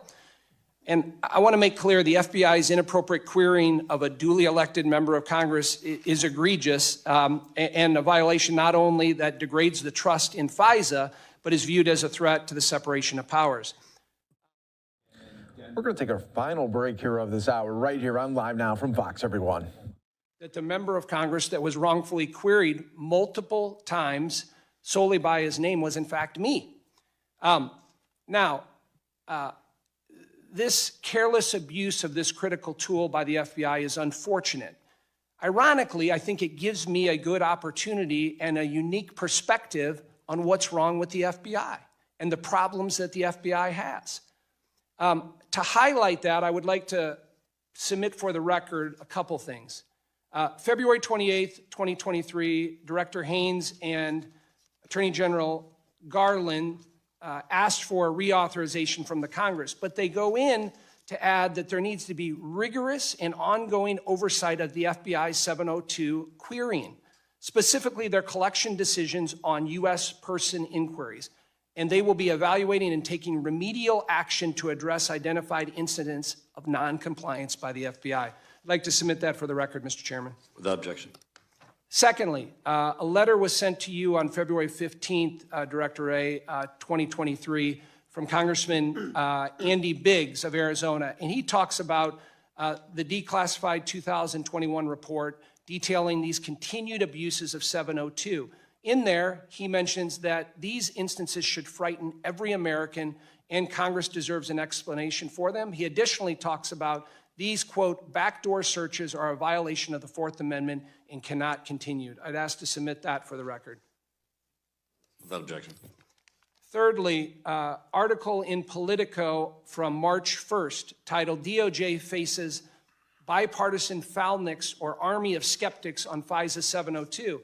In that article, again referring to this declassified report on the inappropriate use of 702, it talks about, in a sign of, I'll quote here, in a sign of odd political bedfellows in the House, who are pushing reforms, conservative Congressman Andy Biggs and progressive member Pramila Jalapai, both members of the Judiciary Committee, publicly vetted on the detail tucked in the footnote of the report. An FBI intelligence analyst improperly queried surveillance data on a U.S. member of the House. I'd ask to submit that for the record. Without objection. Lastly, the footnote that I mentioned that has been declassified states in there that the National Security Division of the U.S. Department of Justice and ODNI assessed, based on the facts and analysis of this FBI analyst, that these queries were not compliant because they were overly broad as constructed. I'd like to submit that for the record. Without objection. The bottom line is 702 deserves to be reauthorized because it's an invaluable tool to our efforts to counter the threats of our adversaries. But the FISA working group must and will pursue reforms and safeguards through this reauthorization process. To help explain to the public why 702 should be reauthorized, I have a few questions for our other panelists. Director Haynes, why do we need 702 to specifically counter China? Thank you, Representative. Specifically with respect to China, there are a number of ways in which 702 is crucial. It's crucial in the context of counterintelligence, where we are looking at where it is that China's efforts to send spies into the United States may be and what their planning is in relation to it. It is crucial in the context of threats to our, to U.S. victims and to critical infrastructure through cyber, as we've all indicated. It's crucial to understanding a whole range of issues because it is effectively the most sort of effective way for us to gather intelligence against non-U.S. persons outside of the United States. Thank you. And Director Burns, what does 702 mean for the CIA's ability to counter China? It's crucially important for all the reasons, sir, that Director Haynes just mentioned. It also enables us to focus on efforts to evade sanctions, to steal intellectual property, to obtain sensitive technologies as well. And so in all those areas, it's extremely important. And Director Nakasone, can you quantify in some way how vital 702 is to the NSA's efforts to counter China? And I know you specifically referenced a number of incidents that in your speech in January. I would quantify it, Congressman, by saying it is the #1 authority that we need. I can go into closed session with regards to the specific areas where it is so important. Thank you.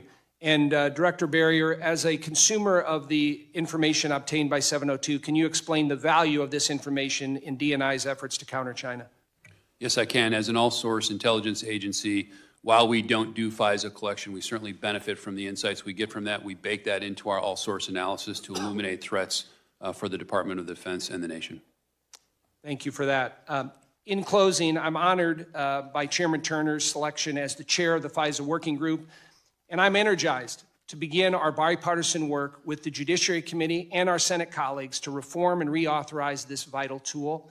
I also look forward to working with all of you here before us today and request your cooperation in this endeavor. Thank you, and I yield back, Mr. Chairman. Ranking Member Himes. Thank you, Mr. Chairman, and thank you again to our witnesses. My good friend from Illinois put a lot on the table there, much of which, unfortunately, I was not briefed on. So, Director Wray, I'd love to start just by giving you a minute or two to respond if you would like, but I'd like you to keep it to a minute or two if you would. Obviously, there's a lot to say, so I'll be very brief.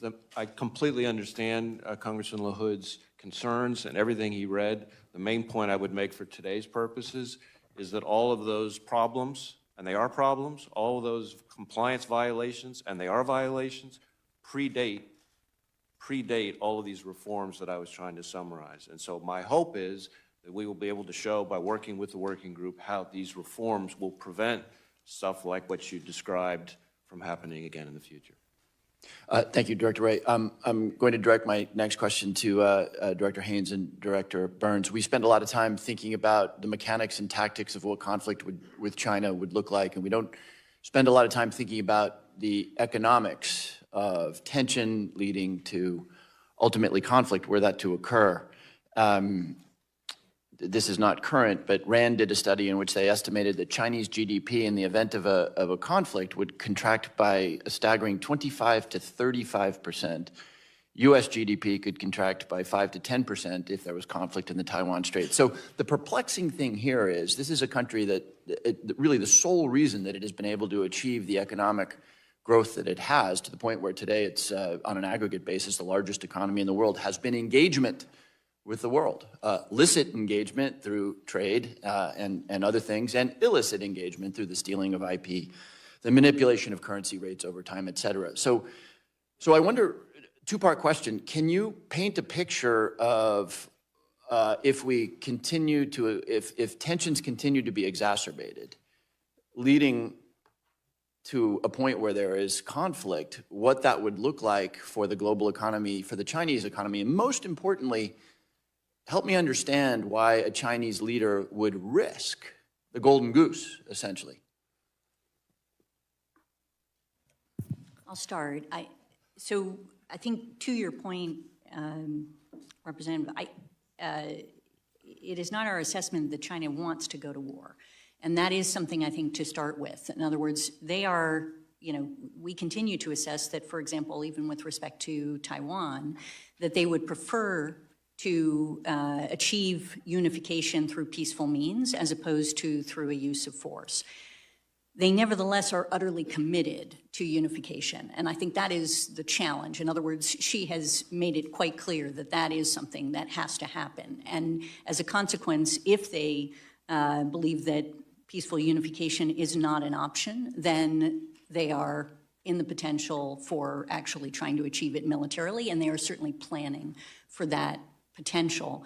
And then in terms of the impact that it would have, I think, obviously it depends on what the conflict looks like. But to your point again, I think it's absolutely right that this is, any conflict is likely to have enormous economic implications. And one of the things that we have certainly looked at and that others, within the government, Treasury and Commerce and so on, have looked at is the implications with respect to Taiwan of a disruption of their materials, particularly their semiconductors. And we've, studies show that it would actually have an absolutely enormous implications for the global financial economy if there were disruption to Taiwan's semiconductor production.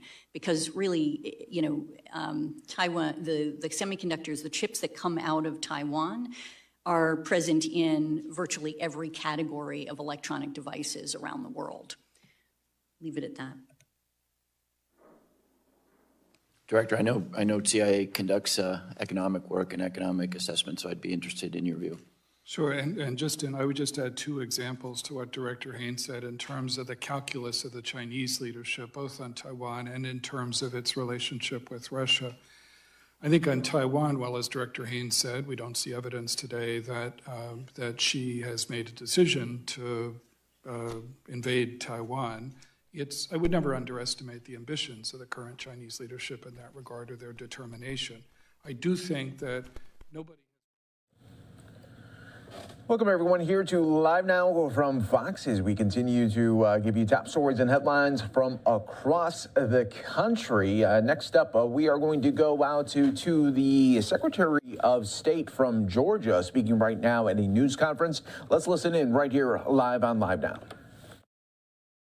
And even do more to help our states, our counties, and most importantly, our voters.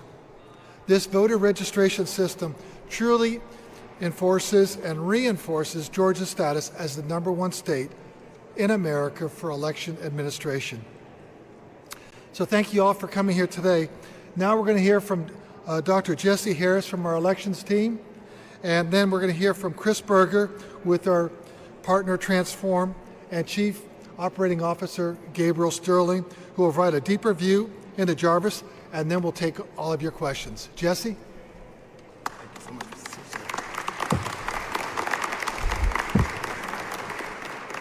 Good afternoon. I am Dr. Jesse Harris, and I serve as the Deputy Elections Director of Election and Administrative Services for the Secretary of State's Office Elections Division. First, I would like to thank Secretary Raffensperger for his leadership for entrusting us by implementing a system This system will touch many lives of Georgia residents. I would like to also applaud our elections director, Blake Evans, for his headship of this massive system change in his absence today. This type of enhancement in technology is difficult and challenging, but it is also very rewarding. It is an investment of our future and allows us to be agile and to ensure Georgia continues to be the leader in elections as the state's electorate continues to grow. We have a tremendous gratitude for our staff that has worked tirelessly to develop, test, and train on our new voter registration and information system. I want to thank our county election officials, as our secretary has earlier, some who have joined us today. I know from my own experience in my time at the county that they do the heavy lifting of daily processing voter registration applications, and they are the force responsible for processing absentee applications and providing absentee ballots during election cycles. And all of this is done within our voter registration and information system. Their feedback, encouragement, and patience during this period has given us energy. It is our privilege to work with our county election officials every day to serve the voters of our great state. Finally, I am personally proud and happy and excited about Jarvis. I have managed registration and absentee processes at the municipal, county, and now state levels. I've had experience in design and development of systems like this. I know that this tool will contribute significantly to our success in 2024 and beyond. We are here to serve Georgia's voting public, and we are here to improve their voting experience. Thank you so much.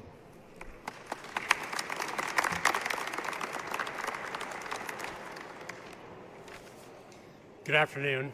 My name is Christopher Berger. I'm the Managing Director of Transform.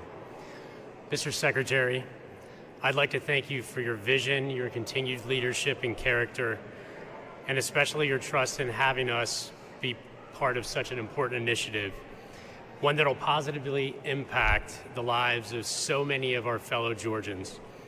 I'd also like to thank Salesforce and MTX as valued partners, and for continuing to support the Secretary of State's modernization initiative. Finally, I have to thank the hardworking members of the Elections Division and the county election officials on behalf of Transform and all of us. Thank you.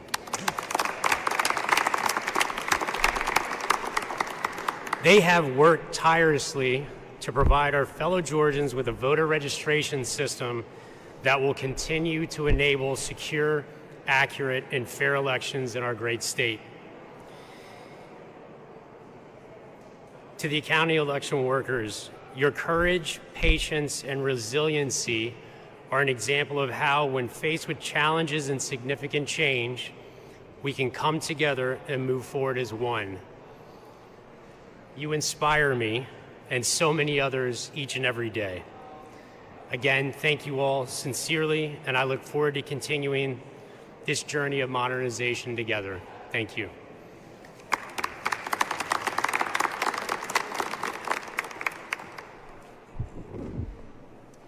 Well, hey,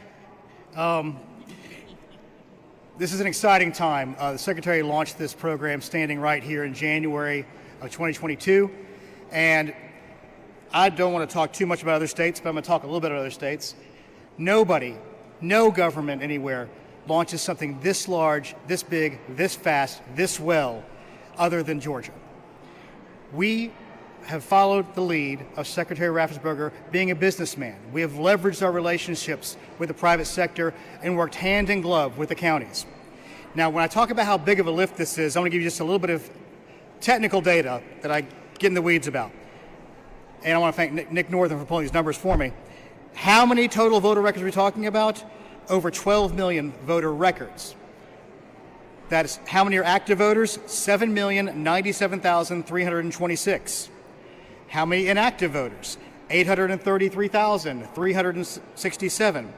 How many canceled records do we have? 3,500,334. Now, when I say that, you got to realize we have canceled records because if somebody moves out of the state and comes back, we have their record in place. That's what we do in this state, so we can keep their histories in place. But more importantly, when we talked about the fact this is a very secure system that sits on the FedRAMP, we have a lot of PII, personal identifying information in this. So out of those numbers I gave you before, how many driver's license numbers do we have, including those that have been canceled? 9,923,489. How many voters do we have either their full SSN or the last four, including the canceled? 11,313,921. So when people ask us, how do we know who voted? How do we know it's real? How do we know it's fair? Because we have the receipts that we keep on this secure system. That's how we know that. So don't let anybody believe that there's dead voters voting or there's double voting in any kind of significant way, because it's just not true. We built this system for that purpose, to show you we're taking security seriously every single day. And one of the other things about this, it takes a lot of data. Every voting record has visual files, PDFs, images that go along with it. Signature files, scanned records for when they sign their voter registration cards, those kind of items. Of that, that's over 200 million artifacts that are attached to each one of these records. And how many voter history records do we have? When you go to your My Voter page and you can see, I voted in this election, this election, this election, 109,525,166. Those are the vote credit records. I want y'all to understand the level of data migration and work that went into this. This is not done. There are states who are spending tens of millions of dollars and spending years and building systems that still aren't necessarily working yet. Some other details we have about this. We're having this, we're active in the system. We've run our first elections on this. We are in early voting right now in 35 counties using this system. These people behind me and their staff are in this system every single day working. We're still in what's called the warranty period right now, which means we still have little things we're trying to fix, little things we're working on. But like the Secretary said, this is an iterative system. It is going to be nothing but continuous improvements through learning and action over and over and over again. This is not the finish line, like we said. But Georgians can be proud of the fiscally responsible way in which we did this. Time equals money. We did it fast. We leveraged our relationships, and we have now Salesforce as our platform partner and MTX as our implementation partner. They've done a great job. And when the Secretary and Mr. Berger and Jesse talked about the long hours, they weren't kidding. There's people behind me I know who were doing emails and on the bridge talking about this at 2 in the morning, trying to meet the deadlines that we set that were aggressive, but they were realistic, and we met them all. So with that, we want to take any questions y'all might have. Richard.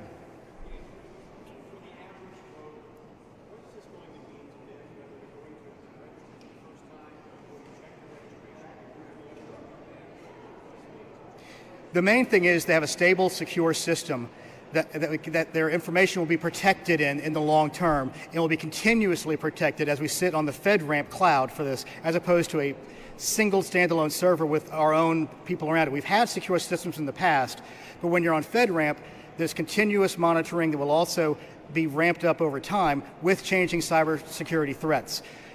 For most people, they're not going to see a big difference. The people who see the biggest difference are the people behind us right here, who have to do the work every day in the system.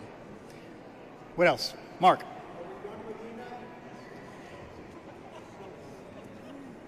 You know, you outgrow things in life. I would say ENET is probably behind us now. We want to have a parachute for a little while longer as we get through this election, but I think ENET, which to serve the state well, is our legacy system, and it will no longer be there. It couldn't adjust to some of the things that the new laws required and some of the federal rules required.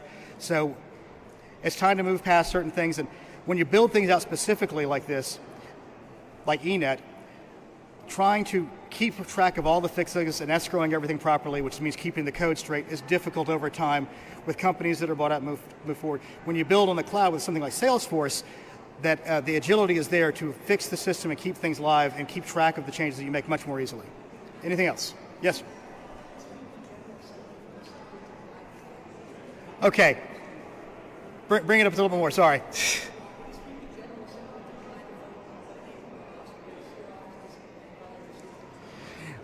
our offices, the Secretary has made it very clear on that. We think it's necessary to eliminate runoffs one way or the other to take some work off of these people behind us.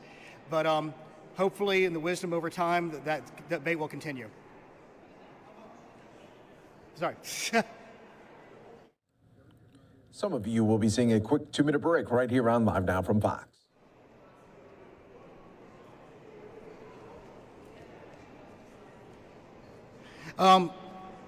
The code section's open. We are hopeful that our cleanup bill the Secretary has been supporting to do some work to clean up some of the issues around elections that we always learn in every election cycle. We'll make it through, but the final versions will be up to the wisdom of the General Assembly. Yes, sir.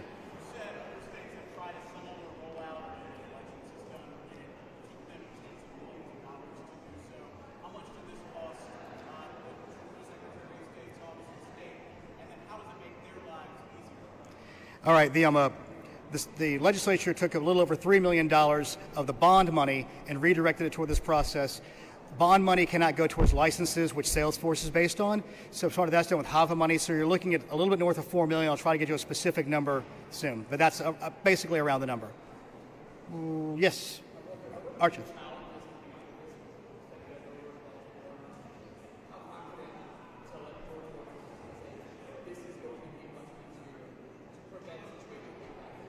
Well, let's be fair. It wasn't easy before, and it wasn't real before. These people do a good job of keeping their voter rolls clean. And Secretary, maybe you want to speak to how clean our voter rolls are real quick. Georgia is recognized as having virtually the cleanest voter rolls in our country. One of the reasons that's one of the cleanest voter rolls is that in House Bill 316, when I took office, we got that passed, and it allowed us to join ERIC, the Electronic Registration Information Center, which is led by the states, owned by the states. We make the decisions, and it's a very objective standard. So if you're a member of ERIC, then you'll share that information with other ERIC member states. So for example, North Carolina, if someone moves from here to North Carolina, they'll let us know that they register, and then we can begin to objectively take them off the old voter rolls. Likewise, if someone from North Carolina registers here, we'll tell the folks in North Carolina so they can keep the clean voter rolls. So we continue to make sure that we can chase people around the country, because people need to understand, Pew did a study, 11% of all Americans move every year, 7.5 million people, that's 800,000 people that could potentially move in Georgia, in the state, out of the county, in the county, around the precinct, a lot of dynamic mobility.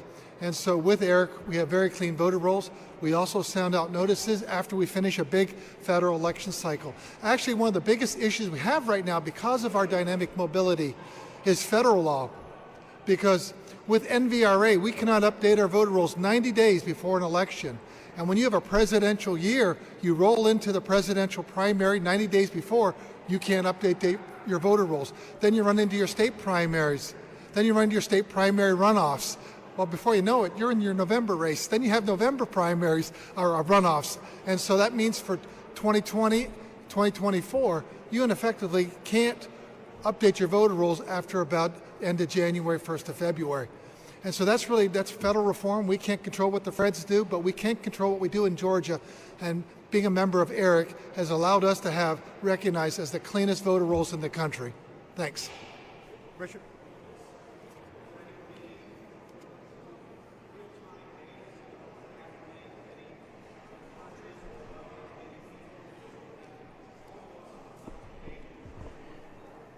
To stack on to the Secretary's point just now, first of all, we don't purge voters. We cancel records of people who no longer live in the state. And one of the specific things that we do a lot of work on keeping our list clean through our NGE process, which means no general election, through ERIC. And under ERIC alone, we have been able to, under the National Voter Registration Act rules, send out mailings to people who registered in other states, the Secretary is referring to, have them send us back with a wet signature saying, yes, please cancel me, 120,000 people. We've been able to clean 1.8% of our rolls of people voluntarily doing it. These people get those, they follow through with them, they cancel them on their records, and they're working in the system every day. We get the vital death records, we get the Social Security death records through ERIC. We get the national change of address, which starts the inactive process, which we have 833,367 inactive voters right now. This system makes it easier for these people to train their folks and get their work done. It's intuitive. it stays stable. On occasion, the old system would not necessarily work great. I'm not saying anything these guys don't know. This system is going to be stable, it's going to be intuitive, it's going to be easy for the administrators to work in, and the interface we launched for this was in the 2022 election, that new My Voter page, the new online ballot portal, all those things, online voter registration, which we have. We got to remember something. When the Secretary said we're #1 in the country, we're at nearly like over 97% of our eligible voters are already registered. That's because of automatic voter registration. That's because of the use of ERIC. That is because of all these things we do every single day. And I can't say it enough. All those folks do all that work. We just help them out some. They do the work. So what else? Yes, ma'am.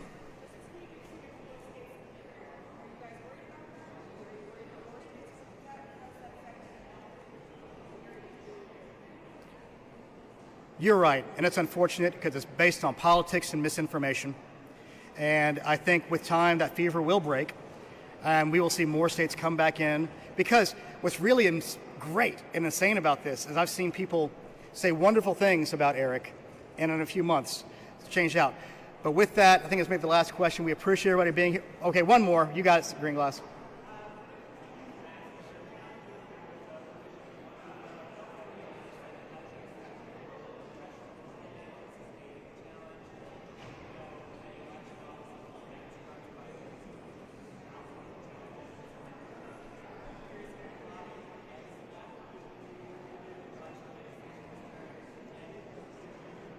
The main thing that we care about right now is taking the work off of them. So having a window of time within which you cannot do those challenges is probably the most important thing to do that. So we want to thank you all very much. And again, congratulations to all these folks.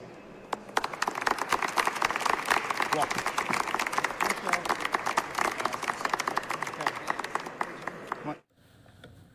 All right, Georgia, they're talking about the new measures they're doing to clean up the voter rolls in Georgia. You're watching Live Now from Fox, everyone. Let's take a quick 2-minute break right here.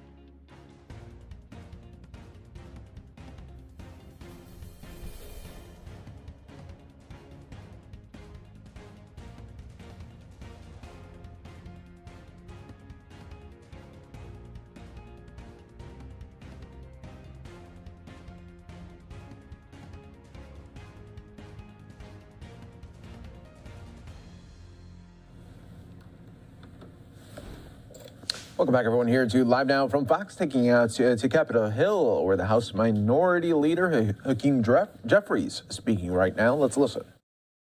Chinese Communist Party from the standpoint of manufacturing or climate, as it relates to medical supplies, as it relates to semiconductor chip manufacturing and other critical needs for the United States of America, and a whole host of other issues. But fundamentally, this should be about strategic competition and not conflict, and I think President Biden, the administration, has been very clear in that regard. Is there a way to do that with also also holding them accountable for human rights abuses? Well, I think we've been pretty clear and direct on the Democratic side as it relates to our concerns related to human rights abuses, and I think we will continue to do that. The House Republicans seem to also still be going on about the Parents' Bill of Rights they were pushing last week. You had some Republican leaders talking about it yesterday. Is that markup still happening?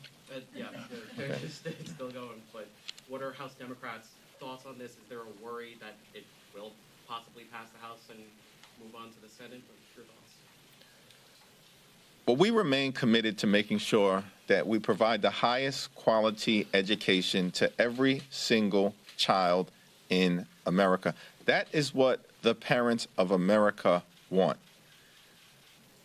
And that's what we want. We want to make sure that our children can learn reading, writing, arithmetic, science, technology, engineering, mathematics, have an education in the arts and in music, have opportunities to play sports, and to develop into well-rounded children who can then become well-rounded adults. That is our position, and we believe that that position is consistent with what the parents of America want. Not right-wing propaganda and culture wars forced down the throats of the American people because of an extreme MAGA Republican agenda. Third row, thanks. Okay. Yep. Sure. Last week we had a brief conversation about the letter that you and Senate Majority Leader Schumer sent to Fox about Tucker Carlson denouncing the big lie, and you're supposed to be saying that on air. Clearly this week that didn't happen. You said you would decide your reaction among your caucus when you got to that. You crossed that bridge when you got to it. You're at that bridge. What are you going to do? Well, where we're at right now is that there is bipartisan condemnation for the lies and the conspiracy theories that Tucker Carlson continues to peddle on air. Bipartisan condemnation.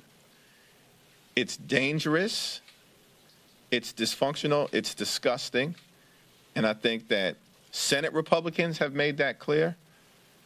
Senate Democrats have made that clear. House Democrats have made that clear.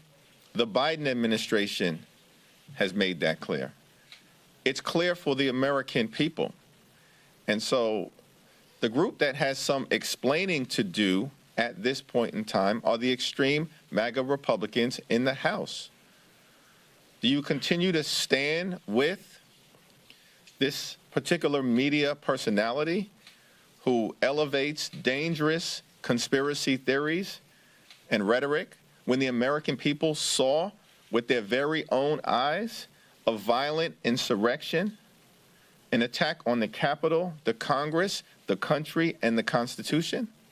That's a question that the extreme MAGA Republicans at this point need to answer. If I can follow up, though, what are you going to do about it? Are you going to, is your caucus not going to do interviews? I mean, what are you going to do? You made this letter. Now what do you do? We're going to continue to work to defend our democracy as we have done. And I'm not going to get into a back and forth in terms of what tactical decisions will come next, because that's a collective decision that will need to be made by House Democrats. So President Biden's budget is very ambitious, but not likely to get through Congress in any meaningful way. So what do you see as the purpose of the budget for Democrats as a messaging document, and do you think they'll factor into the upcoming election? Well, thank you for the question. It's not simply a messaging document. It's a statement of our values that is on full display for the American people. President Biden has articulated a plan to build an economy from the middle out and the bottom up, not the top down, which is the extreme MAGA Republican plan, which is to, invest in continuing to benefit the wealthy, the well-off, and the well-connected. That is a contrast that should be put before the American people. But in order for that full contrast to be fully clarified, the question that the extreme MAGA Republicans need to answer is, Where is your plan? What are you hiding from the American people? They want to have a conversation about the future of the American economy.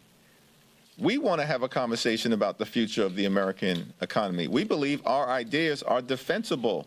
Not only are they defensible, they have worked, which is why you have more than 12 million good-paying jobs created during the first 2 years of the Biden presidency. Unemployment at 3.5%, a 50-year low. More small businesses created during the last 2 years than at any other point in time in recorded American history.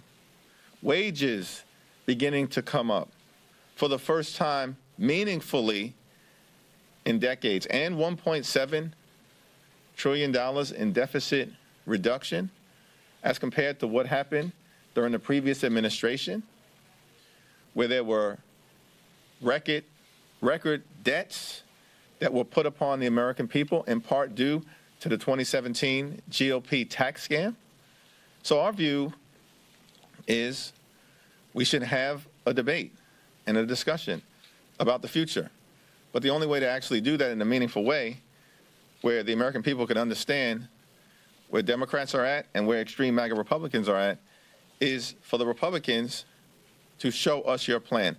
The House Republican budget plan is in the Witness Protection Program. It's in hiding. Why? Because they want to cut Social Security, they want to cut Medicare, they want to cut veterans' benefits, they want big tax cuts for the wealthy, the well-off, and the well-connected. They want to subsidize big pharma, subsidize big oil, and all the while continue to promote the big lie that the cult leader won the election in 2020. If I could follow up, do you see it as a launching pad for a Biden re-election campaign, and those are the arguments he could make in the re-election campaign? No, I see this as part of the process. And we've always said the first thing that needs to be done this calendar year is that we raise the debt ceiling so that America can pay off the debts that have already been incurred by this Congress. By the way, when you talk about our nation's debt, America, this great country, has been around for 247 years. 25% of the nation's debt was incurred during 4 years of the Trump presidency.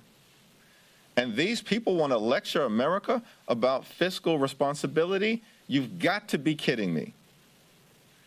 But if they want to have a conversation, as they're lecturing America, show us your plan. Put it into the public domain. Take your plan out of the Witness Protection Program. I think that it's so extreme that they are afraid to put it in the public domain. Put it on the floor of the House of Representatives. Let's have a debate about it. Put it into the public domain so that House Republican leadership can have a real conversation with President Biden in front of the American people. But they refuse to do it, and that tells us everything we need to know. In addition to the president's budget coming out, there's been a concerted effort by the White House to address junk fees.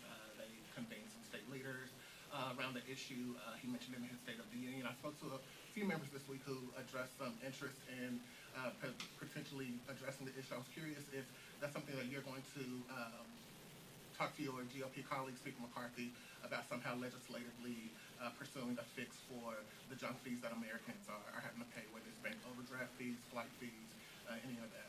Well, House Democrats, we continue to be committed to finding common ground whenever and wherever possible with the other side of the aisle to make progress for the American people. We've repeatedly done that over the last few Congresses, and we remain committed to that principle.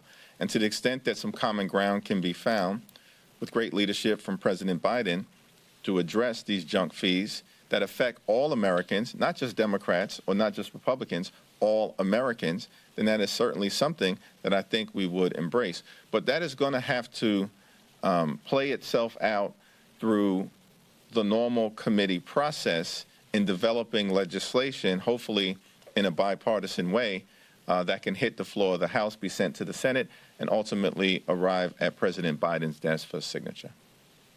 Second room. Is there a possibility, excuse me, is there a possibility, or do you think that maybe Republicans are trying to run out the clock until it gets closer to the deadline for this budget to possibly get more of a way with the budget? Well, I think what's in front of us now is Secretary Yellen made clear to us in January that we've hit the debt ceiling and that the Treasury Department's ability to utilize extraordinary measures in order to avoid a catastrophic default on our nation's debt will run out in early June.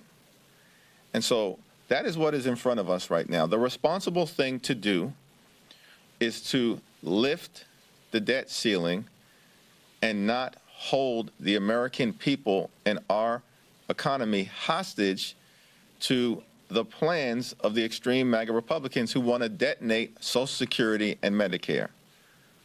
That is the responsible thing to do. It should be done sooner rather than later.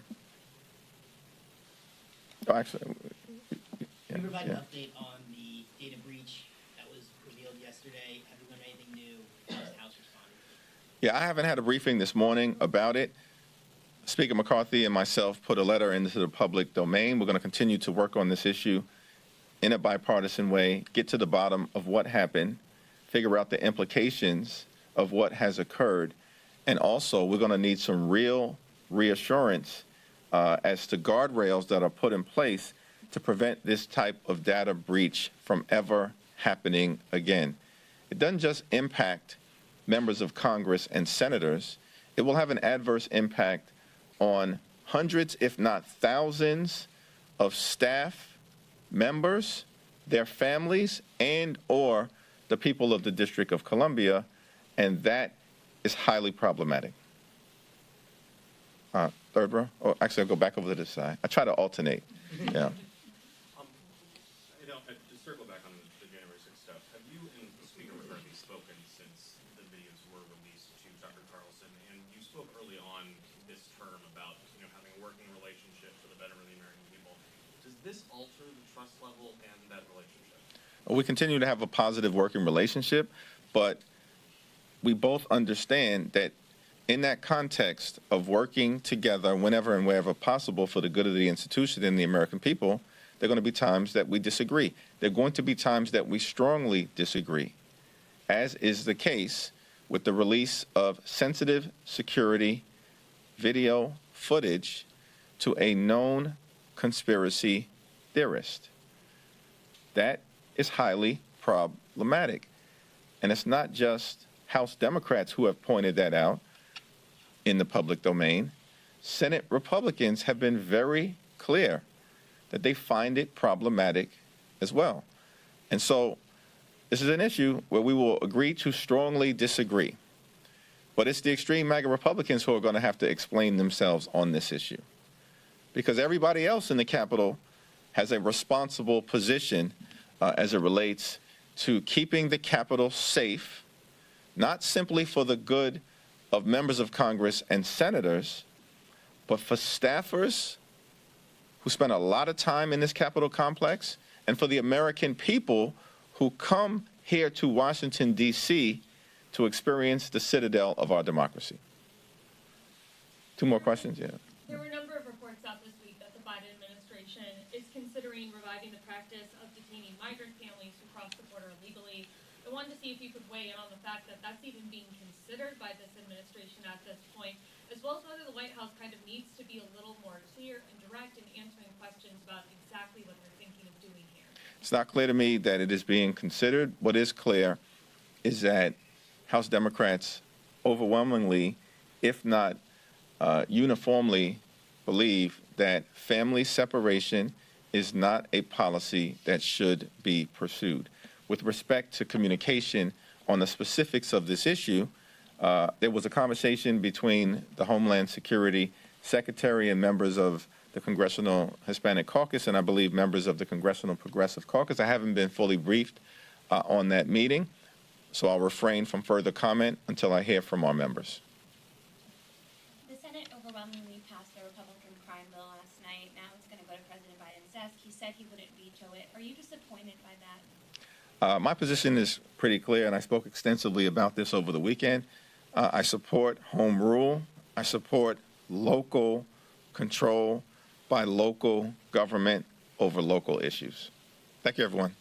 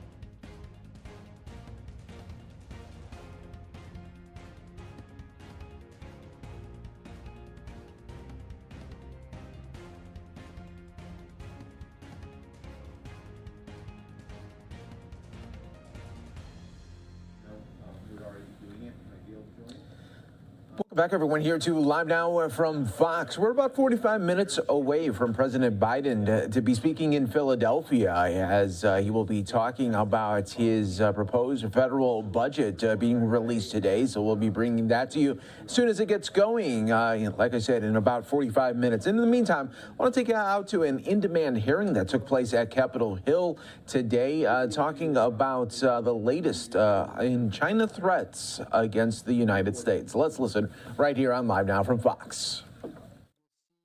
If it's declassified, what some of the things the balloon was surveilling and or potentially doing more surveillance too. Thank you.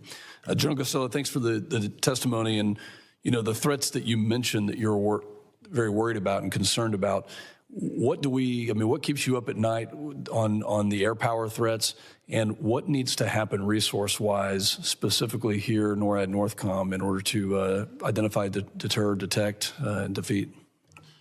Thank you, Chairman. What keeps me up at night is the age and the capabilities of our existing air and space forces. For 20 years, we've been engaged in a very land-centric campaigns in the Middle East. We've been doing counterinsurgency, counter-violent extremists, counterterrorism, all important for our nation.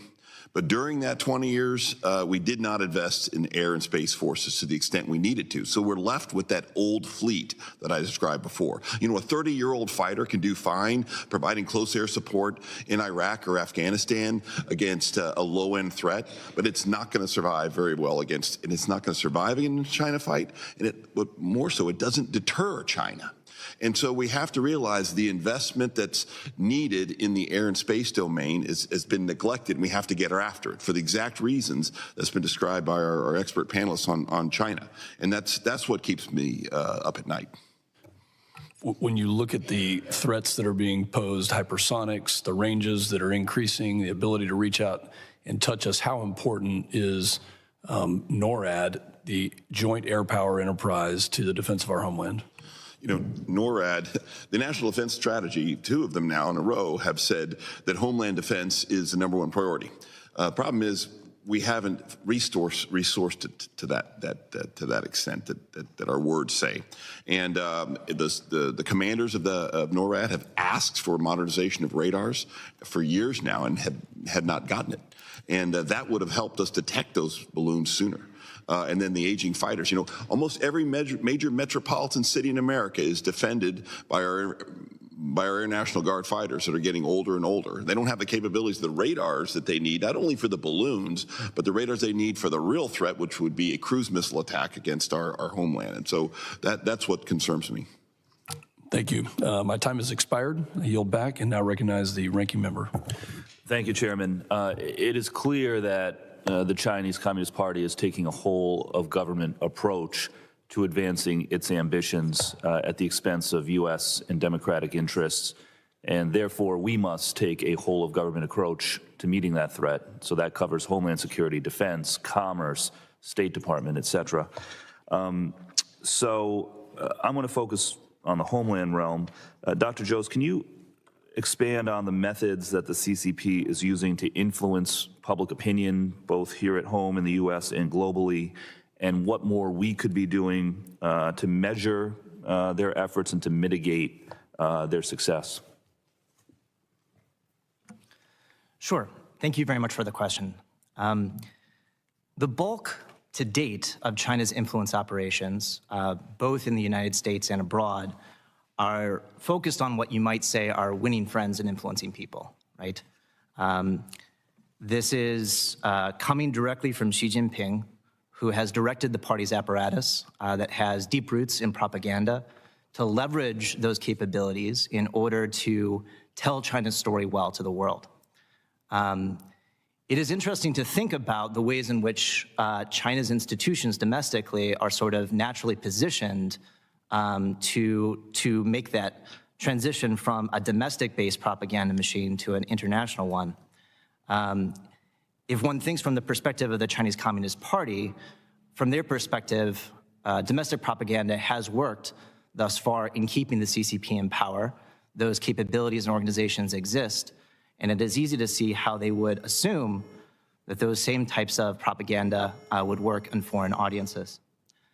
To date, however, as I emphasized in my written testimony, we don't necessarily have the best evidence to judge whether or not these propaganda efforts outside of Chinese borders have been effective. As I mentioned in the opening statement, we do know that global public opinion towards China, particularly in the United States and the countries with whom we share closest interests, has declined substantially in the past few years, which would actually suggest that from a certain perspective, the propaganda doesn't necessarily work as well as the CCP would hope. That being said, there's a multitude of things that are confounding that relationship, of course, right? The fact that there's been a global pandemic, the fact that it could be working in certain areas and not others, certain framings that the Chinese Communist Party and its diplomats use are more effective than others. And it's one of the reasons why I think there needs to be more research on this matter and something the U.S. government can certainly help with. Thank you. Mr. Evanina, in your written testimony on the threat of corporate espionage and the theft of intellectual property, you recommended the creation of an economic threat intelligence agency to assist U.S. companies in protecting themselves against corporate espionage. Can you expand on how that should be structured to be most effective if we were to do it? Some of you will be seeing our final break here of this hour right here on Live Now from Fox. That is specifically geared towards the economic awareness and understanding of IP and trade secret theft and emerging of not only the thought process, but the ideation, but also the laws that govern our patent processes and our IP theft around the world, and to mirror what the Communist Party are doing around the world, and then educate our American businesses, their general counsels, the people that do law for them outside counsel, to understand what it looks like when you're about to be stolen and robbed for IP theft, and to be able to provide that real-time actual intelligence from the intelligence community, DHS, and Commerce and Treasury to businesses who are not only at risk, but in the process, because once it happens, it's too late. The data's already gone. The government needs to be more forward-leaning and left of boom. Thank you. I found that very interesting, and so perhaps as a follow-up after this hearing, you can send us some recommendations in more detail about where it should be housed, how it should be staffed, which agencies should be involved, because I think that's a very interesting recommendation. Yes, sir. and I yield back. All right, the gentleman yields. The chair now recognizes the gentleman from New York, Mr. D'Esposito. Thank you, Mr. Chairman, and thank you all. So dozens of demonstrators protested outside of a building in New York City's Chinatown last month. The building, which is owned by the Changli Association, operates what they call a service station. They're accused of operating a CCP police station that allegedly conducts surveillance and intimidates CCP descendants and activists. Like the recent incident with the Chinese surveillance balloon, this station could be the latest CCP action that violates U.S. sovereignty and poses a threat to national security. It's been reported that there's over 100 of these offices around the world. Mr. Vina, please describe your concerns surrounding this potential CCP police station in terms of counterintelligence threats and the safety of Americans. Thank you, Congressman. I think when you look at that specific issue in New York City and the subsequent search by the Department of Justice and FBI, which is a high threshold to obtain, it's a manifestation of the strategic plan of the Communist Party of China to not only influence, manipulate their own diaspora here in the United States, but provide an intimidation factor. And I would say that this issue in New York and the search of that domestic police station is in partnership with their Operation Fox Hunt that my colleague, Ms. Bacon, talked about, which is an international program, but very, very aggressive in the United States to surveil and try to rendition Chinese diaspora here who are anti-Xi and regime. And they've been very successful at it. And the fact that this happens on our American soil, to me, is unacceptable. I agree. So it's been reported that there's over 100 throughout the world. Do we know how many are actually on U.S. soil? I do not, but I'm pretty confident our law enforcement, both at the state, local, and federal level, are pretty aware of that. All right, thank you, Mr. Chairman. I yield back. The gentleman yields. I now recognize my good friend, the gentleman from California, Mr. Correa. Mr. Chairman, from Texas, thank you very much. I've been sitting in this committee for a number of years. Cyber, big issue, continues to be a big issue. A number of testimonies ago, we heard that Russians have essentially penetrated most of our infrastructure, just like we've penetrated most of their infrastructure. So we have a standoff, so to speak. Action by either side is too expensive, so to speak, in terms of the damage. Now we have a situation internationally, a geopolitical realignment where Russia and China are beginning to work much more collaboratively.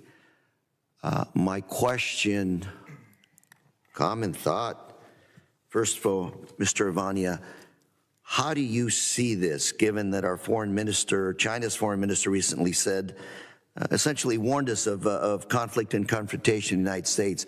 How do you see this evolution in terms of a multiplier effect of a threat on the United States? Russia and China working together, how real is that? And what's the potential for the future of continued collaboration to really challenge the United States in ways we have not envisioned in the past? Thank you. Mr. Congressman, I concur with your statement, and I think it is a very concerning issue when two nation states who don't like each other are merging against one common enemy, the United States. Geopolitically, diplomatically— You're saying that enemy of an enemy is my friend. Is that the situation? I was going to say that, but it was a little bit better you said it. But yes, correct. And I think when you look at, I'll stick in my lane here from, you mentioned the Russians' penetration to our systems, both IT and OT, SCADA, ICS systems here in the United States, probably predates the Communist Party of China, but I'm pretty confident the Communist Party of China has either duplicated those penetrations or ridden along those. And I think the sharing of the intelligence services between Vladimir Putin and Russia and the Communist Party is probably the most problematic for me as what they see, because that's the most invisible part of that threat. I think that right now we still have an edge when it comes to cyber, 2 or 3 years maybe. So I often think of defense, a good offense is the best defense you can have.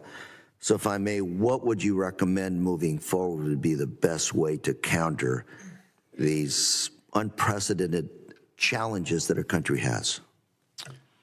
Congressman, I think you make a good point, and it's probably important that reiterate the fact that as much as what you're hearing here is depressing, demoralizing, and it's a legitimate threat to our nation, we must pause and remember that we have the most amazing military and intelligence and law enforcement capabilities the world has ever seen. The women and men of DOD and the intelligence community are phenomenal. Our capabilities are second to none in cyber, military apparatus, and intelligence. So Americans should go to sleep at night, be thankful for the fact that offensively, we've never seen anything better than we can do. Unfortunately, it's not public. Today. Yes, sir. Please continue. Didn't mean to interrupt you. Anybody else have comments, thoughts on my questions? Ma'am? Congressman, if I might build off of that on cyber, when I look at the homeland, so much of our commerce and activity rides on commercial infrastructure. And building off of Mr. Evanina's point earlier, it's very important that the government figure out how to share threat intelligence information with the private sector, with those oil, gas, pipeline, energy, financial services sectors. In real time. In real time, and that's the key. And if you're a business, you hear this top-level talk, but what's particularly valuable is figuring out a way to provide security read-ins to some of these business leaders, bring them into the tent, but also share specific techniques, procedures with them. It's one thing to hear about this general Chinese threat. It's another thing to hear the tactics that they're using to go after you, and then you realize, holy crap, that's what's been happening in my network. Now let me work with you to take some preventative measures. 30 seconds. Anybody else? The chair, I yield. Thank you very much. Oh, please. Just amplifying Ms. Bigham, I would point to your question, sir, to the incredible success our intelligence and defense department has had with Ukraine in preventing Russian cyber capabilities, not only in Ukraine and Europe and here in the U.S. as a category for us being ahead of others in the cyberspace. Thank you for ending on a good, positive note. Mr. Chair, I yield. The gentleman yields. The chair now recognizes the gentleman from Arizona, former Navy SEAL, Mr. Crane. Thank you, Mr. Chairman. I appreciate it. Thank you, guys, for attending today. We appreciate it. You know, it's not often up here that, me and my colleagues on the other side of the aisle can agree upon something. So it is great to be in agreement on the threat that China is. Obviously, the American people are watching, and they're very concerned when they see spy balloons flying over the United States, farmland being bought up near, farms, fentanyl coming across our southern border. We know, where the origin of a lot of that comes from, theft of intellectual property, covering up the origins of COVID, Chinese police stations in some of our cities. My first question is for you, Mr. Evanina. Did I pronounce that correctly? Sir, do you know what elite capture is? Yes, sir. Can you, for the panel and for maybe some of those watching, can you describe what elite capture is, please?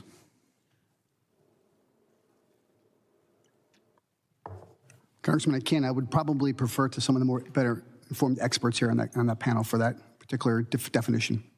Okay. Is there anybody want to take a stab at it?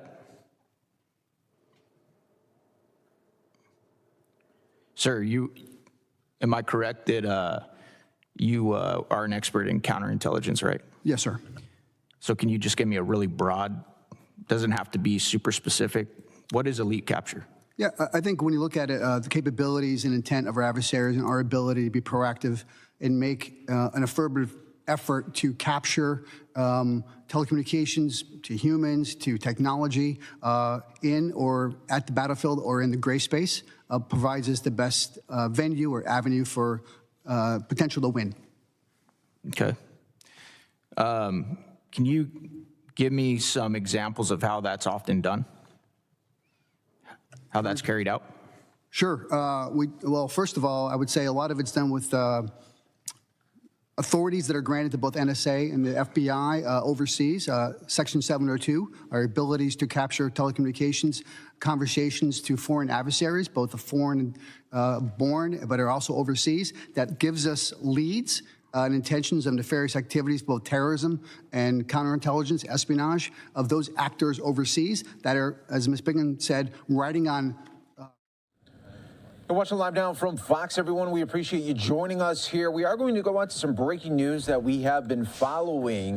This is an update to a train derailment that happened in Alabama. This happened just hours before the Norfolk Southern CEO appeared before Congress today as another of the rail operators' train derailed in Alabama. This time, a 30-train car came off the tracks in Calhoun County. According to the Emergency Management Agency, we are getting an update now. Let's listen right here on Live Now from Fox.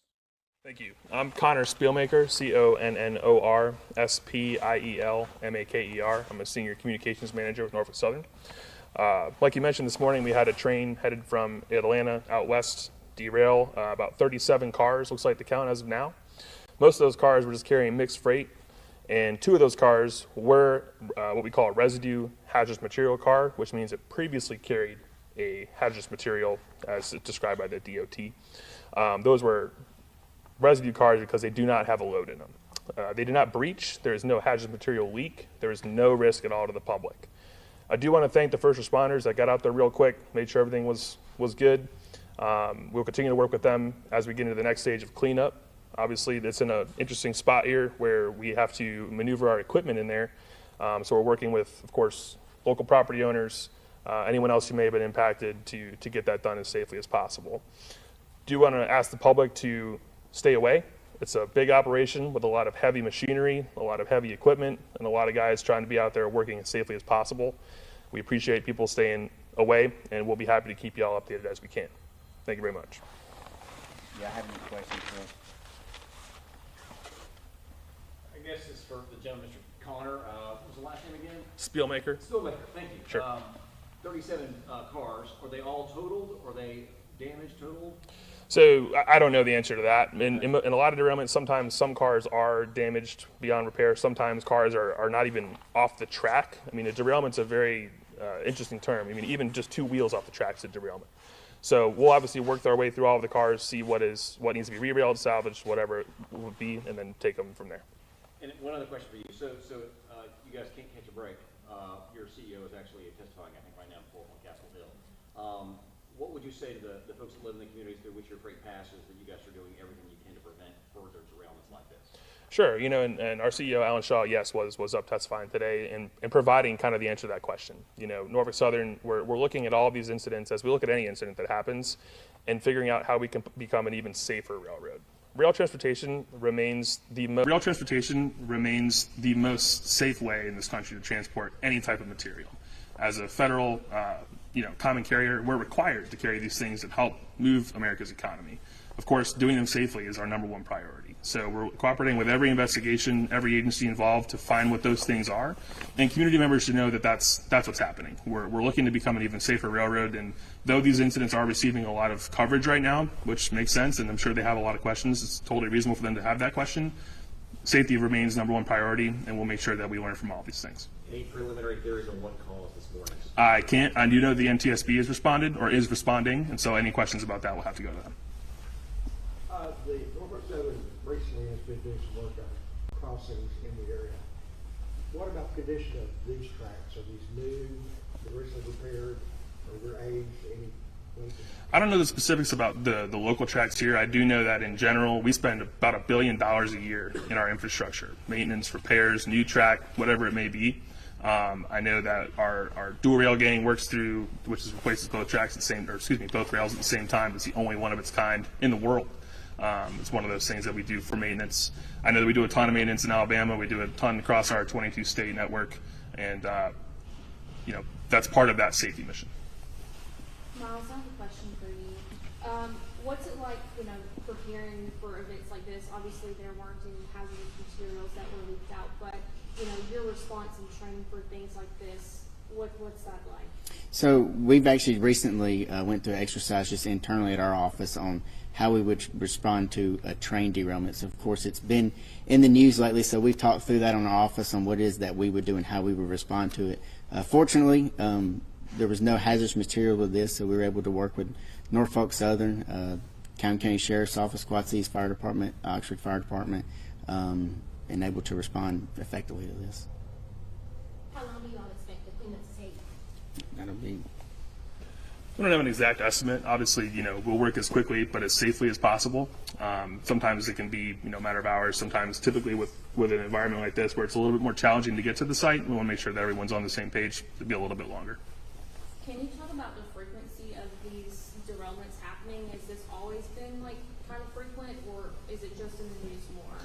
I think it's just in the news more. Like I mentioned, derailment's a very loose term. I mean, derailment could mean as little as one wheel off the track. So as far as any increase, decrease, I can't really get into that.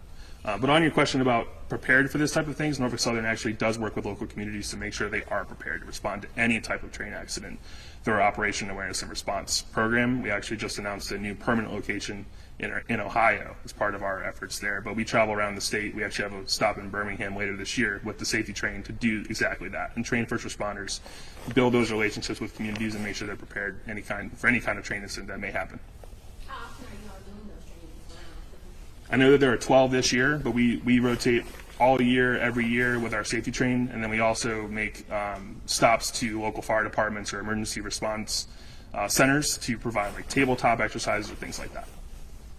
What about training of your people who are on these trains, or their station masters? What's that training like for them to ensure that they're following the protocol they're supposed to follow? Yeah, obviously safety is again number one priority in Norfolk Southern. We're actually going through a number of items right now to make sure that safety is paramount for everybody that works on the railroad. There's for different types of training for different types of jobs. Are there any statistics on the volume of hazardous materials that come on this particular route? And is there a protocol for Norfolk Southern to notify local emergency management when hazardous materials do come? So I don't have specifics as to what travels through this route. Again, Norfolk Southern as a Class 1 railroad is a common carrier and required by federal law to carry anything that businesses need to make the goods the power of the economy. We do, as part of that Operation Awareness and Response program, work with first responders to provide, in general, the types of materials that are coming through their area so that they can create a response plan that is actually workable if there was something that were to happen in their area. You mentioned two of the cars had hazardous residue. Is it a specific kind of residue, or those cars carry a variety of hazardous materials? I don't know the exact specific of what was in it. I believe it was some type of chemical or solution used in water treatment. You mentioned 37 cars. This picture right here doesn't look like 37 cars. Is it just on this side? Is it on the other side of the hill? Is there another area where they come off? So this is a couple of the cars, and then further up the train there was another couple of cars. All right, if there are no other questions, that will conclude our press conference. Thank you all for being here. Unless you have any other questions. All right, that is the update there coming out of Alabama. Another Norfolk Southern train derailment earlier this morning. This coming just hours before the CEO of that company testifying in front of Congress today on this train derailment. There was 37 cars impacted there, no injuries. Investigation will be happening. And we are going to take this time to take a quick 2-minute break. We are waiting for President Biden in Philadelphia. Speaking on the latest there with the federal budget.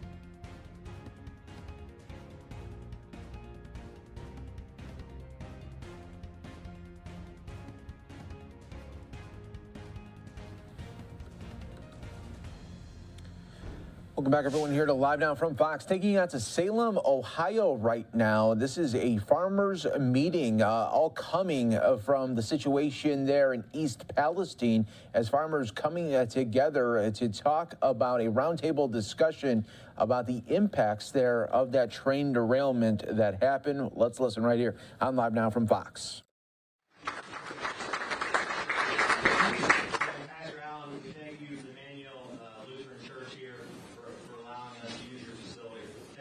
Thank you, Pastor. So, all righty, we'll kick it off. Pete, you guys want to? Sure. Just so everybody's aware, I'm Pete Conkle. I'm the program administrator for the County Soil and Water District. We know we field a lot of calls from many of you here in the room, and we'll continue to do that. We feel like our office can be the front and center for the next, direct conversation with them almost daily if we need to. Every question we get asked, if we don't have an answer, if it hasn't been asked, we forward it right to them so we can start to get answers, because that's what we need. We need to get some answers. We need to get some data back to understand what we're dealing with here so that all of you can go into the planting season and confident in what you have there, but also that we have a confidence for our consumers that are out there as well. We want them to know that Columbiana County farmers are still producing great, affordable, healthy foods, and we want to make sure that they have that stamp behind them and that we can be right there with you to support that. So turn over to Haley. Thanks, Nick. Thanks, Pete.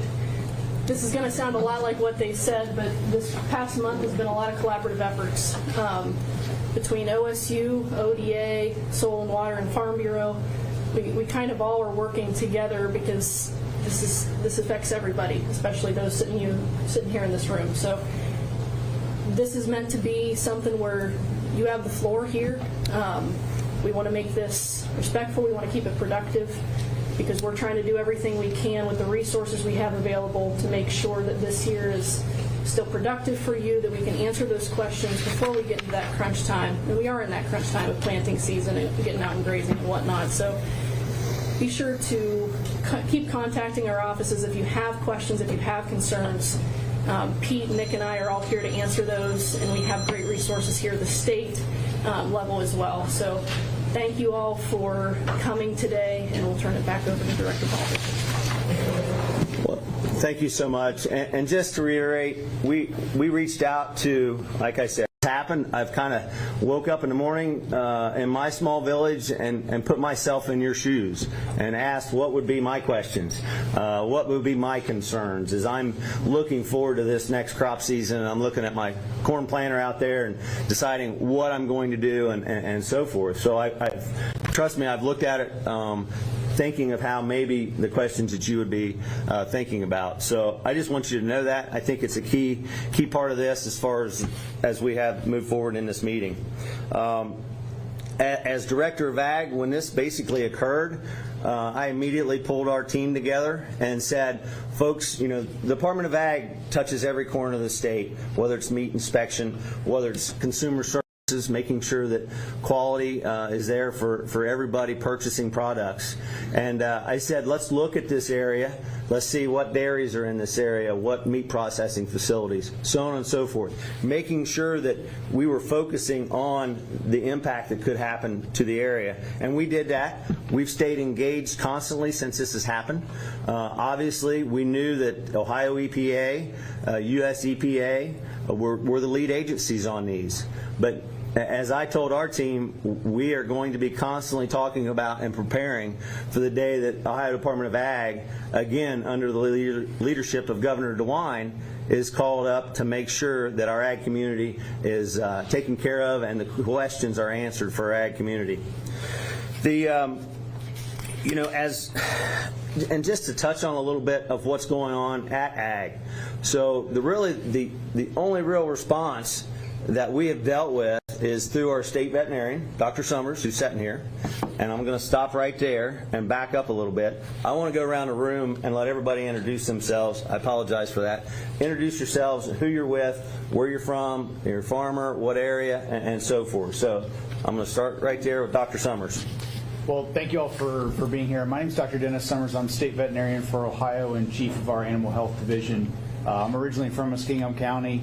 I spent about 9 years in private practice as a veterinarian doing mostly food animal work and have been with the department now for about 10 years. and super pleased to be here, and hope I can answer any questions you guys might have. So thank you. Okay. Again, I'm Pete Conkle with Soil and Water Conservation District here in Columbiana County. I'm Melissa Witherspoon. I'm with the Ohio EPA. I'm the chief of the Division of Environmental Response and Revitalization. I'm from Fairfield County. Don't farm, but I live out around a lot of farmers, so I appreciate you all. Dr. John Patterson, I'm the State Executive Director of the Farm Service Agency, and my home is in Ashtabula County. You're watching Live Now from Fox, everyone. That is the event there in Salem, Ohio. But we want to go out live right now. You see, just coming to the podium is President Biden. Let's listen right now as he is talking about the release of the federal budget for fiscal year 2024. Look at that, so you see you've done good without it. Congratulations, Mom. Congratulations. Thank you, man. Please have a seat. Well, I don't know whether you know this or not, because of the previous president, Jimmy Wilson. Williams, the only reason I'm standing here is you guys, not a joke, when I was running with Barack, things were slowing up a little bit, and I asked for help. You guys got in a bus, and you're the reason why I'm standing here. I was vice president then, and I'm president because of you guys.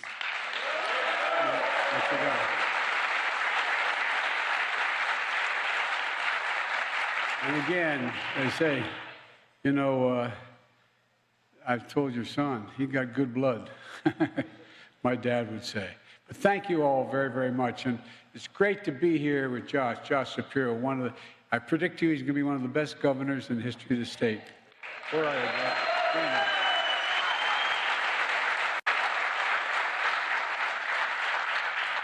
That's in large part because he married up.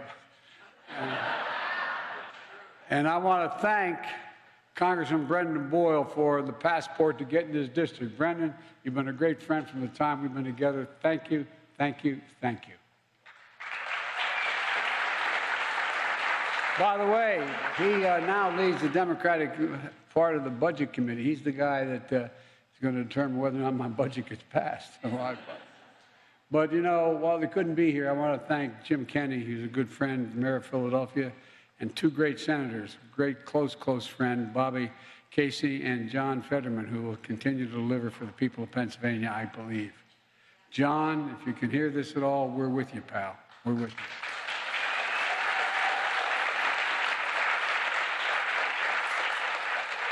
Everybody asks why I ever moved from Scranton.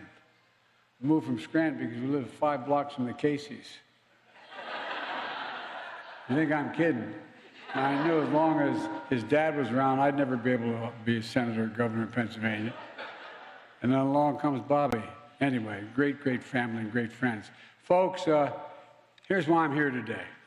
For too long, working people have been breaking their necks, but the economy's left them behind, and working people like you, while those at the top get away with everything and get everything. One of the reasons why I ran for president, and I mean this sincerely, you may remember when I announced this, there were 3 reasons I was running. 1, to restore the soul of America, restore some decency and honor to the system. And 2, to rebuild the backbone of the country, the middle class. When the middle class does well, the poor have a way up and the wealthy still do very well. And the 3rd one is to unite the country. Didn't think we could do that. But as we've seen all the talk about we never get any cooperation from the other team, the last 2 years, we passed some pretty big things with bipartisan support. I ran to grow the economy from the middle out and the bottom up and not the top down. And I know when I grew up, my dad's kitchen table, not a whole lot trickled down economics into my kitchen table for my dad. That's why I wanted to come here today and lay out the next part of my economic plan. My budget I'm sending to Congress today. And if I could hold for just a second, I want to be clear, and I'll be clear to the press as well. The fact is that the Speaker of the House he's a very conservative guy, and he has even more conservative group with him. But he and I met early on, and he said, what are we going to do about the budget? And I said, let's make a deal. let's meet. I said, I'm going to introduce my budget on the 9th of March. You introduce yours, and we'll sit down and we'll go line by line, and we'll go through it. We'll see what we can agree on and what we disagree on, and then fight it out in the Congress. So I want to make it clear, I'm ready to meet with the Speaker anytime, tomorrow, if he has his budget. Lay it down, tell me what you want to do, I'll show you what I want to do, see what we can agree on, what we don't agree on, let's see what we vote on. Now,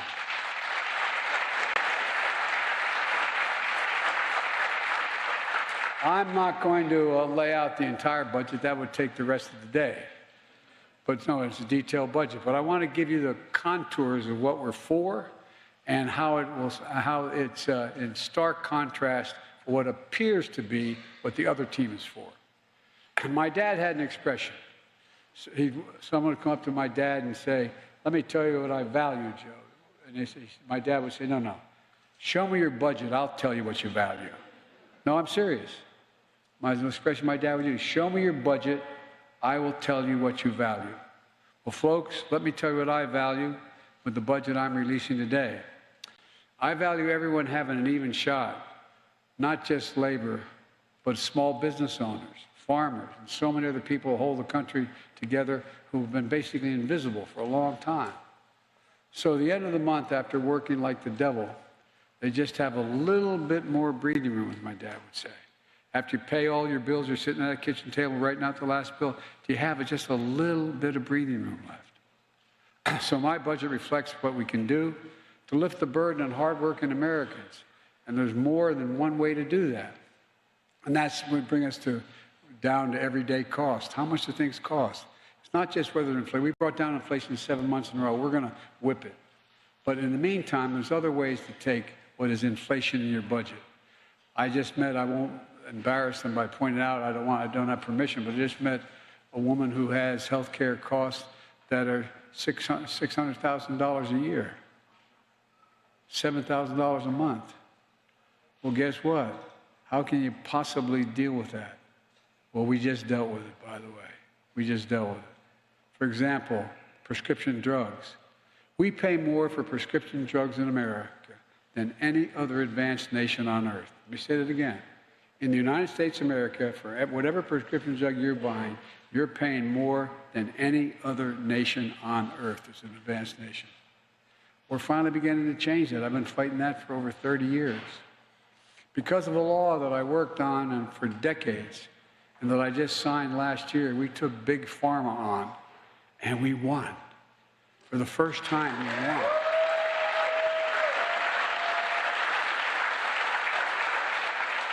The other team didn't think that's a good idea. None of them voted for it.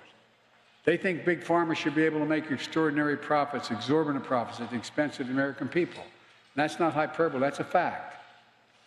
Medicare finally has the power now to negotiate for lower drug prices. And by the way, they've been able to do that at the VA. At the VA, they're able to say, we're only going to pay X amount of dollars for this particular drug that, in fact, the veterans need. The only place that was exempt was Medicare. They couldn't do it for Medicare, but now they can.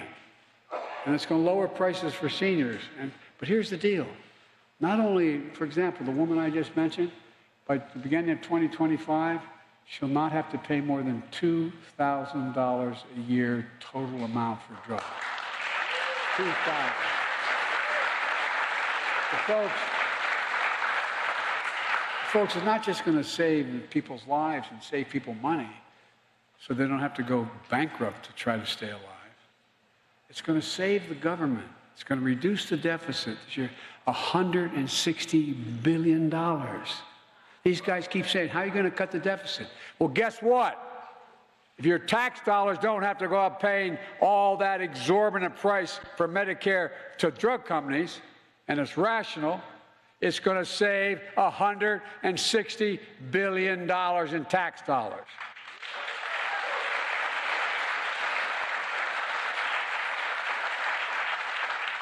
Millions of Americans have diabetes. They need insulin literally to stay alive.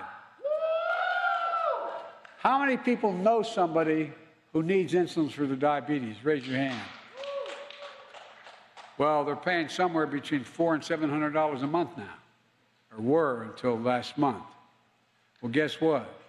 That insulin was invented 100 years ago. I mean, literally 100 years ago, okay? You know how much it cost to make that insulin? $10.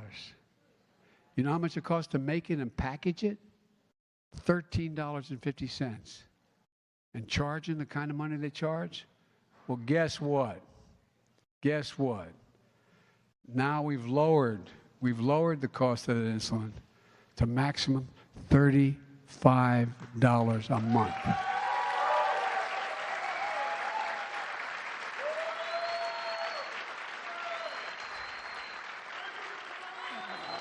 I was at a town meeting in Northern Virginia last year, and a woman stood up, and she was she was a little embarrassed to speak. She said, "I have 2 daughters with diabetes, and I can't afford the insulin." And she talked like that. And she said, "And we have to split it sometimes."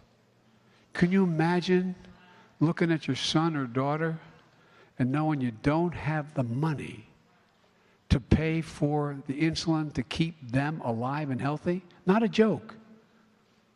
Talk about being deprived of your dignity. Well, not anymore. Seniors on Medicare don't have to pay more than $35 a month. And guess what? When not only I thought we should cut it for everybody to $35 a month. But my friends and other team knocked it out. I didn't have the votes. I lost by a couple votes. Well, guess what? Capping the cost for everybody at $35 a month, especially those 200,000 children with type 1 diabetes. Well, here's what happened. Eli Lilly, one of the world's biggest drug companies, just announced it's capping the cost of insulin at $35 a month. Now, how are the rest of these folks going to charge more than that when you can go to Eli Lilly and buy it for $35 a month? So, folks, it's going to save a lot of lives, but also it's going to give parents back the dignity they've been deprived because they can't take care of their kid for something that's so basic and so important. But again, the MAGA Republicans want to take away the law. One of the things they've announced, they want to do away with the Inflation Reduction Act. Okay, well, we have a difference in budget ideas, man. More than budget ideas, but anyway. And by the way, how many people, maybe even some of you know people who stared at the ceiling last night wondering, God forbid, if I get pancreatic cancer, my wife gets breast cancer, something happens, what's going to happen? How are we going to pay the bills? I can tell a story, and my dad would probably be mad at my telling him were he alive. We lived in a 3-bedroom split-level home. Nice, I mean, it was a nice home. We were a middle-class family with 4 kids and a grandpa. And the bed my headboard was against in the room with myself and my 2 brothers was against the wall my dad's was. My dad was really restless. You could hear it one night. He could hear the bed. And I asked my mom the next morning, what's wrong with Dad? She said, his company said no more health insurance. They weren't going to pay for it. Well, guess what? A lot of people are lying in bed at night wondering what they're going to do. They're going to have to sell the house? What do they have to do if one of them gets really sick? Well, thanks to the American Rescue Plan, which not one single Republican voted for, that I signed in the law as soon as I got to office, millions of Americans, or millions more, have enrolled in the Affordable Care Act, saving an additional $800 a year for better coverage at better prices. My budget's going to make those savings permanent. We've passed them up till now, but they'll expire if I don't get them done again. My MAGA Republicans all voted to get rid of the Affordable Care Act. They voted to get rid of it over 50 times since Barack passed it. Over 50 times. Well, it is. I think it is shameful. Folks, no one can deny we have a climate crisis. So we've seen more land, for example. I've been in more helicopter rides these last 2 years, particularly from Arizona all the way up to Idaho, all the way in the West Coast. More forests have burned to the ground than the entire state of Maryland, the entire size of the state of Maryland. Look what's happening. The Colorado River has become a creek. You have all these environmental problems that are so profound, they're hard to deny. And people are seeing them now, along with extreme superstorms and droughts.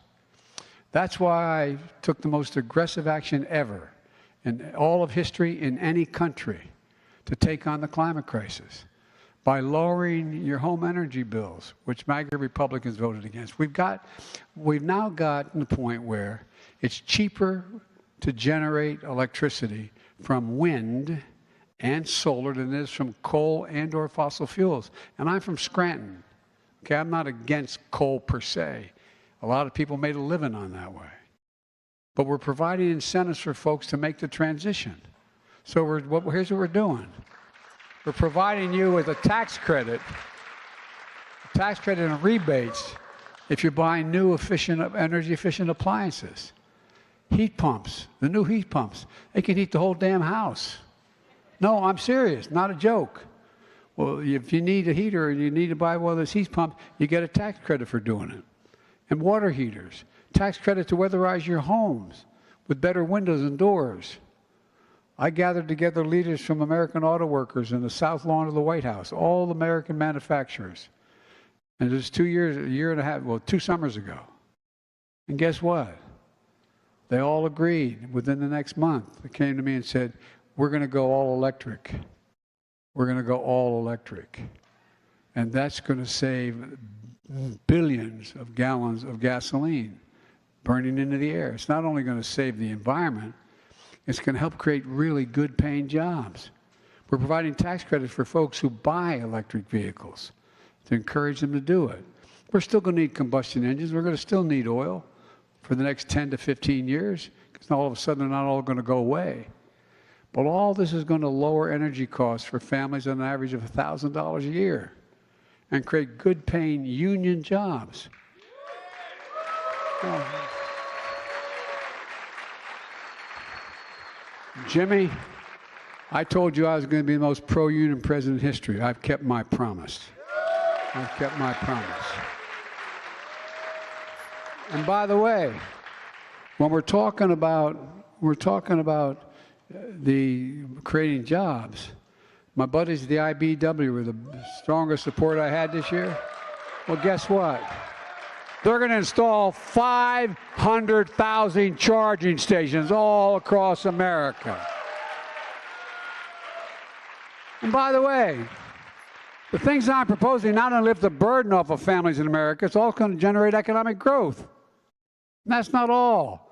To support working parents, my budget expands access to affordable child care for millions of families. And it's going to invest in paid family and medical leave, which all of you fought like hell for, so that the U.S. is no longer the only major economy in the world that doesn't have paid leave. Folks, my budget also invests in elder care and home care. How many of you are like I went through with my mom and my dad as they got older? They wanted to stay in their own home. It was cheaper to stay in their own home than to have to sell everything and have everything on to go into a home. Well, fortunately, I lived close enough and they could move in with me. But my point is, it's cheaper if we provide for the ability for them to stay in their homes. It's not only the right thing to do, but it's cheaper on the taxpayer. All the things are going to help folks go to work, generate economic growth in our nation, and still take care of their families. The point is that every time I talk about things, people talk about it like this is an overwhelming burden on the taxpayer. It's going to save money for the taxpayers. No, it really does. Save money for the taxpayers and generate growth. That's how the economy grows. That's why I was able to create 12 million new jobs in 2 years. More than any president in American history has created in 4 years. We've done in 2 years what no president's done in 4 years because of you.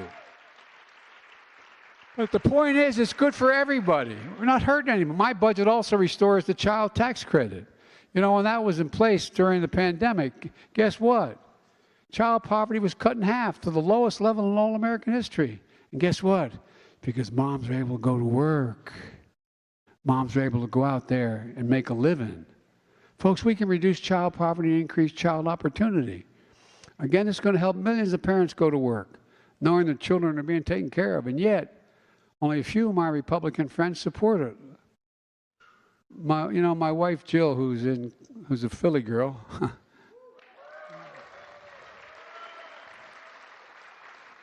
if I didn't root like hell for every Philadelphia team, I'd be sleeping alone.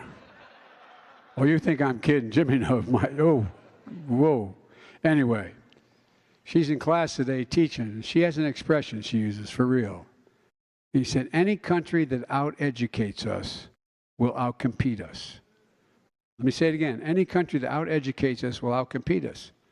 For decades, we were the only country in the world. We led the world economically. We were the only economy in the world that was moving that fast because we were the best educated public in the world. We started before any other country. Other had higher education, was more sophisticated, and a lot of private institutions.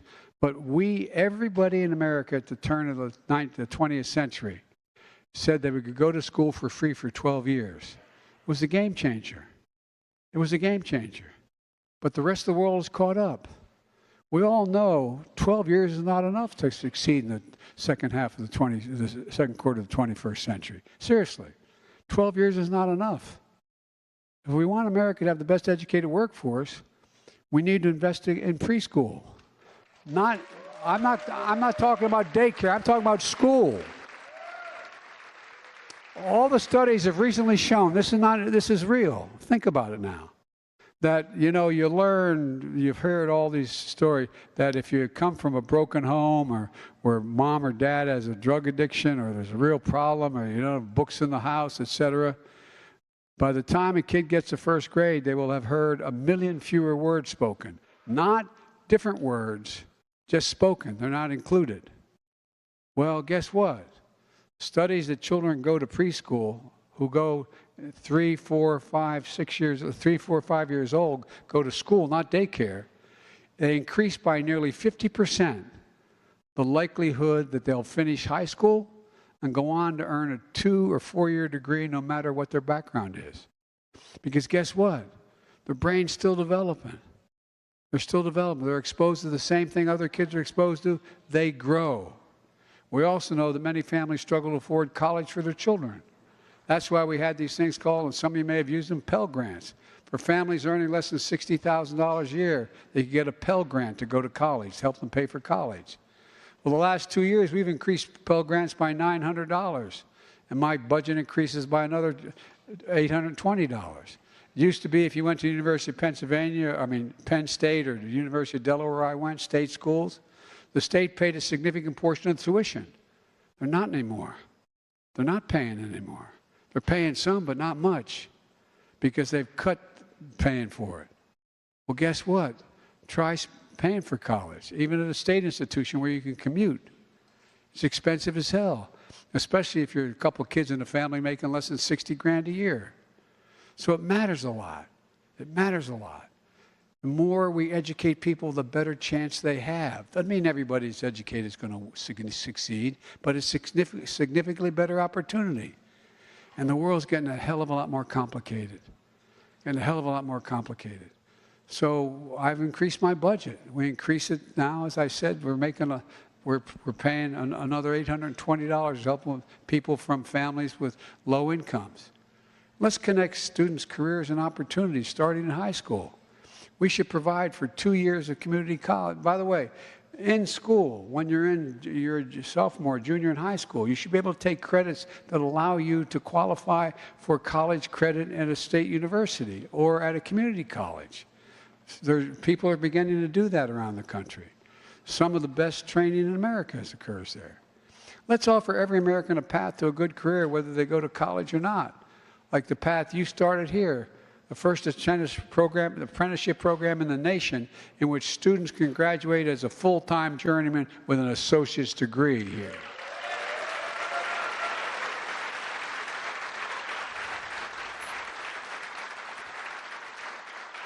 In the past 2 years, we've created, as I said, 12 million jobs, more than 2 years than any president's done in 4 years.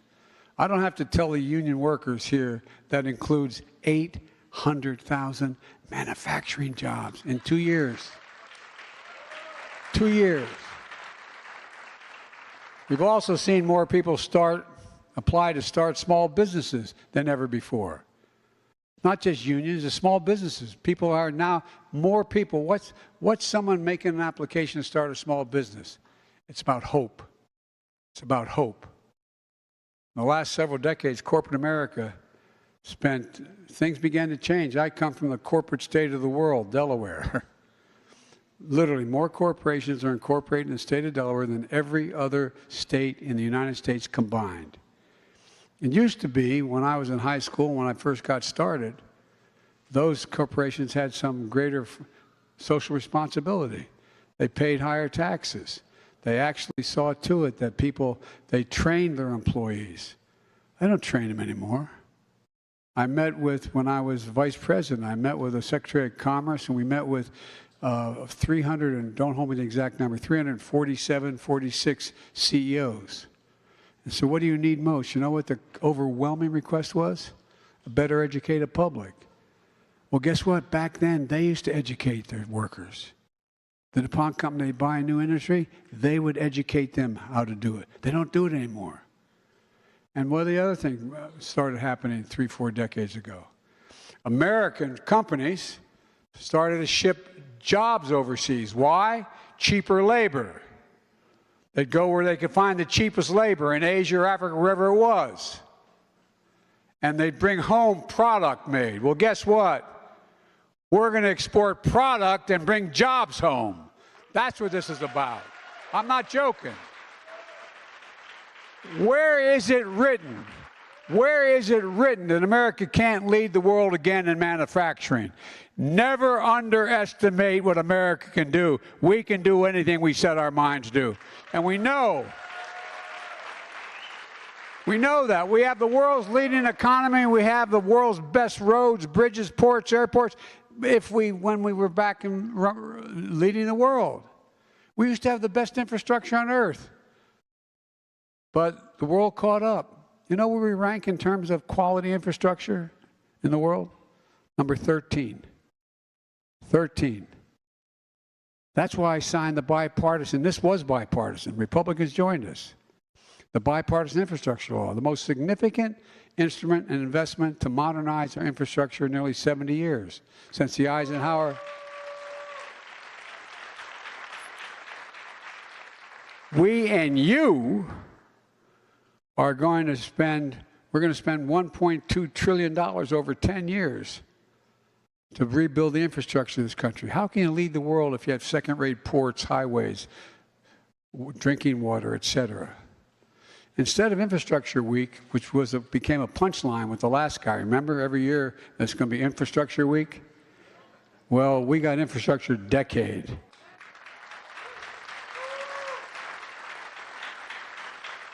And a modern infrastructure will not only make us more economically competitive, it's going to create more benefits, save money for the country and families. We're going to replace every lead pipe in the United States of America so children can drink water, 400,000 schools, 6 million. We're going to make sure that they're not drinking poison, for real. Every American. It's going to create thousands and thousands of jobs. We're delivering high-speed internet to every home in America, so no parent has to drive up to the McDonald's parking lot to help do the homework with their kid because they can't get on the internet. Every single person is going to be able to do that. But here's the deal. I've been criticized for this next piece. I probably could criticize for a lot before that, too, but for this next piece. The deal is, when we do these projects, we're going to buy American. Here's the deal. Back in 1932, we passed a law that's consistent with international trade that when you give a president money, when they pass legislation and say, Mr. President, go build a new aircraft carrier deck, they said you should buy American. You should do American products and American workers. Well, no one paid a lot of attention to that. They said, well, if it's 40%, it's okay, and so on. Well, guess what? I made sure it's a minimum of 60%, and we're going for 100%, and we're creating a whole hell of a lot of jobs.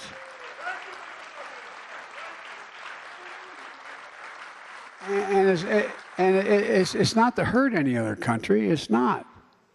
But think about it. You know, I wonder how many people talked about, quote, the supply chain before the pandemic. Everybody knows what the supply chain is now. Well, guess what? The reason why we stopped making cars for a while, they became so expensive, we lost the supply chain for computer chips. Because we invented them in America, we miniaturized them, we made them better, and guess what? They went all overseas, in Southeast Asia, other places. So when the pandemic hit them and they had to close down, we had no access to computer chips. You can't make an American automobile without those chips. You can't make a refrigerator without those chips. You can't make a cell phone without those chips, and so on. So, and I've spoken with my European friends, the heads of state, to make it clear to them, we're not trying to deny them anything. But here's what we're going to do. We're going to be at the beginning of the supply chain, not the end of the supply chain. So, folks, all the construction materials used in federal infrastructure projects can be made in America. Lumber, gas, drywall, glass, fiber optic cables. And on my watch, American roads, bridges, highways, they're going to be made with American products. In addition to that, we need to get back to leading the world in inventing and innovation. You know, we used to spend 2% of our entire gross domestic product on innovation and science. We now do 0.7%. What I proposed was the thing called the Chips and Science Act, to make sure America leads the world in innovation, especially in manufacturing those semiconductors. These are those small computer chips the size of the tip of my little finger that power everyday lives. Cell phones, automobiles, refrigerators, artificial intelligence, so on. America invented these chips. We made them faster, smaller, and more powerful. We used to provide 40% of them to the world. Now, today, we're down to 10%. Today's automobiles need 3,000 of those chips. But American automakers couldn't make enough cars because there weren't enough chips available to them. That's why, remember, the price of cars skyrocketed and they shut down assembly lines? So we did everything from refrigerators to cell phones. We can never let that happen again. Since I've been president, we've already seen companies commit from around the world, from South Korea to in the United States, companies committed $300 billion to build chip factories all across America. $300 billion. From New York to Ohio to Arizona. In Ohio, outside of Columbus, I've referred to it as the Field of Dreams. Intel came to me and said they wanted to invest. They're going to invest $20 billion, it's already started, to build 2 chip fabs, they call them, factories. Well, guess what? It's going to create 12,000 jobs. Excuse me. Yeah, I think it's 12,000 jobs. 7,000 of them are going to be construction jobs. And the rest are going to be jobs working in those factories. You know what's going to happen to those working in those factories?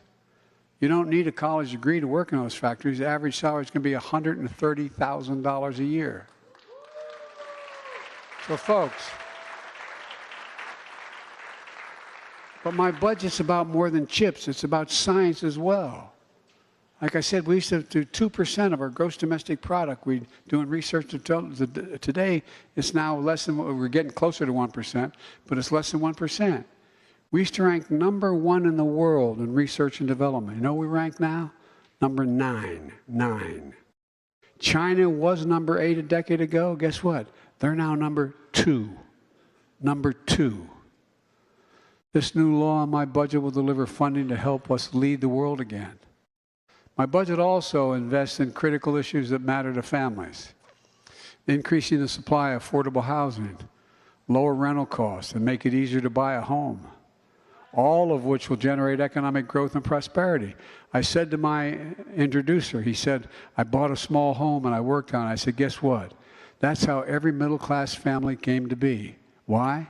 Because you build equity in that home. And after 2 years, 5 years, 10 years, you may have $10,000, $20,000, $30,000 in equity. You can borrow against it to send a kid to school. You can borrow against it to do a lot of things. And so, folks, look, MAGA Republicans are calling for defunding the police departments and defunding the FBI now. That's a good one. I like that one. Well, guess what? And they refuse to provide funding that's going to keep communities safe and secure. We talk about crime. Well, it's outrageous. My budget invests in public safety. It includes funding for more training, more support for law enforcement, at a time when they expect to play many roles. We expect our cops to be social workers. We expect them to be psychologists, mental health counselors. You know, more cops are killed responding to domestic violence calls than anything else. Do you know that? Well, folks, I don't want to defund them. They need more help. We don't expect a cop to be everything from a psychologist to a counselor. These departments need more investment in this kind of help. And we're going to fund proven strategies for accountable and effective community policing so cops know the communities they serve. And the communities know them. We got to get cops back on the street. Back on the street in the communities they know. Where they know the people, where they stop in and they know the guy who owns the liquor store. They know the preacher who runs the local school, the local ministry. They know the person who runs the local grocery store. When we did that in the Biden crime bill, crime just plummeted because they know folks. I remember I was in Wilmington. My son used to be the Attorney General of the state of Delaware. And he'd have his folks go out and knock on the doors. And there was a lady who called who lived on 4th Street, and an area that's kind of tough. She had rented one of these old Victorian homes, you know, the kind that have a outcropping on the corner of the, and she could hear the gangs below getting ready to do what they're going to do. But she's scared to death to call anybody because she knows if they found out it was her, they'd be back. So my son made sure the cops gave their phone numbers to the people in the neighborhood, with a commitment they'd never say where they got the information. And guess what? Violent crime dropped because she could pick up the phone and call and say, they're outside. I can hear them. They're talking about this we're going to do. Cops need help. There's some bad cops, by the way. What we did, my Justice Department just did in Louisville, Kentucky, was long overdue to put those suckers in jail. And by the way, how many cops you know like bad cops? I don't know many. Not a joke. We're going to provide 100,000 more community policing officers nationwide and invest in tens of thousands of more school nurses and school counselors and mental health help. And going to save communities billions of dollars over time. Every community needs, especially in the wake of this pandemic. Let's be clear about another key point in my budget. I guarantee you, I will protect Social Security and Medicare without any change. Guaranteed. I won't allow them to be gutted or eliminated, as MAGA Republicans threaten to do. MAGA Republicans' proposal is not an answer. On Social Security, my budget will not cut benefits, and it will Republican friends want to do. They'll secure Medicare through 2050 and beyond, ensuring that the vital program keeps going strong for generations without cutting a single penny in benefits. And by the way, did you all happen to see any of the State of the Union address? Well, yeah, when those folks stand up there, liar, liar, Biden's a liar. That gentle lady from the state of Georgia, mountains there. Well, no, I didn't say it for that reason, but here's the deal. They said lie. I said, well, let me ask you, how many of you out there commit you won't cut Medicare or Social Security. And they all stood up and raised their hand and said, we won't do it. Well, guess what? They're all on camera. I'm counting on them keeping their word. But just in case they don't, I'm around. Anyway, now my budget's going to give working people a fighting chance. It's going to create good paying jobs. And we can pay for these jobs by reducing the deficit two ways. Like, for example, cutting $160 billion in Medicare expenses is one. But we also have to ask the wealthiest and biggest corporations to begin to pay their fair share. And cutting subsidies for special interests. And by the way, in my first 2 years in office, this first 2 years, I brought down the deficit a record $1.7 trillion, more than any president has in American history, while doing all the rest of this stuff. Down. And the budget I'm introducing today is going to reduce the deficit by nearly $10 billion or $3 billion, over $1 trillion over 10 years. Another big disagreement with my MAGA Republicans, and by the way, this ain't your father's Republican Party. There's a lot of really good Republicans. There really are. But they're afraid to step out of line because they'll get primaried and they'll lose elections. MAGA Republicans, you know, they don't want things that particularly are going to help working families like healthcare, education, public safety, which are going to raise costs on folks. Look, MAGA Republicans also refuse to raise a single penny in new taxes on the wealthiest people. So now let me ask you, I mean this sincerely, you don't have to if you feel self-conscious about it, but raise your hand. Anybody who thinks our present federal tax system is fair, raise your hand. No, I'm not joking. People making $400,000 you don't think it's fair. You know, we found that in the year 2020 when I got elected, 55 major corporations and the Fortune 500 companies paid zero in federal income tax on $40 billion in profit. So I insisted on a horrible thing to burden on them. I introduced legislation making sure that they had to pay a minimum of 15%. 15% to corporations, just 15%. That's less than any of you pay. Well, guess what?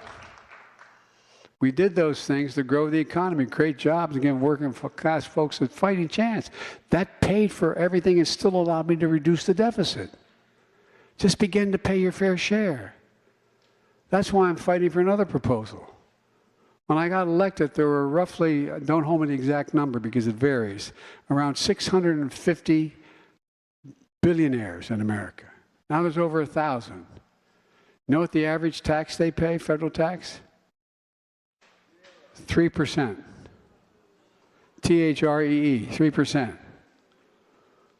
No billionaire should be paying a lower tax than somebody working as a school teacher or a firefighter or any of you in this room. So my plan is to make sure the corporations begin to pay their fair share.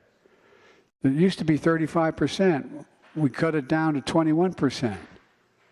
I think we should be paying 28%. It's going to be a real fight on that, but we should be paying more than 21%. Let me be clear, under my plan, and I made this commitment when I ran, and I haven't broken it yet, and I never will. No one making less than $400,000 will see a penny in federal taxes go up, not a single penny. Now, why did I do it $400,000? Because I doubt anybody here makes $400,000. I did it to make the case that I'm not going after anything remotely, any even ordinary folks, because they're paying their share. We're also going to save billions of dollars on going after criminals who commit fraud. You know, a lot of people are saying to me that they don't like the idea I'm prepared to forgive up to $20,000 if you got a Pell Grant, or $10,000 for anybody who has a student loan during the recession. Well, guess what? We paid, in the so-called PPP program, we paid significant, I think it's $900 billion I think, don't hold me that number, but it's well over 9 on for anybody who had tough time with their business during the pandemic. So they could pay employees, they could do but guess what? You may remember, I was running for office at the time, but you all may remember it, that I had a big fight with the former president and maybe future president. Bless me, Father. Anyway, no, all kidding aside. And here's the deal. What happened was the folks were really going after me for trying to, and by the way, 90% of all the debt forgiveness for student loans will go to, under my plan, 90% will go to families making under $75,000 a year, okay? 90%. But here's the deal. The PPP program forgave a lot more, and I'm not suggesting it shouldn't, but the big fight you may remember going on was, what happened was, our good friend, the former president, decided all the inspectors general, the guys who watch everything.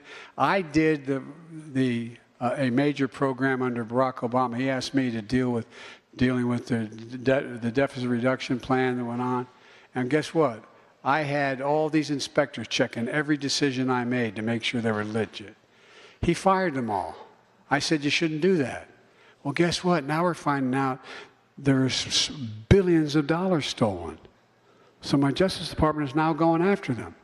We're doubling down on prosecuting criminals who stole relief money meant to keep workers and small businesses afloat during the pandemic.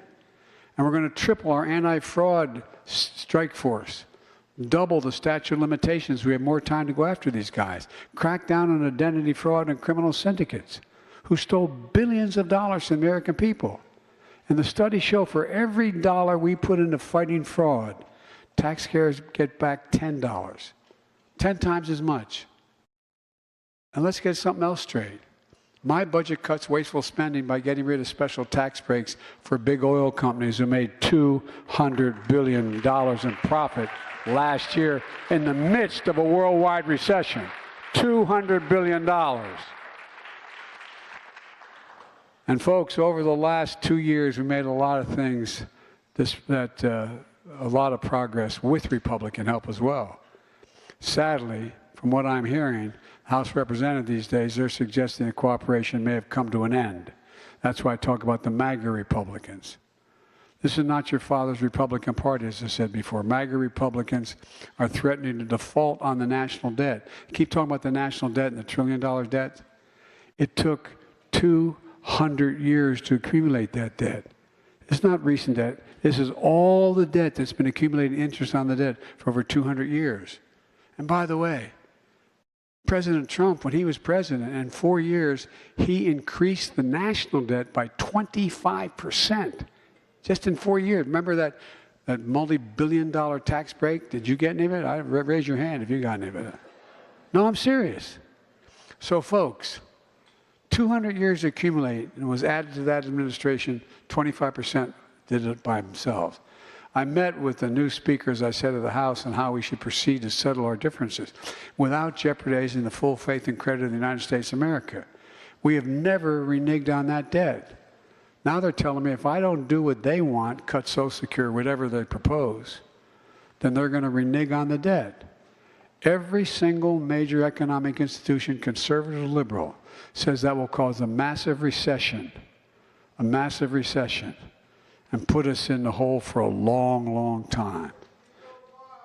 Well, folks, here's what I said. Instead of making threats about default, which would be catastrophic, let's take that off the table.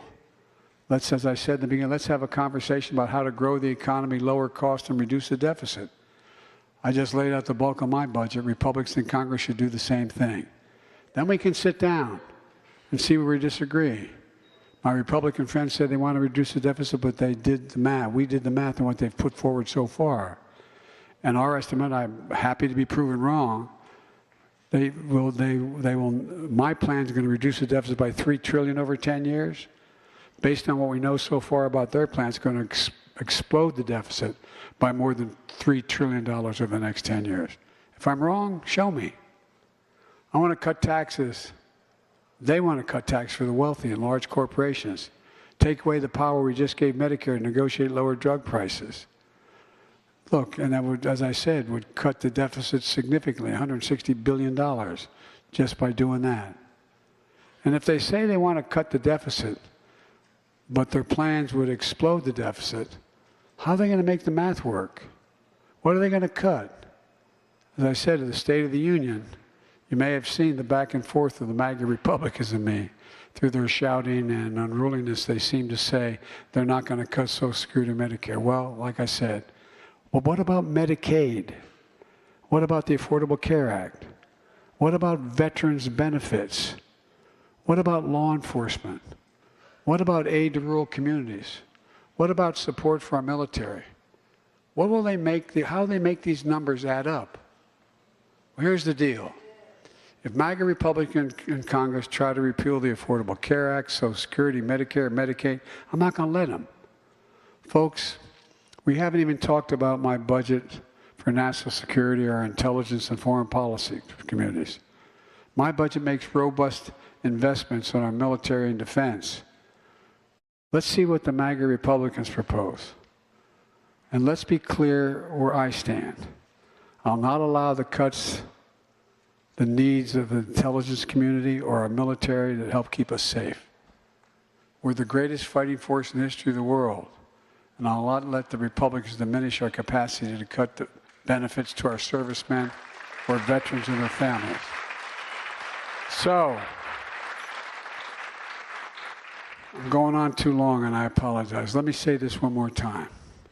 If MAGA Republicans are using the threat of default for the first time in history, they're risking America's health and security. It's dangerous.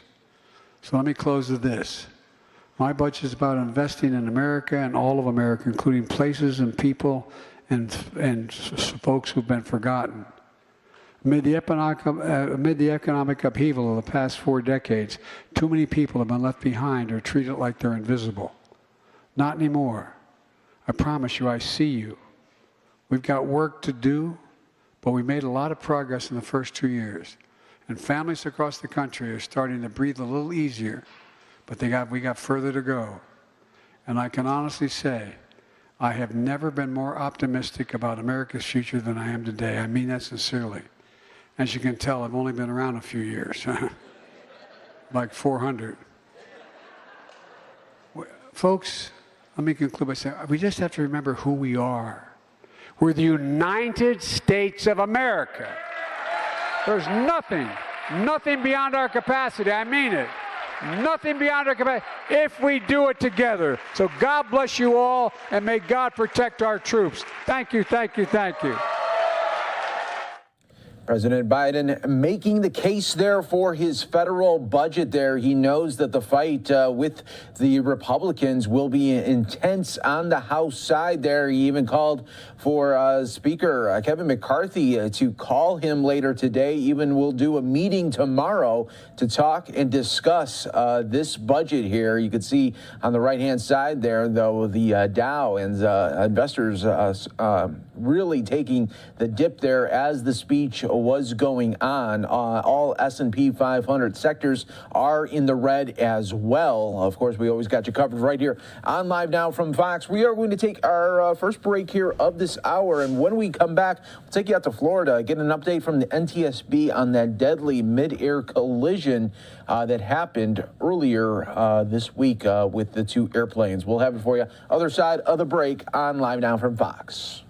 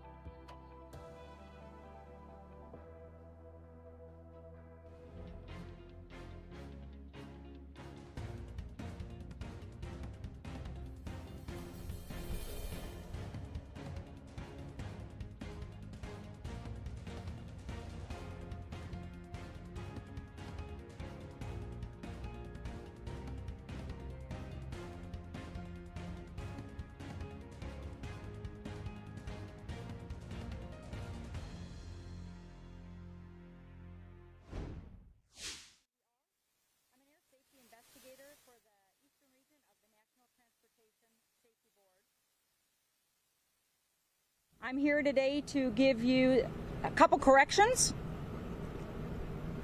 and also some new information. I want to again express condolences on behalf of all of us at the National Transportation Safety Board to those affected by this tragedy. I also would like to express a very gracious thank you to the Polk County Sheriff's Office, which has been of tremendous assistance, and also CTO Recovery, that is who is doing our diving recovery today. Please keep in mind that the information I'm sharing with you is preliminary. It is subject to change. We are still at the very early portions of this investigation. A few corrections from yesterday. The PA-28 Cherokee N number is November 9221 Delta. This airplane was not doing touch and go maneuvers at the Winter Haven Airport. Specifically, they did 1 full stop landing and 2 go around maneuvers. New information. Late yesterday, we completed the recovery of the J3 Cub and the 4th fatality. Today, we have just completed recovery of the Cherokee. We have recovered all but most of the right wing of the PA-28 Cherokee. Today, we reviewed video evidence that has been shared with us, as well as air traffic information. We do know that the right wing of the Cherokee came off during the impact sequence. Again, it has not yet been recovered. We also know from preliminary information and review of these videos that the J3 Cub attempted to dive to the right immediately before the collision.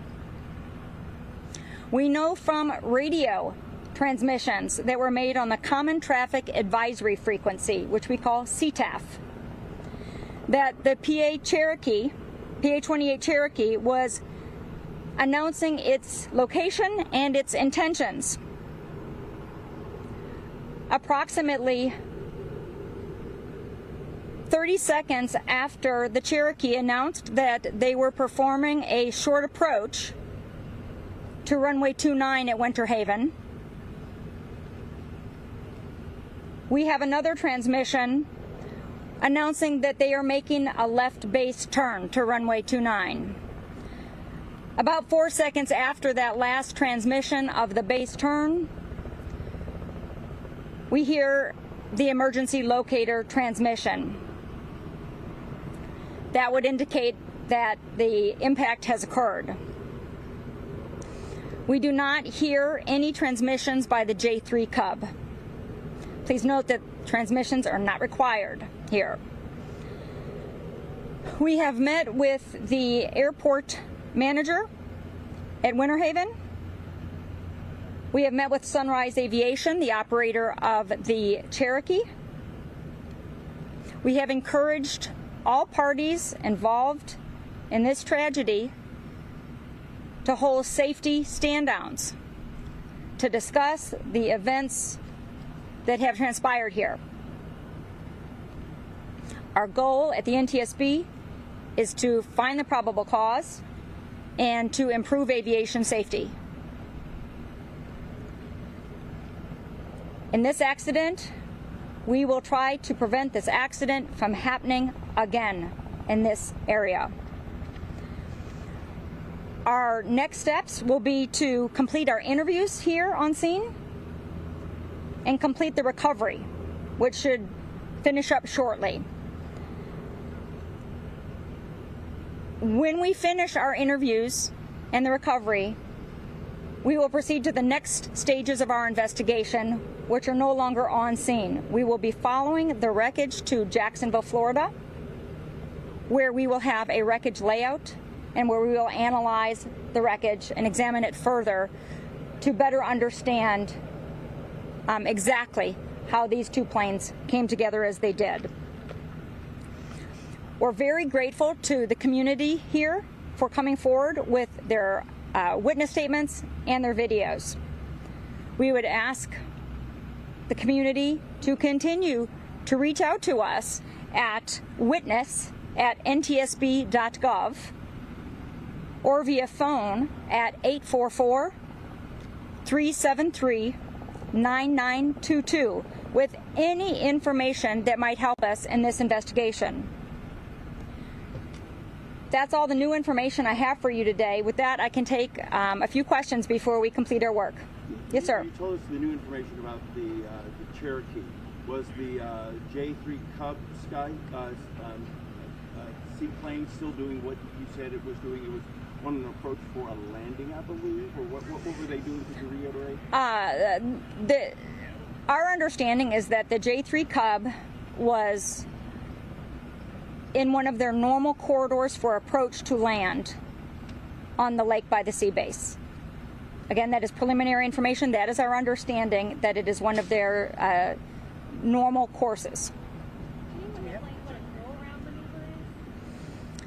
A go-around maneuver is a maneuver that you make when you come in for landing, but then add power, and rather than landing, you climb again and go around to come back and try the maneuver again. This would be a normal maneuver given that they were performing short approaches. A short approach is an emergency maneuver that is routinely taught and instructed for pilots, where you pull off the power and simulate an engine out landing. As such, a plane doing a short approach is going to be coming in perhaps tighter, closer to the runway, and at a steeper angle, descent angle, because they have no power. Their power is pulled back. In layman's terms, would you say that the Cherokee turned and the J3, they didn't see each other when they made that turn, and he tried to make an evasive maneuver to avoid colliding with them? How would you explain that in layman's terms? In layman's terms, I would suggest that the Piper Cherokee was making a left descending turn and came nose to nose with the Cub, which attempted an evasive maneuver. We do not know what either pilot could see at this point in the investigation. It is too early to have that information. So the Cherokee was basically doing a gliding in for a landing. Were they by doing it again, by redoing it again? The maneuver that the Cherokee was performing is a normal emergency maneuver taught to all pilots. With the engine power at a low power setting, you are correct in indicating that the airplane is at more of a glide coming in. And at the last minute before you land, if you're going to do it again, you would just add power, climb up, and do it again, and you just keep practicing. That would have been normal training sequence for a flight such as this one. And both of them planes would have no instrumentation to know that they were in each other's airspace. They would have nothing to be able to indicate to them that there's a plane here and we're here. We will be looking at the equipage of both of the airplanes to know what ability they had to see each other. All initial indications we have, and again this is preliminary, were that the Cherokee was self-announcing its location and its intention, and the Cub was not. This might indicate that the Cherokee was unaware of the Cub, and if the Cub could not hear what the Cherokee was announcing, they may have been unaware of the Cherokee. Transmissions are not required. Does that mean specifically for the small aircraft in this area? Is there a rule that governs that in this area specifically? So there are regulations regarding the use of radios in this airspace, and at these altitudes, it is not required that a pilot communicate or even have a radio in this airspace. So we never heard any kind of radar that would let them see what else is in the area? Our preliminary information at this point is that neither airplane had any kind of avoidance system or radar that would have alerted them to the other aircraft. Excuse me. The Piper Cub was not equipped with a transponder which would have announced its location had the other aircraft been equipped with such I would imagine avionics. With these size planes and this kind of traffic, that it's a lot of line of sight, a lot of visual. Each pilot just kind of visually makes sure that they're spatially aware. Would that be correct? Every pilot has a responsibility to see and avoid. It's a basic regulation. That said, there are limitations imposed by the airframe itself. If you're a high-wing aircraft, no matter what you try to do, even if you make clearing turns, you can't see directly above you and what your wing is hiding. Likewise, if you're a low-wing airplane, you cannot see what's below that wing. So there are natural limitations to the requirement to see and avoid, or the ability to see and avoid, and that is one of the items that we will be looking at, is to determine what these pilots could see given their positions in space. Will speed also be a factor? I have time for one more question. Will speed be also a factor? We have not. We would presume that in the Piper Cherokee, the pilot rated student receiving instruction for a commercial rating or commercial pilot certificate was the one flying the plane, as the student being instructed by an instructor. We don't have information for the J3 Cub. And with that, I must go and finish up my work. That was the latest update there by the NTSB. You're watching, of course, live now from Fox, bringing you top stories and headlines from across the country. We're also monitoring the Dow right now, continuing its decline here for the third day in a row, deep in the red. And now we see 527 points there in the red. We are going to take a quick 2-minute break, and then my colleague Andrew Kraft coming up next.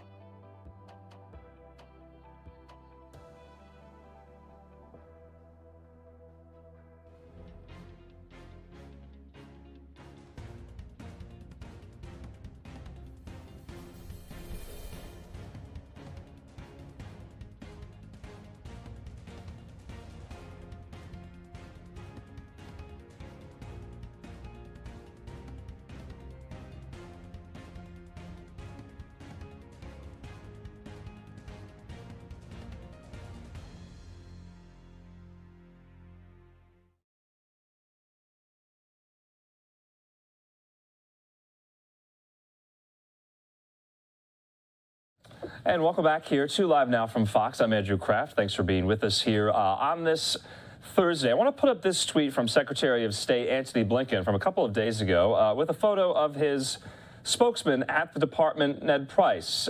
He says, since day one as spokesperson, Ned Price has been a voice for U.S. foreign policy, modeled transparency and integrity and promoted press freedom around the world. Fortunate I'll be able to continue to rely on him as trusted advisor in his new role. So Ned Price leaving the State Department in his official capacity as spokesman, but he's staying on at the department. He'll take on a policy role, still assisting Secretary of State Antony Blinken. This is a good segue because Ned Price is speaking right now, taking questions from reporters at the State Department briefing. Let's listen.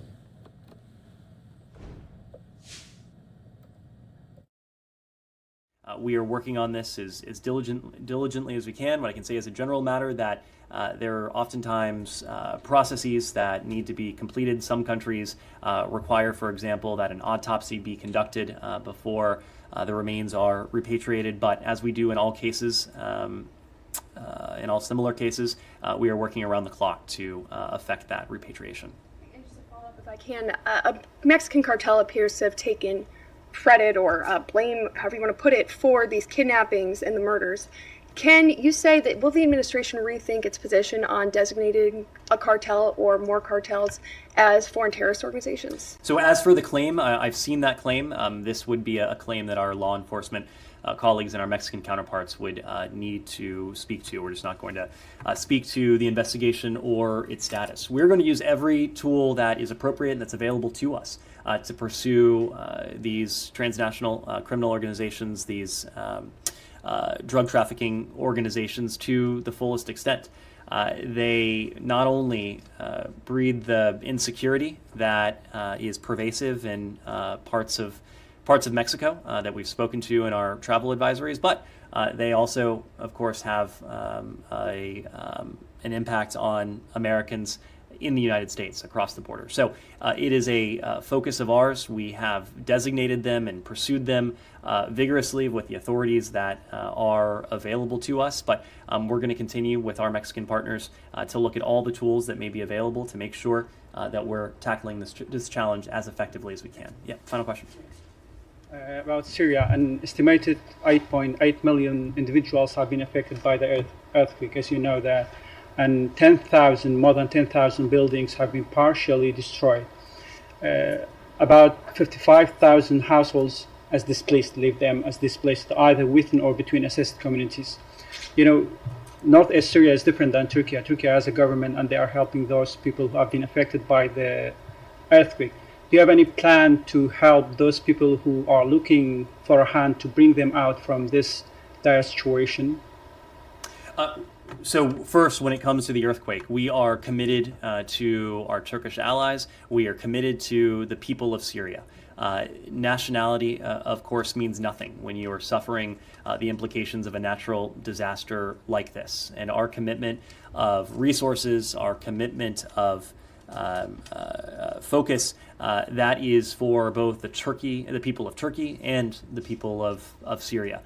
In these early weeks, we have put, when it comes to Syria, an emphasis on seeing to it that humanitarian aid is flowing from Turkey into Syria, so that when it comes to our contribution of $185 million, we can ensure or do everything we can to facilitate the passage and transfer of that assistance across the border into Syria. The rest of the world is stepping up as well, and we want to see the border crossings that have now been opened continue to operate, to have trucks and convoys continue to be able to transit from Turkey into Syria so that people across Syria can receive this much needed assistance. Of course, our commitment to the people of Syria is longstanding. Over the course of the past 12 years, over the course of the Syrian civil war, we've contributed some $15 billion to the humanitarian response that's been necessitated by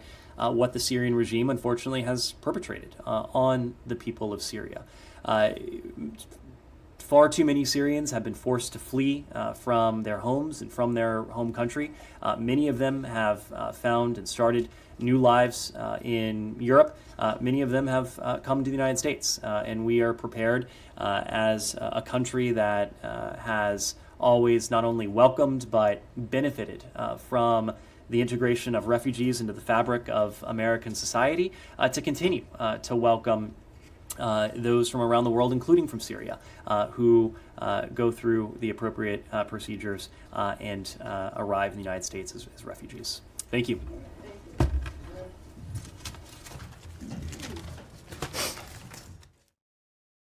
Okay, so the State Department briefing wrapping up there in Washington with Ned Price, the outgoing spokesman there. We await to see who will fill in that role, but you heard him taking questions on this story that still persists, of course, because those deceased Americans, their bodies are still in Mexico. They have not been repatriated back to the United States. Reporters asking how that process is going to work and when that is going to happen. Also, he was asked about this kind of theory we've been hearing, especially from some prominent House and Senate Republicans and military experts, that they want these drug cartels designated as foreign terrorist organizations.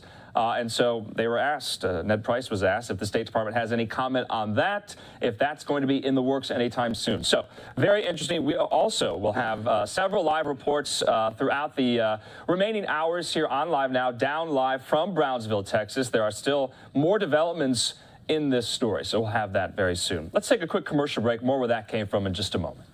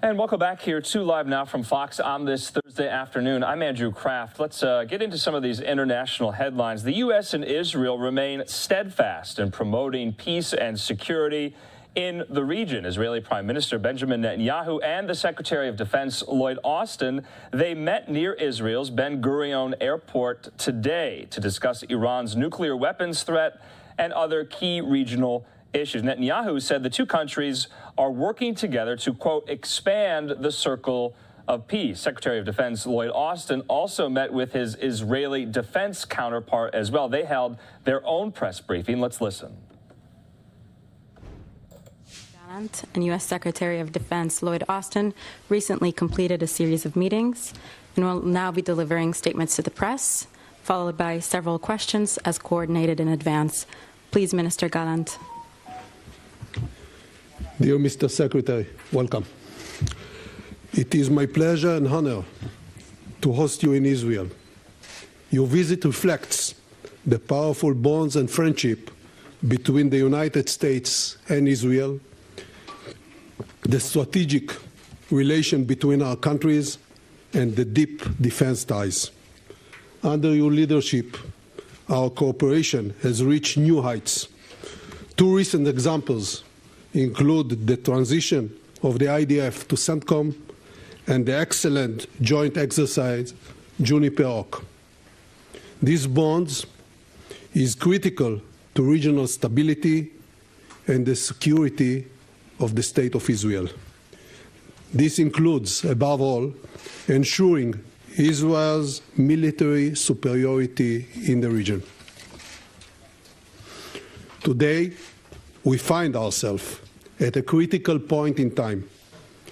In the coming period, we will need to make pressing and important decisions. Iran aims to gain nuclear weapons and threaten not only Israel, but the entire world. Mr. Secretary, it is our duty to take all measures necessary to prevent Iran from gaining nuclear weapons. In this matter, our capabilities and our cooperation have great meaning and power. We dedicate a great part of our meeting today to discussing areas of defense cooperation.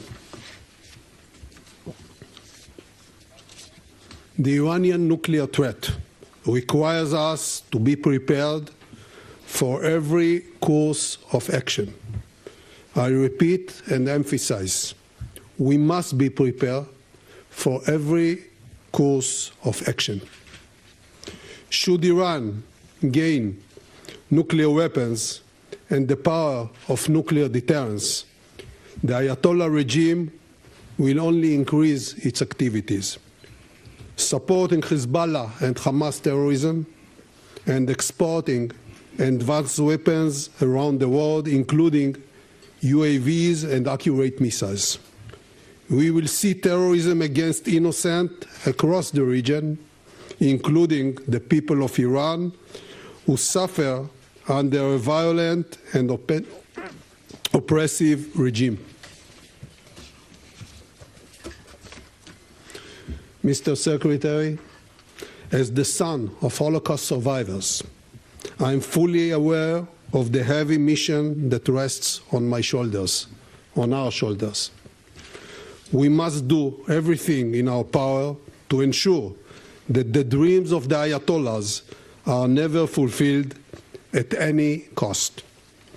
As for the Palestinian arena, the State of Israel seeks stability and security. We are interested in the economic prosperity and the well-being of the Palestinian people in Judah, in Samaria, and in Gaza. This should never come at the expense of the life of a single citizen of Israel. And in face of terrorism, we will be determined, precise, and powerful. Secretary Austin, allow me on this occasion to express my sincere appreciation on behalf of Israel Defense Establishment for your unshakable and personal commitment to the ties between our countries and to the security of the State of Israel. I look forward to continue working closely with you. Today, we show our friends and our enemies that from the youngest soldiers to the highest leadership, Israel and the United States stand shoulder to shoulder. Thank you very much. Please, Mr. Secretary. Well, good afternoon, everyone. It is terrific to be back in Israel. And Minister Gallant, thanks for a very productive meeting. You know, we've already spoken several times by phone, but it's great to be here and to be able to sit down in person with you and your team. And I wanted to be here to make something very clear. America's commitment to Israel's security is ironclad, and it's going to stay that way. As President Biden said on his visit to Israel last year, the connection between the Israeli people and the American people is bone deep. Israel is a major strategic partner for the United States. And that very special relationship began when President Truman became the first world leader to recognize the State of Israel 11 minutes after it was formed. And that was some 75 years ago. And our bond is rooted in far more than just shared interest. It's rooted in the shared values of democracy and freedom and the rule of law. And those values remain essential. As President Biden has said, the genius of democracy, of American democracy and Israeli democracy, is that they are both built on strong institutions, on checks and balances, and on an independent judiciary. And the President also noted that building consensus for fundamental changes is really important to ensure that the people buy into them so they can be sustained. Now, for generations and across governments, the United States and Israel have worked together to strengthen our ties. You can see the depth of our commitment to Israel's security in the robust assistance that the United States provides to Israel. Our historic memorandum of understanding with Israel provides $3.3 billion annually for security assistance, as well as additional funding for cooperation on missile defense. And I'm proud that President Biden reaffirmed his support for the Memorandum of Understanding in last year's historic Jerusalem Declaration. And that declaration again reaffirmed the U.S. commitment to Israel's security. You can also see our commitment in the Juniper Oak exercise in January between CENTCOM and the IDF. About 6,400 U.S. troops participated in this year's Juniper Oak, alongside more than 1,500 Israeli troops. And the exercise integrated U.S. and Israeli fifth generation fighter assets and included a live fire exercise with more than 140 aircraft. It was highly ambitious and highly successful. And Juniper Oak underscored the depth of our security partnership. It was a key step forward in interoperability, helping us both to better address regional threats. And it showed our ability to swiftly flow in forces and respond to crisis, even while maintaining our commitments in other key theaters. Now, as you'd expect, and you heard the minister say, much of our discussion today focused on the threats posed by Iran. Iran remains the primary driver of instability in the region. And we remain deeply concerned by Iran's support for terrorism, its dangerous proxies, its nuclear advances, its aggression at sea, its cyber threats, and its proliferation of attack drones and advanced conventional weapons. Now, we continue to believe that diplomacy is the best way to prevent Iran from getting a nuclear weapon. But as President Biden has repeatedly made clear, the United States will not allow Iran to acquire a nuclear weapon. Now, Iran's destabilizing actions are not just a threat to Israel.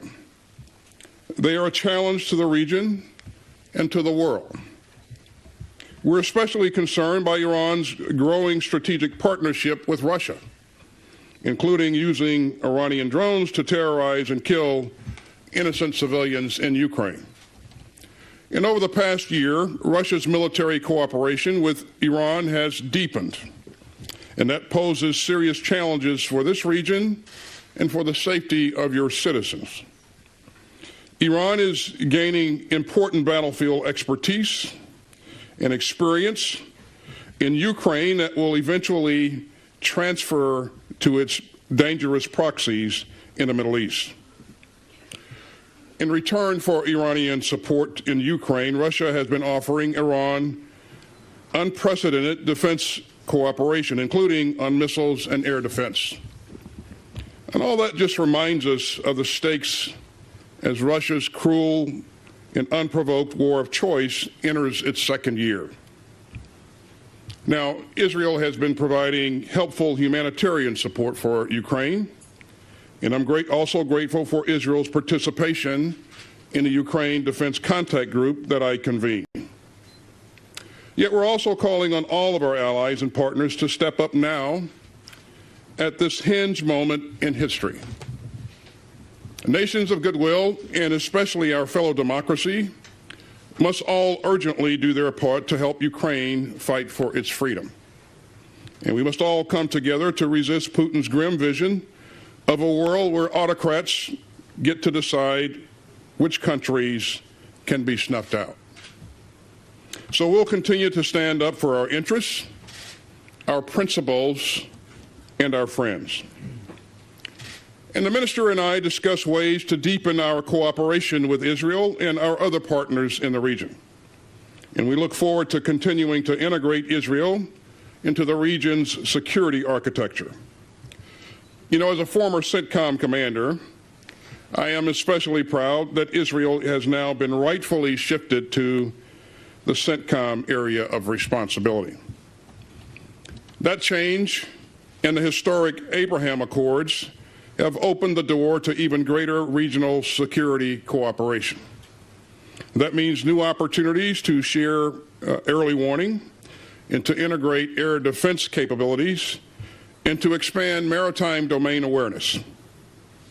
And that's going to help expand security and prosperity for people across the Middle East. Now, we're meeting today at a time of tension. So we had a very frank and candid discussion among friends about the need to de-escalate, to lower tensions, and to restore calm, especially before the holidays of Passover and Ramadan. As we always have, we're calling on the Palestinian leadership to combat terrorism and to resume security cooperation and to condemn incitement. And as I always have, I was very clear about Israel's right to defend itself against terrorism. I extend my deepest condolences to the families of Israelis who were killed and wounded during recent terrorist attacks. And I am here as a friend who is deeply committed to the security of the State of Israel. But the United States also remains firmly opposed to any acts that could trigger more insecurity, including settlement expansion and inflammatory rhetoric. And we're especially disturbed by violence by settlers against Palestinians. So we'll continue to oppose actions that could push a two-state solution further out of reach. And we'll work to build on the February 26th agreement in Jordan, including the commitment by the parties to de-escalate on the ground and to prevent further violence and to fully implement the terms of the Aqaba communique. So we had a big agenda today. We had a highly constructive discussion. And Yoav, I'm grateful for the chance to further deepen our security cooperation. Thank you. Again, our commitment to Israel's security is not negotiable. And I look forward to continuing to work together to make Israel even more secure over the long haul. So thanks again for your friendship, and thanks to everyone for being here. And with that, I believe we'll take some questions. Thank you very much, sir. Thank you. We'll start with Yonah Bob, Jerusalem Post. Hi, Secretary Austin. Thanks so much for coming to Israel. The IAEA chief, Rafael Grossi, recently announced a new deal with Iran, expressed a lot of optimism about a return to the JCPOA. He also downplayed the 84% uranium enrichment issue. He said, maybe it was a mistake. How dangerous do you think the 84% enrichment issue was, since it's so close to the 90% weaponized uranium enrichment level? And how decisive should that be regarding Israeli and American policy in Iran, not just this week, but in the coming months? Thank you. Thanks for the question. This is yet another example of Iran's dangerous nuclear advances, and of course I am deeply concerned. President Biden's preference is to explore all diplomatic avenues to ensure that we constrain Iran's progress in this field, and so we would look to continue at work to make sure that we constrain their dangerous advances. And my job as Secretary of Defense, as you know, is to provide the President options if he so desires. Thanks. We'll take a question from Idris Ali, Reuters. Mr. Secretary, the current Israeli government is the most far-right it's been in its history. One of its ministers called for a Palestinian village to be wiped out, and that was during the Aqaba meetings. Do you feel comfortable working with and trusting a government that has individuals who have these beliefs? And secondly, some reservists in the Israeli military have said they will boycott training unless Prime Minister Netanyahu changes his position on judicial reform. Are you concerned about the readiness of the Israeli military and what it might mean for any potential action against Iran? And Mr. Minister, critics have said that a number of Ukrainian lives could have been saved if Israel provided military weapons. Did Secretary Austin make any specific asks from you in those terms? And what will it take for Israel to provide military aid, even if it's defensive in nature? Thanks, Idris. At the top here, let me say that I defer to my colleague here to comment on the readiness of the Israeli forces. But in terms of our ability to work together, you've heard me say a number of times in various places that our commitment to the security of Israel is ironclad. They have been great partners throughout, and they will continue to be great partners going forward. And our commitment to the security of Israel will not waver. It will not change. It is not negotiable, as I said earlier. So. Well, as I said before, and I mentioned, we have to be ready for every course of action. All the options are on the table. One thing has to be made clear, loud and clear. Israel will not allow Iran to possess weapons of mass destruction, nuclear weapons aiming Israel.